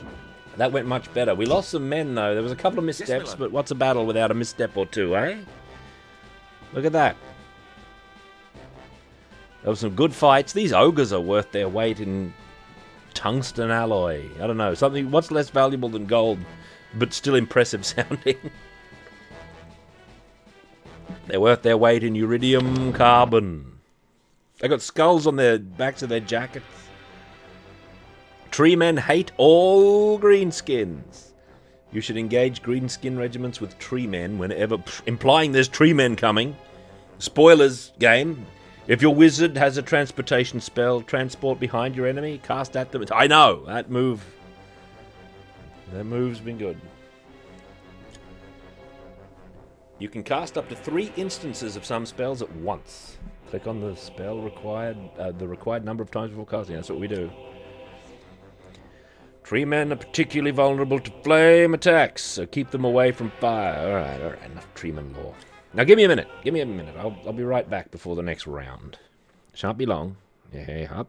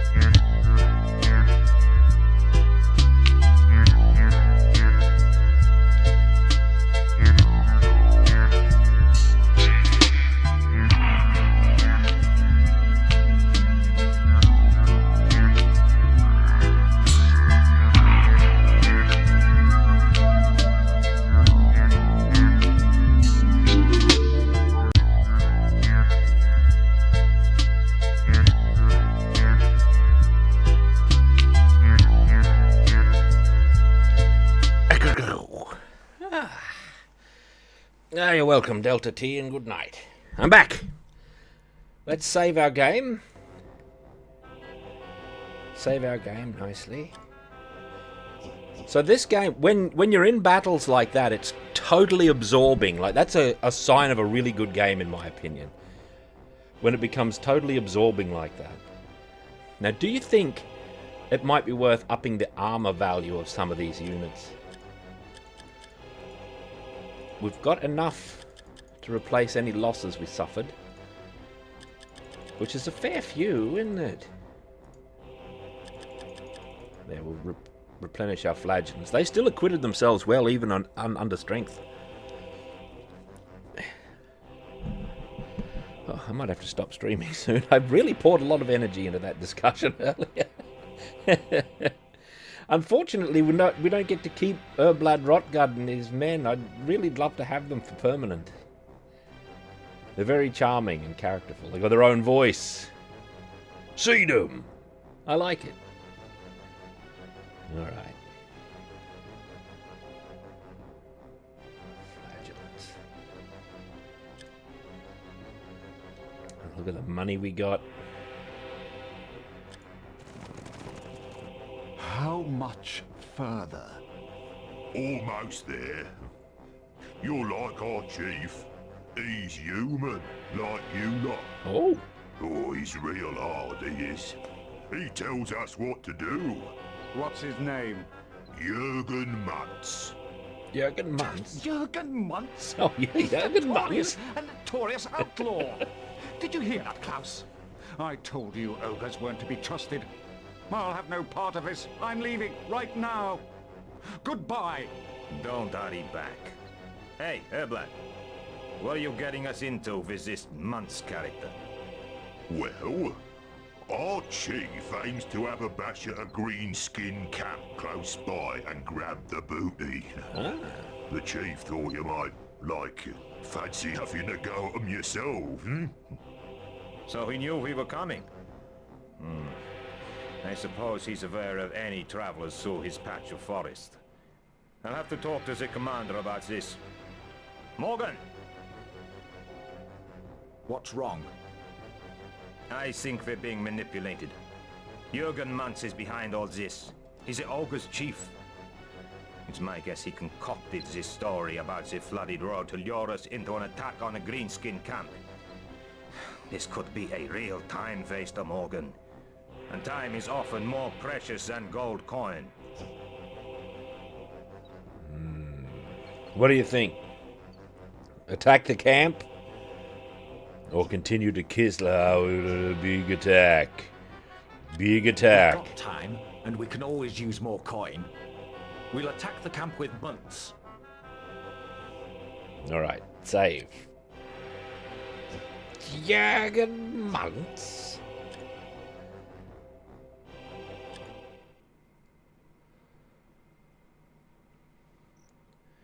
Oh, these orcs.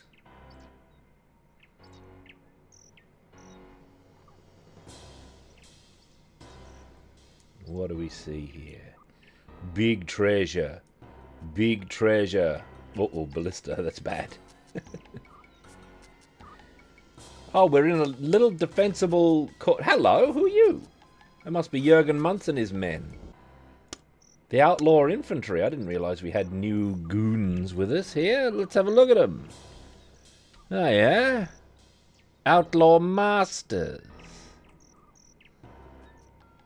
I love the pronounced stop-motion-like animation when the characters are talking. It's really good.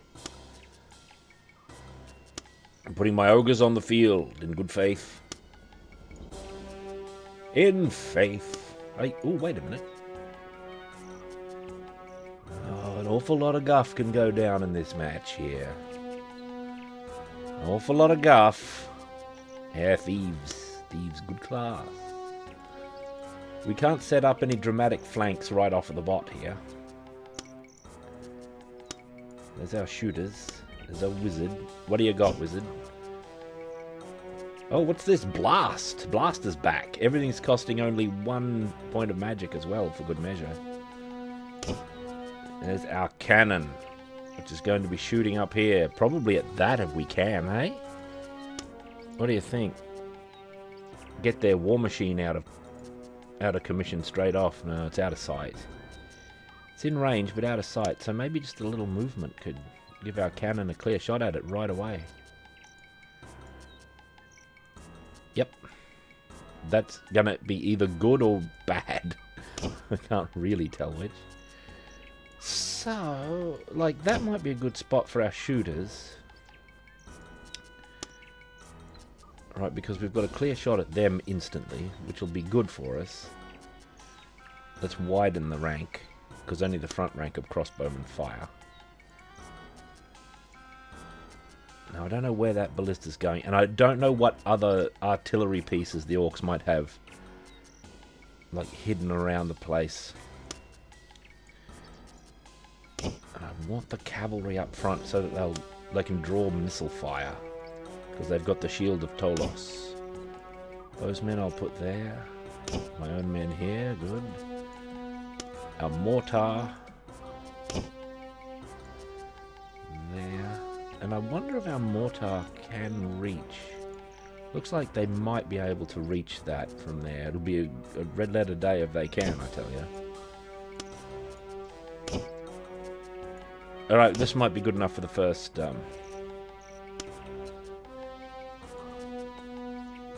first attempt. Woo! Look at all that stuff going down. Oh, the mortar looks like it's right on the money. Sighted. Oi! Enemy sighted. Totally. Looking good, lads. Stupid enemies. We got the goal. We got the goal. We got the goal. Get those goblins. Oh, get those goblins? Okay, we destroyed the... Yes, my lord. Get those goblins. Watch out for our own... Enemy sighted. Those, they're out of here, those goblins. To arms. We're committed to this. We're under fire. Get those goblins. Charge. Well, those goblins are finished. Can the mortar reach those goblins? Enemy sighted. Enemy sighted. Enemy sighted. My cavalry's going to need support. I've gone too far forward. Yes. Yes. Or not. There's a giant spider coming, boys. Regimental, turn around, charge. Charge! Give it to him.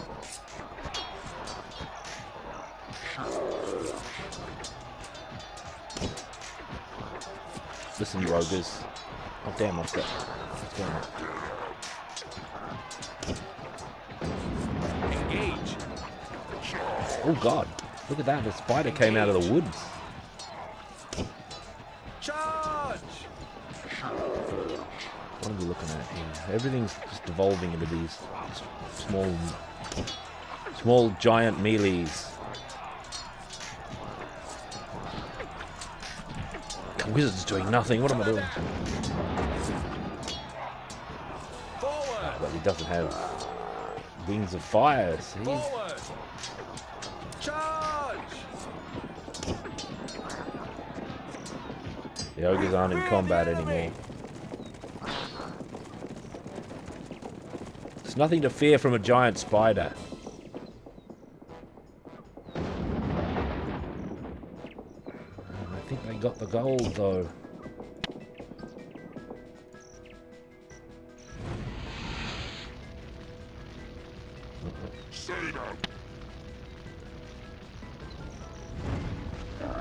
Nice.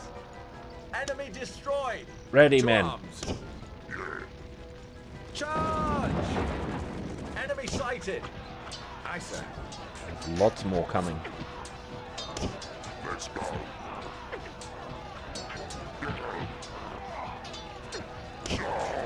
Forward. If we play our cards right here, the enemy's going straight around that battle. I was going to wait Enemy sighted. until they engaged and then Forward. get a devastating rear charge. Help us. Yeah. Engage. Hold steady. We've lost a lot of cavalrymen. This is going to be a costly match. To the death. Oof, something big is happening over there. What is happening? Is that orc magic? Charge. Crush them. Charge. It is orc magic. Enemy sighted.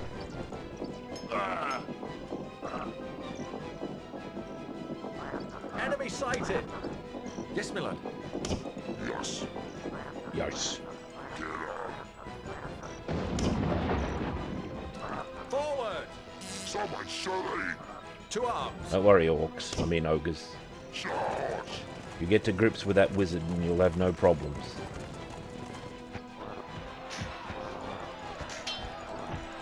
Charge. We're under attack. What? Where'd they come from? Kill. Oh, my wizard. Charge. Yes, my lord. The shaman's been destroyed. Oh, Luther, you oaf. Where did they come from? Did they retreat and regroup while I wasn't looking? And I misplaced the... Although they are running away. That was an assassin group. Damn, this went so well otherwise. Oh, bugger.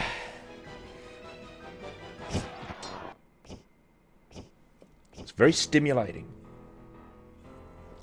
All of my attention is getting hurled into the game.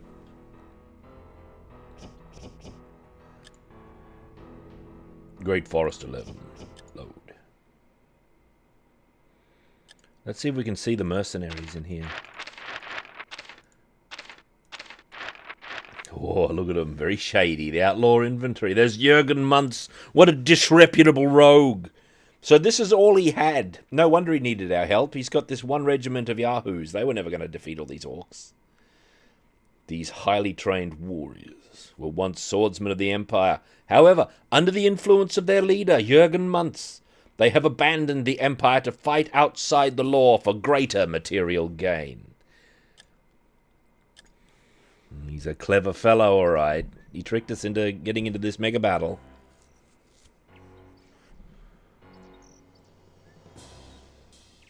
Oof. We should commit him a little bit more.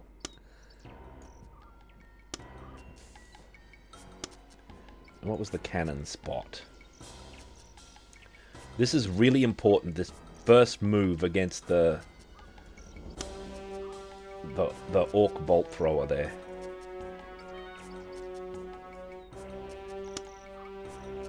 The ogres are super good.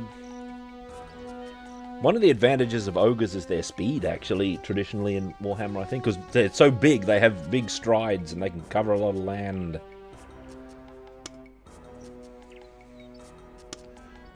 They can cover big land.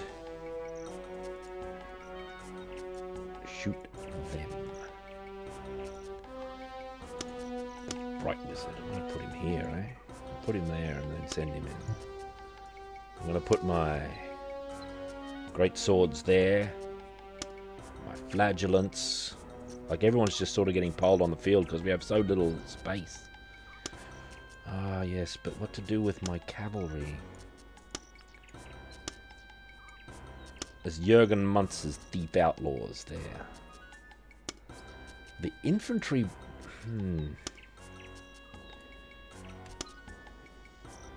Regimental about Hoyt. Hello! Volstag the Vast. Well met. Alright. This looks worthy. Commence! Ooh, they're firing right at us. Oh god, they immediately blasted our men.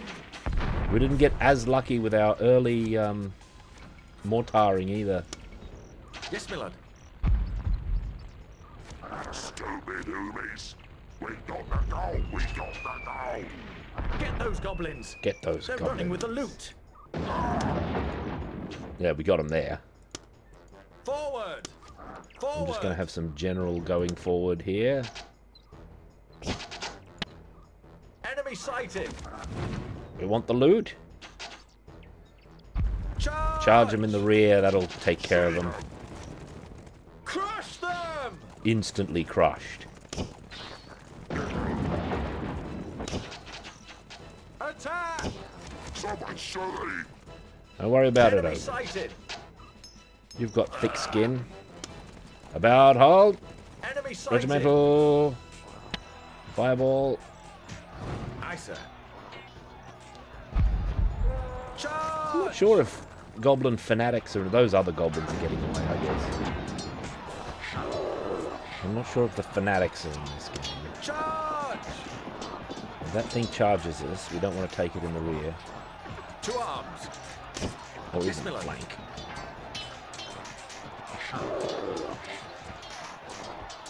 Oh, it is charging us. Oh, we're immediately afraid of it. Because it exudes fear of these giant spiders. My fanatics are an answer to this. Forward! Oh, right. One came out of the woods there. Save my crossbowman, will you? Jurgen, put your steel to good work. We fear the enemy! Where? To the death! They're not that sturdy once you get a good bit of steel in them, those spiders. Enemy destroyed! Gotta keep my eyes, like, roving the edges of the field. Looking for new enemies. Enemy sighted. Here they come. Crush them! Form up. Yes, my lord. Be ready for anything. Aye, sir. To arms. Charge! Enemy sighted. Ooh, uh-oh. Aye, sir. An extra group has appeared. Enemy sighted. Forward. The ogres are in. Enemy sighted. Yes, my lord. Charge. Look at this. They're coming from behind. Yes, my lord.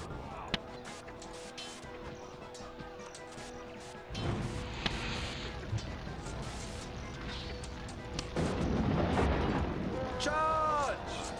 Aye, sir. Yes, my lord.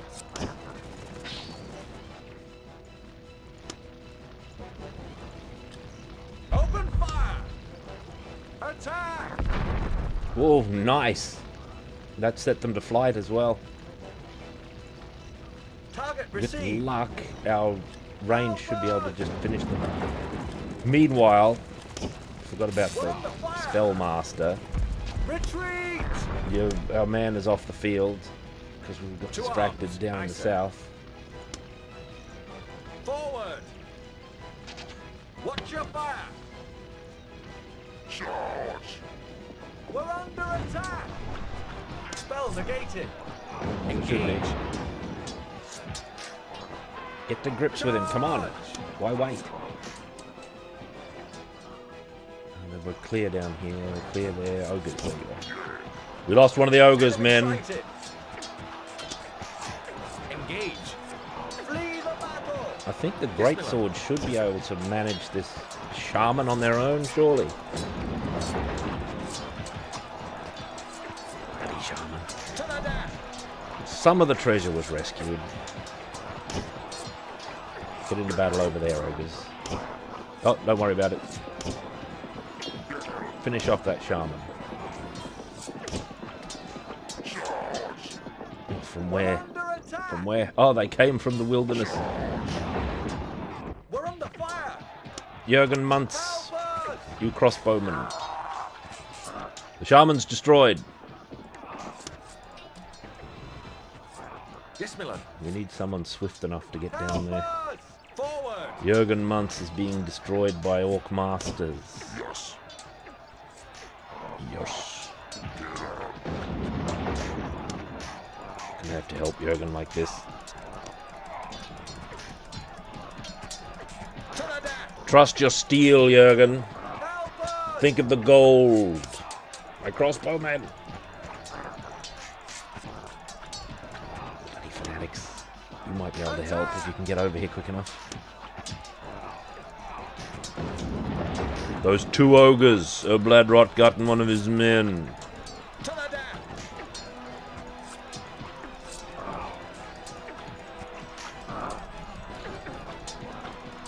I should upgrade the bowman's armor, eh? The amount of battles they get into just because of me oafing and putting them in vulnerable spots or just forgetting what's going on over the other side of the battle. The Boar Boys have quit the field, looks like. We are victorious. Nice. Get that treasure. That coward Morgan Bernhardt has fled the battlefield. What an oaf. Sausages wrapped in bread are good, yeah. Grayling, correct. Those are a tradition in these lands.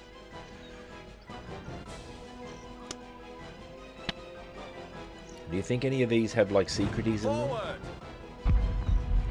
Oh look, it's burning! That one has been completely burned. Yes, my lord. Let's burn the other one. I guess it was burned. Maybe you got hit by artillery.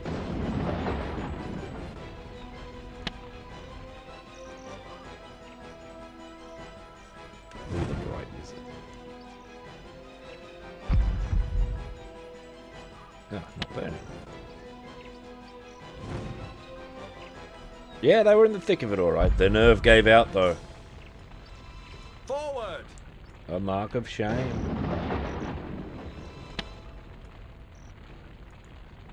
They're the most important unit.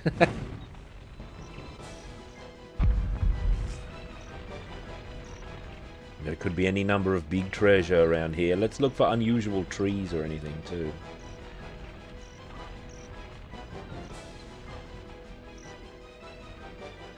What about these big rock things? These orky rock markers, I should say.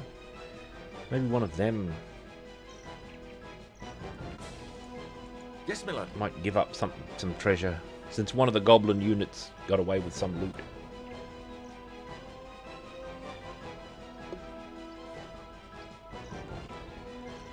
Wasted my men's lives, Jürgen.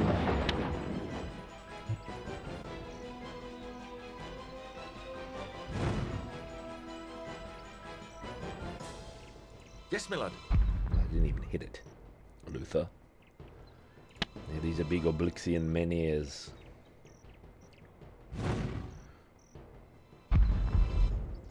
Orcish megaliths. I don't know if we can afford to replenish. Like, look at the...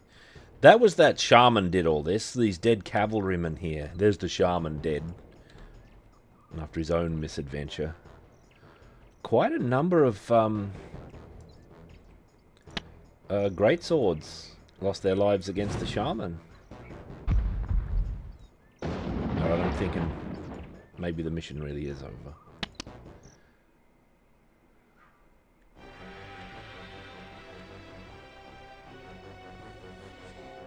Enemy wizards can be difficult to defeat. I know. I do try this. Wizards are constantly cancelling out each other's magic. Night goblins hate dwarfs. Try to engage night goblins with other regiments if possible. Oh, really? I would have thought it should be the clash we should go for. The classic confrontation. When sending a regiment to engage an enemy magic user in melee, cast Dispel Magic on the regiment first. They probably got all sorts of melee magic they can do. You know, this game's absolutely right with its advice. Use combinations of spells to inflict maximum damage. For example, cast Snow Blizzard followed by Flamestorm. Snow Blizzard, you say? Because Katarina, Zarina, bloody... whoever the Zarina is with the ice powers. I think it's Katarina. One of them was a vampire, one of them's like an ice sorceress. That's the big thing coming out of Kislev, is the Ice Queen sort of sorceresses. Charging a fast regiment close to night goblins can release the fanatics, or there are fanatics, and allow your regiment to escape to safety. Okay, that's interesting. Let's look at the summary of big look at the losses here, big. That tip's a spoiler. Yep. Are we going to get an Ice Queen here somewhere? Or like some sort of Ice Master, maybe? Look at how expensive this is going to be. That's my own fault, though.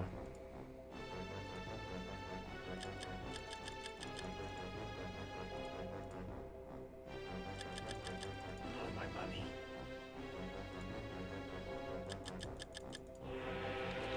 Right, they're leaving immediately, so we don't have to reinforce them. Oh, an ogre only costs 40 crowns. I'll take an ogre for 40 crowns.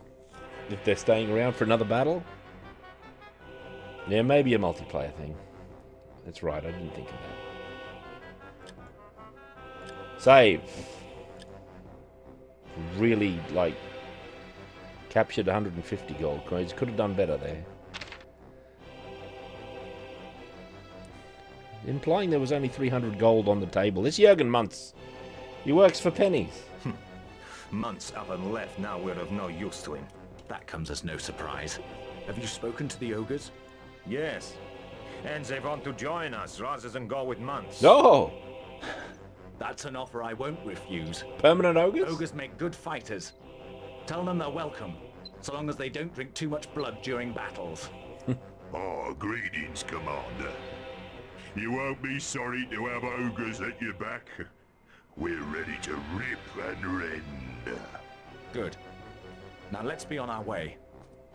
Good. That's the real reward for doing this mission, is getting the ogres on permanent.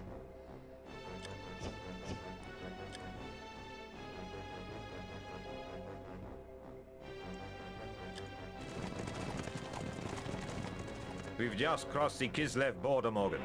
And look who's waiting We'll be for in us. Troll Country. Oh, hey, whoa, Commander speak of the devil. Bernhardt, I presume. I am Vladimir Stormbringer, Ice Mage to the Tsarina Katerina at the Palace of Kislev. Oi. Her Imperial Highness has sent me as your formal escort through her lands. You have an impressive reputation, Vladimir. So, for that matter, has your Tsarina. Of myself, I say nothing. But the Tsarina is a woman above all others. It was she who saw your coming as she scribed the ice crystal. Inside that crystal, she has also witnessed the rise of the undead and their cold, silent invasion of our motherland. It will be interesting to meet your Tsarina. Then follow me, Commander. It takes more than one hit. So I was right about the statue at least. No, I guess I didn't get the magical horn. I didn't find it. I'm glad I had the thought of even hitting the statue. It should have come out and won. That's a secrety and a half. Alright, let's see what happens to us. Are we going to meet this arena now? Morgan. Oh, maybe not. More trouble. Let me guess. Bands of living dead on the road ahead. Right first time. They are strange, fearsome beings. The peasants of this region call them the Cursed Ones. The cold dead who eat warm, living flesh. Cold dead. After nightfall. If there is a knock on a cottage door, no peasant will open that door.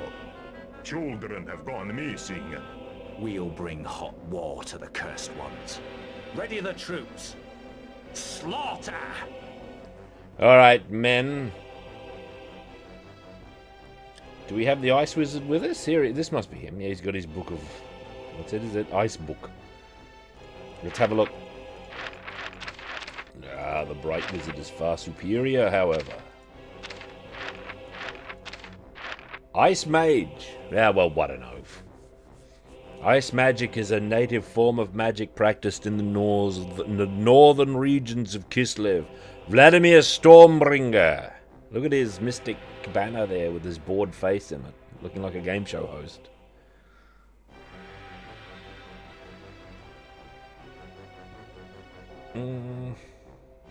Hard to say. Could be accumulated. I think he got a few scars in that last match. An ice mage is able to control magical energy to produce deadly spells of ice and cold. Although extremely powerful in battle, wizards do not fare well in hand-to-hand combat. A wizard may never wear armor. We'll be the judge of that. There was something we found. Wasn't there? We had like... Must have been the... I saw some object fall out of somebody on that map. Maybe that was the horn. I did reveal it. Like even it would have been accidental on that pass, but... I'm not sure. Whatever. We'll just have to go without it. Farewell, Volstagg. Let's see what this match is like. This will be the last one for the day. I have to halt here. I'm running out of mana. Ooh. Look at this starting position. What on earth? Oh, there's some zombies there instantly. Goes up like this. I don't relish like coming out of the little narrow... This is a challenge. This narrow band of Lumpenkroop, or wherever we are. I don't exactly know what to do with it.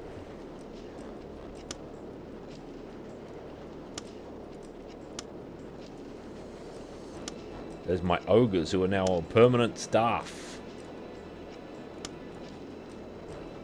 My infantry, all of my units have been very useful of late.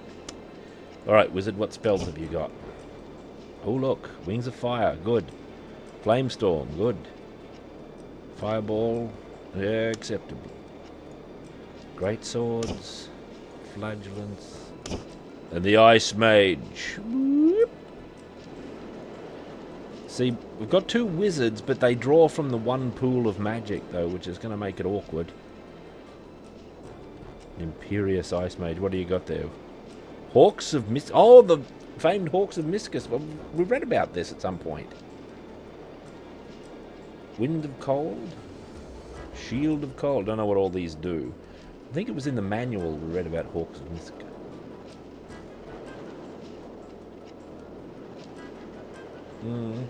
I don't know. I'm more comfortable with my artillery. Where are those? Those Bone Master archers up there. Can my mortar reach them? I think yes. And there's some zombies.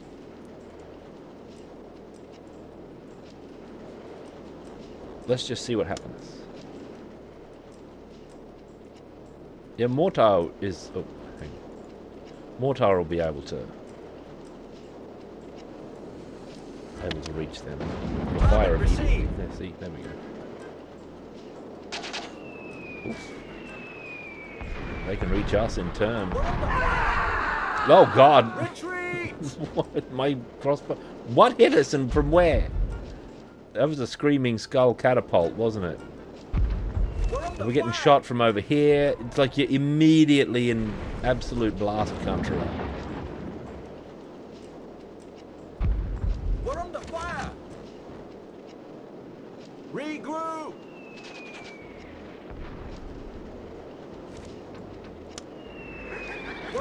Yeah, look at that. Where the devil is that coming from? We're in such a difficult spot down here. Well, they're getting blasted. Kind of analyze these early moments of the game. We're under fire! Retreat! I'll say retreat. We almost have to set up our stuff down here in the ultra rear of the map because we start off super vulnerable. What we've got to do, actually, I think, is start all the way back here where the enemy can't see us immediately so that their war machines can't strike us, like, right off the bat. And then, like, carefully come out and draw them back like we did in the Sylvania map. But what are we going to do about the war machines, though, at the same time? Flee the battle! Target lost! We can triangulate kind of where they are if we can see the projectiles when they originate.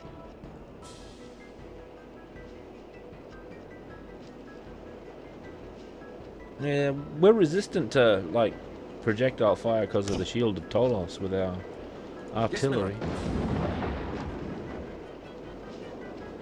With our cavalry, I mean. I don't relish the idea of working my way up this terrain with all my men. Yes, my lord. I don't know how resistant it makes us exactly. Enemy sighted! Enemy Oh sighted! look, yeah, look, there's the screaming skull. There's 50 regiments of ghouls and what have you. Oh, it's out of range of the mortar from where it is.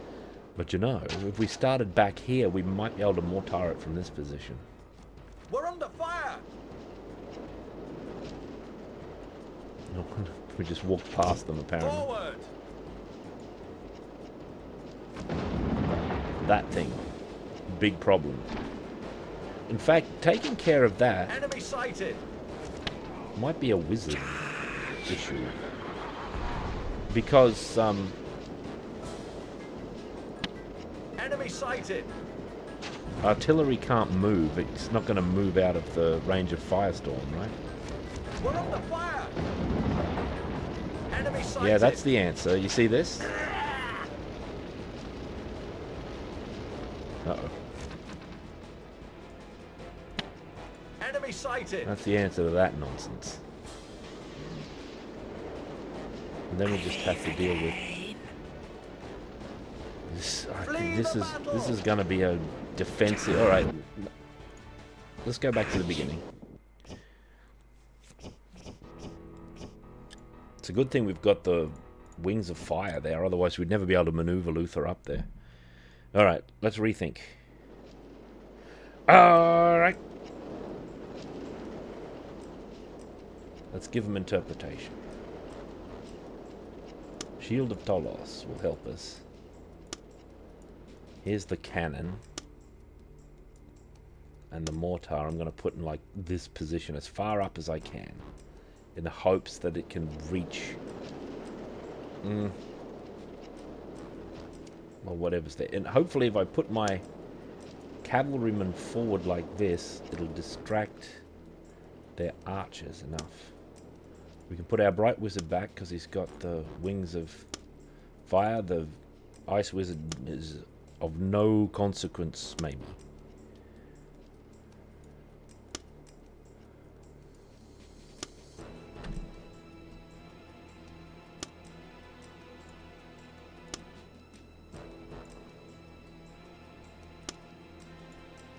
We might have something here.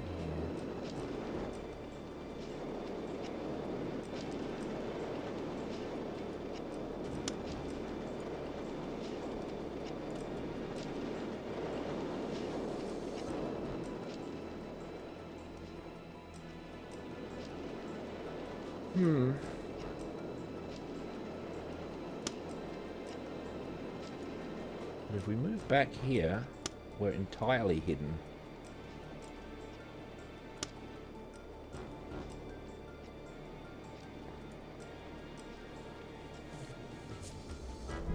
Which might be better. If the enemy are mobile, it'd be better. But as soon as they get vision on us, they're going to be launching that skull catapult, which was up here, wasn't it? We might be able to... Let's just see what happens if we do this.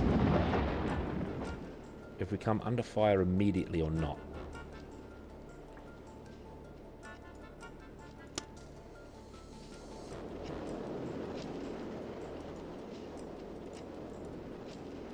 Aye, sir. We can just start launching mortar shells up into open space as well. Ooh, I heard them hit something. There's big clusters of enemies there.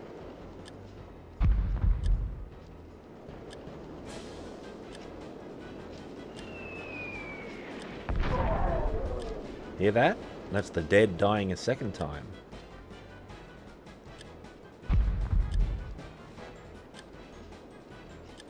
The ultimate stratagem. Could be anything, that. I don't know. They might be moving, or have moved.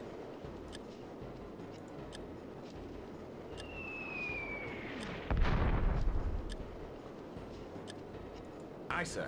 Fire back a bit. We're building up some magic points as this goes as well.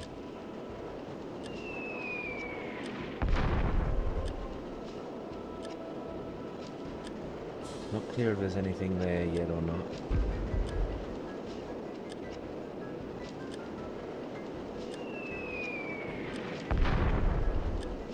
Did I hear something just get blasted?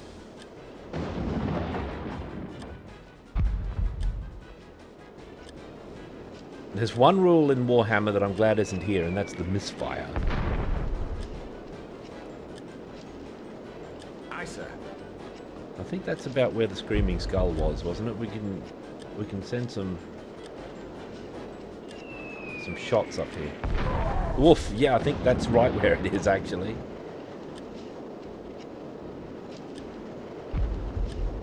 The mortar might be able to just wipe it out with a couple of luckily placed shots. It might have done it. We've no way of actually knowing. I don't know if it'll give me a report of the enemy. Mortally surprised. Yeah, that's great Warhammery nomenclature or terminology there. I haven't seen that myself. I've forgotten half the War Master stuff I ever knew. And I never played War Master. I only had like one of the books. In PDF form, way after the fact. Which is even less reputable in a certain sense.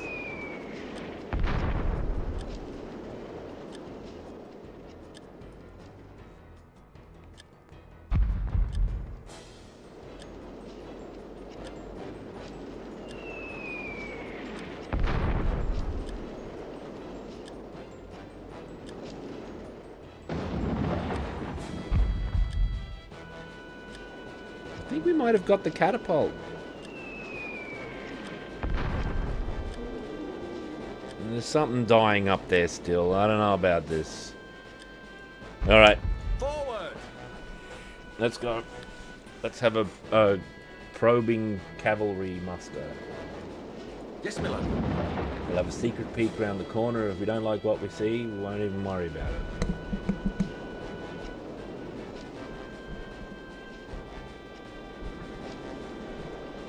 Yes, Miller. It's more about the timing. It's like Yes, Miller. I missed out on the grand age of playing such a game, so it never came to me really. I don't think too many people in these lands play. Enemy sighted. Aye, sir. Shield of Tolos! Where's the enemy? Enemy sighted. Yes, Miller. Never mind. It took them a while to spawn in there. Yes, Miller. We're under fire. Here they come. Forward. Don't spend too much time wheeling around, Morgan.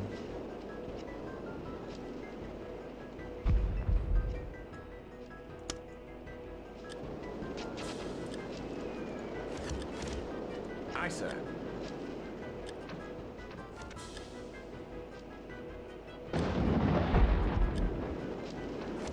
That mortar is so good.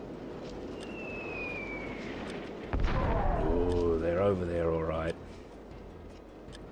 Don't get in the way of the cannon, Morgan. Enemy sighted. Aye, sir. What about halt? Enemy sighted. Open fire.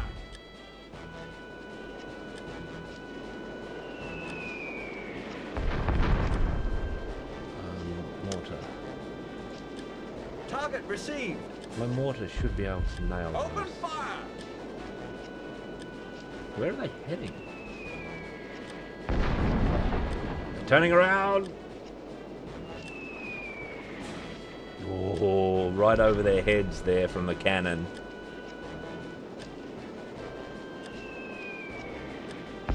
Nice, nice.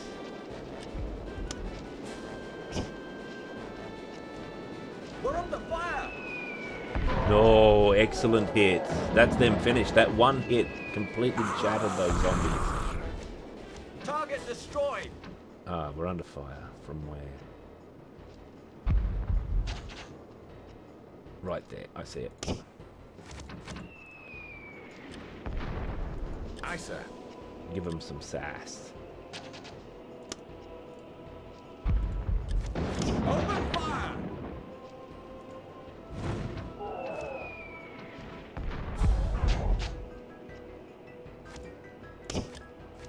Hold fire. Engage. Charge. Charge. We're under attack. Hey.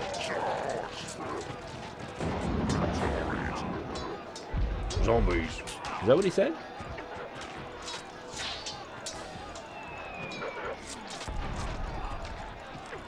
The enemy seems to have stopped shooting. We might have nailed that regiment of archers or whatever was up there giving us grief. Good work, men. Ogres, step back. Yes. Ogres are my new favourite unit.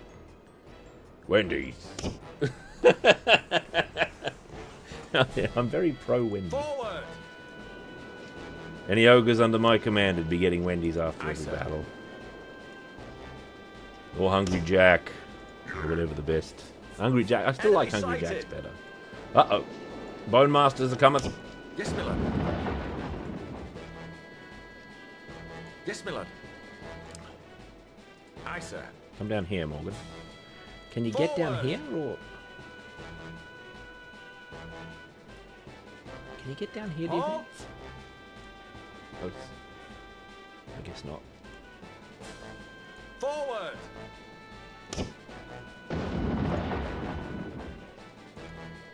Target received. Shoot at them. Target received. They're out of range, though. They've wandered all the way over there for some reason. It's very mysterious what they're doing.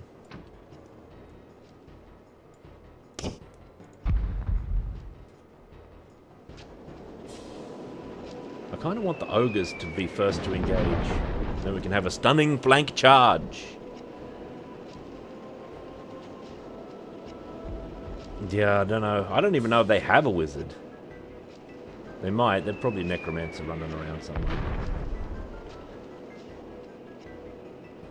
The friendly bone master.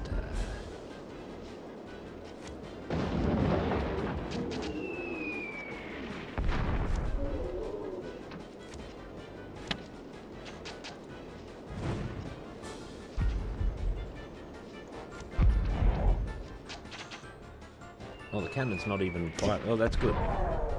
Let's go. It means I've got a chance to get my ogres out. Hold fire! To arms. Hold fire! Halt! Get up. Charge! There's one remaining skeleton boldly charging my man here. And getting pincered by ogre and man alike. Oh no, he's completely surrounded by men. The ogres are just waiting in line like it's a ninja movie. What if it was, Rufus? Are such things forbidden in your land? Non-controversial around here, I'm afraid. That's what they call values dissonance. Yes. Someone was shooting at us there. I like to zoom in, but it ruins my ability to keep track of all the stupid things that are happening to me.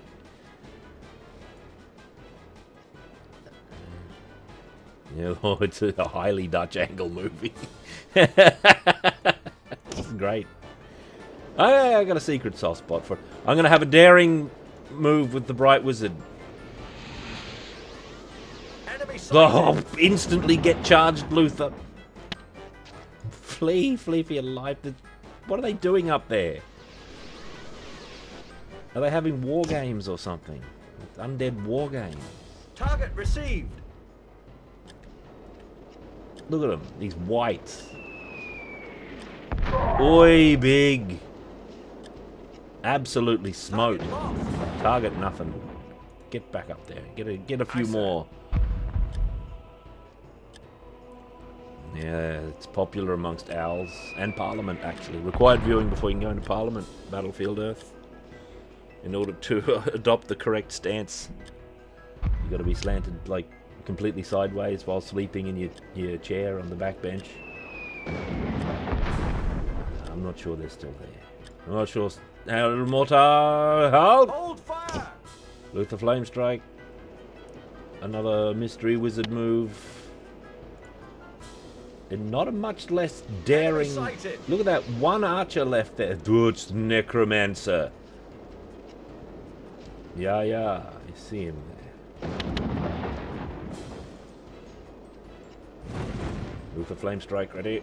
Enemy sighted. Look out the back.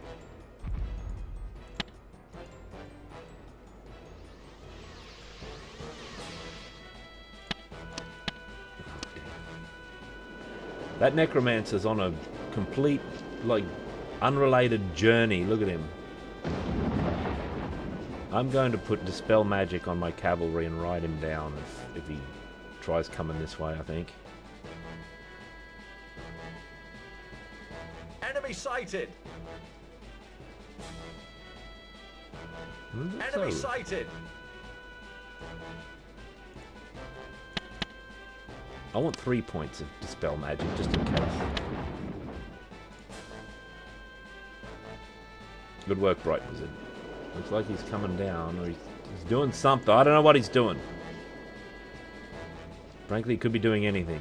We just don't know. Oof, there he is. Enemy sighted. Engage. Enemy sighted. Whoa, he summoned zombies in front of me. That's a classic necromancer move. Looks like he absolutely pelted through all of his magic, though. That was very clever of him. I didn't expect that. That's horrid. Target received. That's the ogre version of We Fear the Enemy. Aye, sir. Ride him down! Mortar, halt! You're gonna hit my men. Enemy lost. He's fled, he's fled. Target lost. That's horrid. Inedible. Yeah. Is that one archer still alive? He does not wish to meet or speak with you. Morgan, you're Aye, sir. in the way of the cannon. Open fire! Oh, did I just... Watch your fire! Yes, Morgan, you're in the way.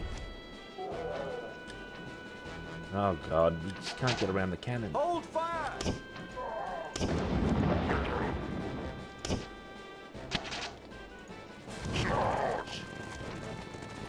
Engage. Great. That's horrid. Charge! Engage. You can't go through there. The regiments are confused. Watch your fire! Oops. Help us! No, that's bad. Oh, God. My crossbowman. 2 arms. 2 arms. Who said help us? Morgan, you oaf. You're losing men. That's costing a lot of money. Imagine losing men to skeletons. Oh, this isn't to pot. Like, this hardly a big failure. We're under fire! It's not exactly. Come on.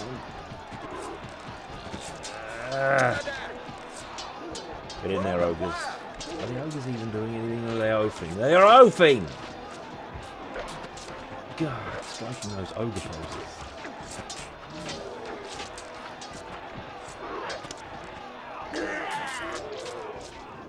Enemy destroyed! Cannon on their own horse masters as well. I'm down 6 horse masters. Oh damn, this is still alive. Enemy sighted! Enemy sighted! That Yahoo still there. These fireballs better finish him off. He's causing havoc. There we go. Yes, my lord. Enemy sighted! Ooh, that necromancer's up to stuff. Engage! Summon more zombies right underneath.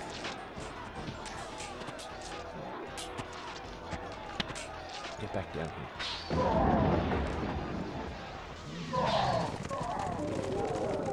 We'll set them to flight. Enemy destroyed! Aye, sir. 2 arms. They're protected from magic. Did I see another arrow come in? Have they got another secret? Enemy lost. Lost her. Lost it. We'll get to grips with him.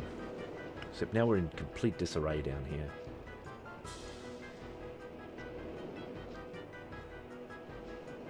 Alright. Aye, sir. Morgan, let's see. If we should happen across the necromancer, just a good solid charge on him should... Forward! Well, it has the potential to just run him down straight away. Yes, my lord. Especially if he stands and tries casting spells. We've still got 2 dispels on us. Yes, my lord. Enemy Oh, sighted! there's those archers up there. Don't worry about that. The Shield of Ptolos will help us. Is the P silent? I guess it is. The Shield of Ptolos. Aye, sir.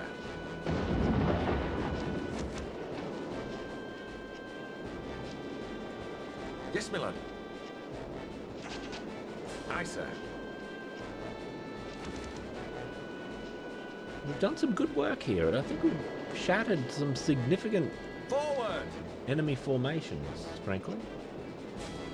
Aye, sir. Let me just... I didn't really mean to turn them around. Let me see if the mortar can...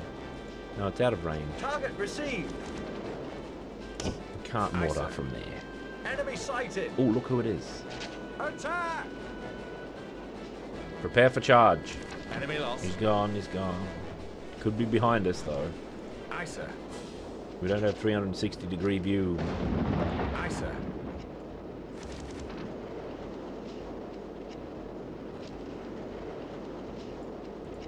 Target lost! My first Mordheim experience is getting ruthlessly slinged down from Skaven.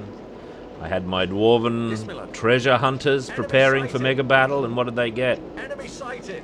Uh-oh. Forward. I leave again. Forward. No, you don't. Forward. Charge. It's a regiment of skeletons that we'll deal with another day. I mean, zombies. Forward. Don't want to get caught like alone. Charge. No, Jiggy, well met. Hammering's going fine, generally. Enemy sighted. I've been catching up with the Prince of Persia listings. Very fascinated by the Mega Drive version, and it's wonderful artwork. I noticed something in the Mega Drive version, Jiggy, that I don't know is in any other version. It might be. Yes, my lord. It's that the Vizier in the intro, when he walks, has 2 legs. They don't just play the animation where he walks, steps forward. Ever since I've noticed that in the ancient days, that's bothered me. And I noticed the Mega Drive version, he has the far leg is shaded darker than the close leg. It's not the same leg every time. It's like an animation trick. He only has one leg worth of cycle. The Mega Drive version had it, despite its mystery faults. Look who it is! What a yahoo! Oh, he's gone already! Damn it. Could have charged him. I don't know if wizards can teleport out of combat. They maybe can. I'm always looking for that 2-legged gate. That and the potion fizz are my, like, 2 things, for some reason, I look for in Prince of Persia. Potion fizz and the Vizier walking animation. You know what? I think we'll just... Aye, sir. Luther might be the only thing that can sort of get there. I'm not bothered about it. I'll probably forget to turn the mortar off by the time they get here. But if Luther can walk forward a little bit, we can put this in front of them. Luther Flame Strike. Yes, good. They're walking right through it.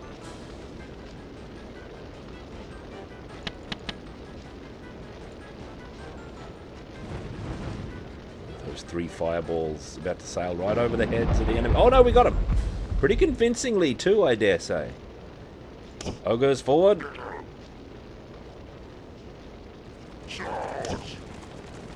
Engage them, and then the cavalry shall flank. Charge! There we go.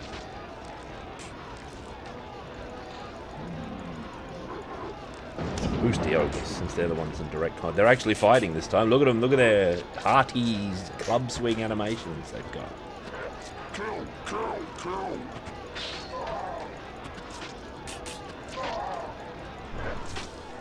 What's this?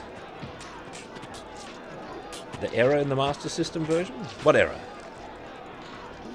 Kill, kill, kill.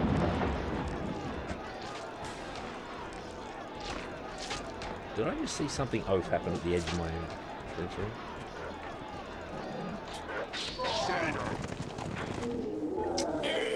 I haven't got up to the Commodore 64 version yet, Jiggy. If you've played that far, I think you might. Oh, there's archers arching us from a medium distance. Aye, sir. Look at that. Necromancer. Attack!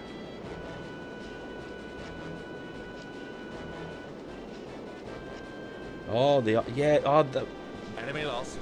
which one is it? Aye, The Hawks of Mishka's the ice. Forward. I mean the fear spell. Yes, my lord. We're gonna have a time hitting him with any magic because he's got a full stack of dispel on him, so I'd have to peel all those off him. It's a Enemy big sighted. production. Yeah, half cycle. Shock. So Yes, my lord. someone must have noticed and thought we need this to be a sighted. full. Ah, what a time to accidentally click outside the game window. Looking for the bloody necromancer, and he sprung a bunch of yahoos on us. Cut them down, boys. Even though oh, we crushed them already? We didn't lose any men. Bloody necromancer. What Enemy destroyed. Yes, my lord.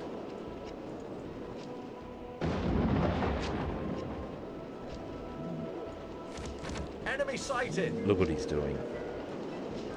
I leave again. Yes, Miller. The computer is very good at driving the wizards, isn't it? Aye, sir. It's really very good. Yes, Miller. I can't compete with that. Forward. Good. I'll be watching it, Jiggy. Forward. Forward. Worthy project. These. Problem. Let's see if there's a surprise 8,000 stupid... Oh, of course there is. Get home, get home. Bright Wizard, you're getting charged by wraiths. Ugh. This crazy Bright Wizard and his plans. Most of those archers are burning though, that's good. That was a typical Bright Wizard maneuver. Enemy lost. Oh, he took a wound though, look at his portrait.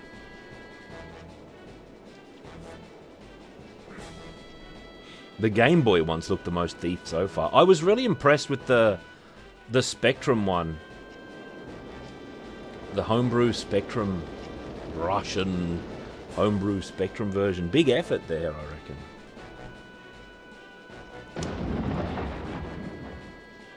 Yes, Miller. Oh, I keep forgetting I've got him. His problem is he can't teleport around. Aye, sir. But we can bring him up. And like I'm budgeting my magic like for just what I know with the Bright Wizard. I'm just forgetting he even exists.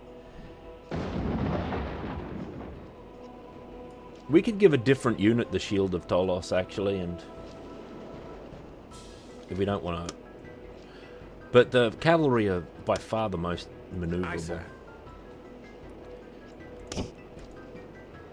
Because you can drop magic items in the middle of battle too, can't you, in this? The Game Boy versions look just a fiasco. There was so much, like, attacking, sword passing through guys. It's no good, man. You know, it's bad. It's bad and uncivilized. Not in the charming way, neither. Alright, what do you think we should do next? I halfway think another Bright Wizard foray might be called for, but he's on very low hit points. I suspect... but I can't teleport him around. We don't have the freedom of movement. Shield of Cold. Wind of Cold. I don't know what they do. No, the enemy wizard has his own pool. We're at maximum magic, though, so I'm going to chance some of this Bright Wizardry. What if we go up here? It will give us a command view of this whole plateau. Or we could be instantly surrounded and die, and then the stream would end. What do you see, Luther?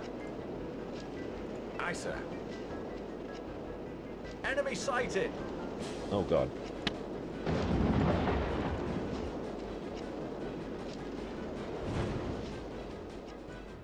Come back. They'll shoot at him. We may have them there. I think one of them escaped. That bastard. Luchenstein. See them. Oh, what's this? Swordsman from nowhere. Where have they been coming from? I think it might be time to use some of this cold magic. Does this work on my men? The Shield of Cold. It looks like it. It's making a pleasant noise. I'm worried about this. I'm worried it might make a loose tornado that can move in chaotic directions, so I don't know about using that exactly. Enemy sighted. Aye, sir. Ah! Enemy sighted. Mortar, shoot him. Target received.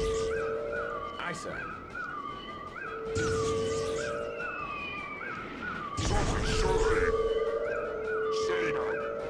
Oh, my ogres are fleeing. Oh, look who's getting charged. Necromancer, we got too cocky, eh? Oh, God. I forgot about the mortar was going on. Now I'm not going to be able to replenish my cavalry. We just lost 9 men or 50 men. Yes, my lord.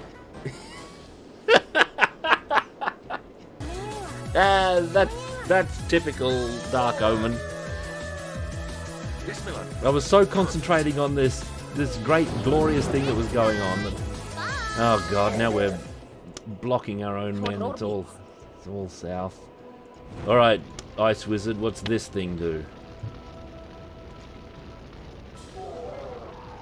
Oh, it flies out. It's a projectile. Oh God! I'm just leaving my wizards vulnerable to getting charged. Luther, get out of there. Fanatics. Countercharge. Charge! That's it, lads. To arms. The Necromancer can summon infinite zombies, I think, yeah. Now there's like 90 to 30,000 skeletons. They've been marching down the map this whole time, probably. Aye, sir.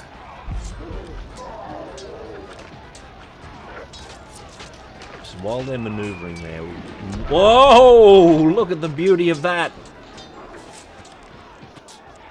That was good business. I protest, my lord. What do you mean you protest? I protest. Oh, he can't. Aye, sir. My own units are blocking way too much.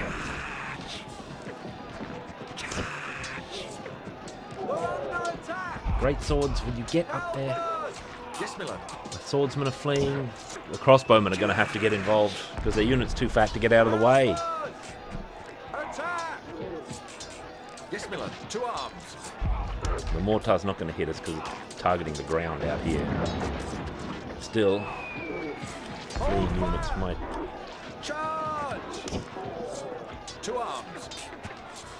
Look at these guys milling about. Enemy sighted. That was the directest hit on record, yeah. Our remaining cavalrymen are going to have to get in there.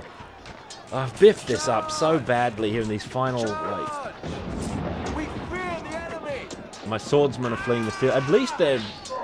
Oh, damn. I think my fanatics just died. This is a redo all of a sudden. Big redo. Well, we've lost too much. This is the most Pyrrhic victory we've had in a long time. Well, Pyrrhic victories. Not exactly. Pyrrhic oathing, more like. I was so worried about the necrom... How are we going here, Luther? What are you doing, oath? We lost all that time. That's too late. Too late! We're under attack. Oh no, pretty good. Pretty good still. Yes, my lord. Oh, this is Hawks of Mishka. He's got a fear spell on an undead map. Typical Warhammer spell rolling as well. Aye, sir. What a fiasco. We lost the flagellants in all this. A vampiric victory. What a disaster. Enemy destroyed.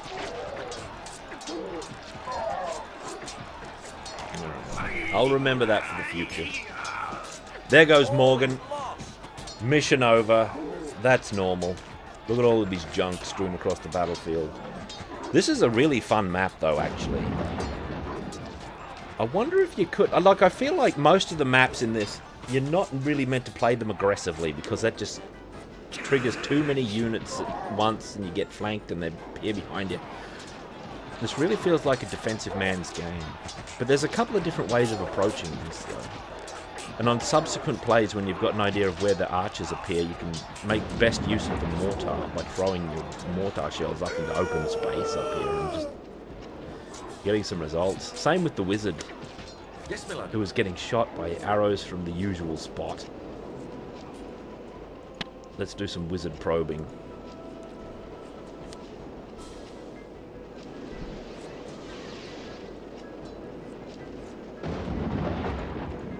Oh, Maybe not the usual spot. Where was I getting arrowed from? Probably down here then. I've got them. Retreat! What a disaster. It was really that mortar shot that ended the game. That accidental destroying of my own men. That was the true final moment of the game, I reckon. It's really, I don't think it's required for... Like, I did that orc ambush mission where we first saw scorpions and spiders. Oh, he's getting shot again. Where were they living then? I did that on the first thing. Enemy sighted! I think also if I was sharp enough to just start probing with my mortar right off, I might have done better. But I was in a bad spot on the first attempt of this one, definitely, because I was too far forward. The enemy had line of sight, which means their catapult could start shooting. Because catapults don't need line of sight, but one of their units could see us. So it was throwing Screaming Skull action down here into us. And the map here forces us to be real close together, as most of them seem to do. There's been one map that allowed us to split our forces in two, and it's like the second map. And it hasn't done that again since, I don't think. Oh well, jolly good. That's my last attempt of the day, I fear. My stream is about to come to an end. Mission over. Let us not dwell on this. Oh, the official game over screen. There it is. Yeah, there's you're ambushing orcs coming down the road, and you can have your guys on one side and your guys on the other side. It's the second or third one. The orc encampment has 2 deployment. I only noticed 1. Well, we did all right. I was going to say, like, it must be tricky to look at our lost units here. The Fanatics and Morgan Bernhardt himself. Let's look at the battle results. Yep. 57 kills the cavalry. Great. 55 the mortar. Very strong. How'd the ogres do? 8. But they're instrumental, the ogres. They're oafs, but they're instrumental. 18 kills by Bright Wizard. Pretty strong. Great game. I'm going to come back to it. Now, with the end of this stream, my friends, we are entering now the age of mystery, which means my schedule is stepping back. My mysterious motions in the land here, my doings, mean that if I tried to keep my schedule, I'd be missing more streams than I'd be collecting. So for a while at least, I'm going to be off schedule. Now that doesn't mean I'm going to be streaming any less. I just don't know exactly when my streams are going to go down. A bit of a problem. So there's a chance that I might be seen at wild hours. You know, if people in the UK might see me at more appropriate times for them. People in the strange remote realms across the land. But who knows, maybe I'll just sometimes be able to show up at scheduled time. What would normally be scheduled time, and who knows what's going to happen. I had a great stream. This was a great stream. I liked it very much. I really like talking about Warhammer Online. We looked at the art book and we looked at some Warhammer novels. I like talking about Warhammer in general. I had a great time. So I'm not going to push it by hanging out for too long. And I need to go and have my dinner. So that defeat is cool down enough for me, I think, this day. So normally I'd be back day after tomorrow for 3 hours of Heroic Fantasy. I may not be. I'm off schedule.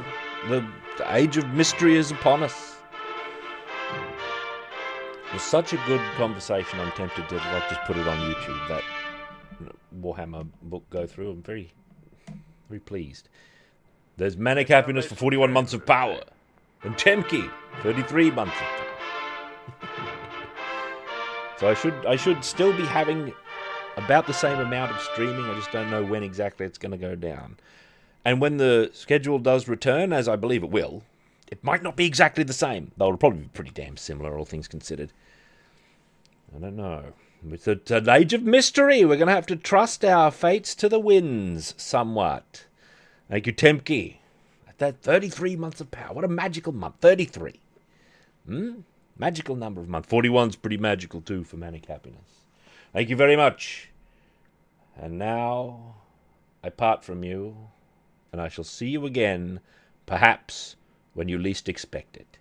And so, my friends, until we meet again, as is often said in these lands, take well, do good, and axe bomber.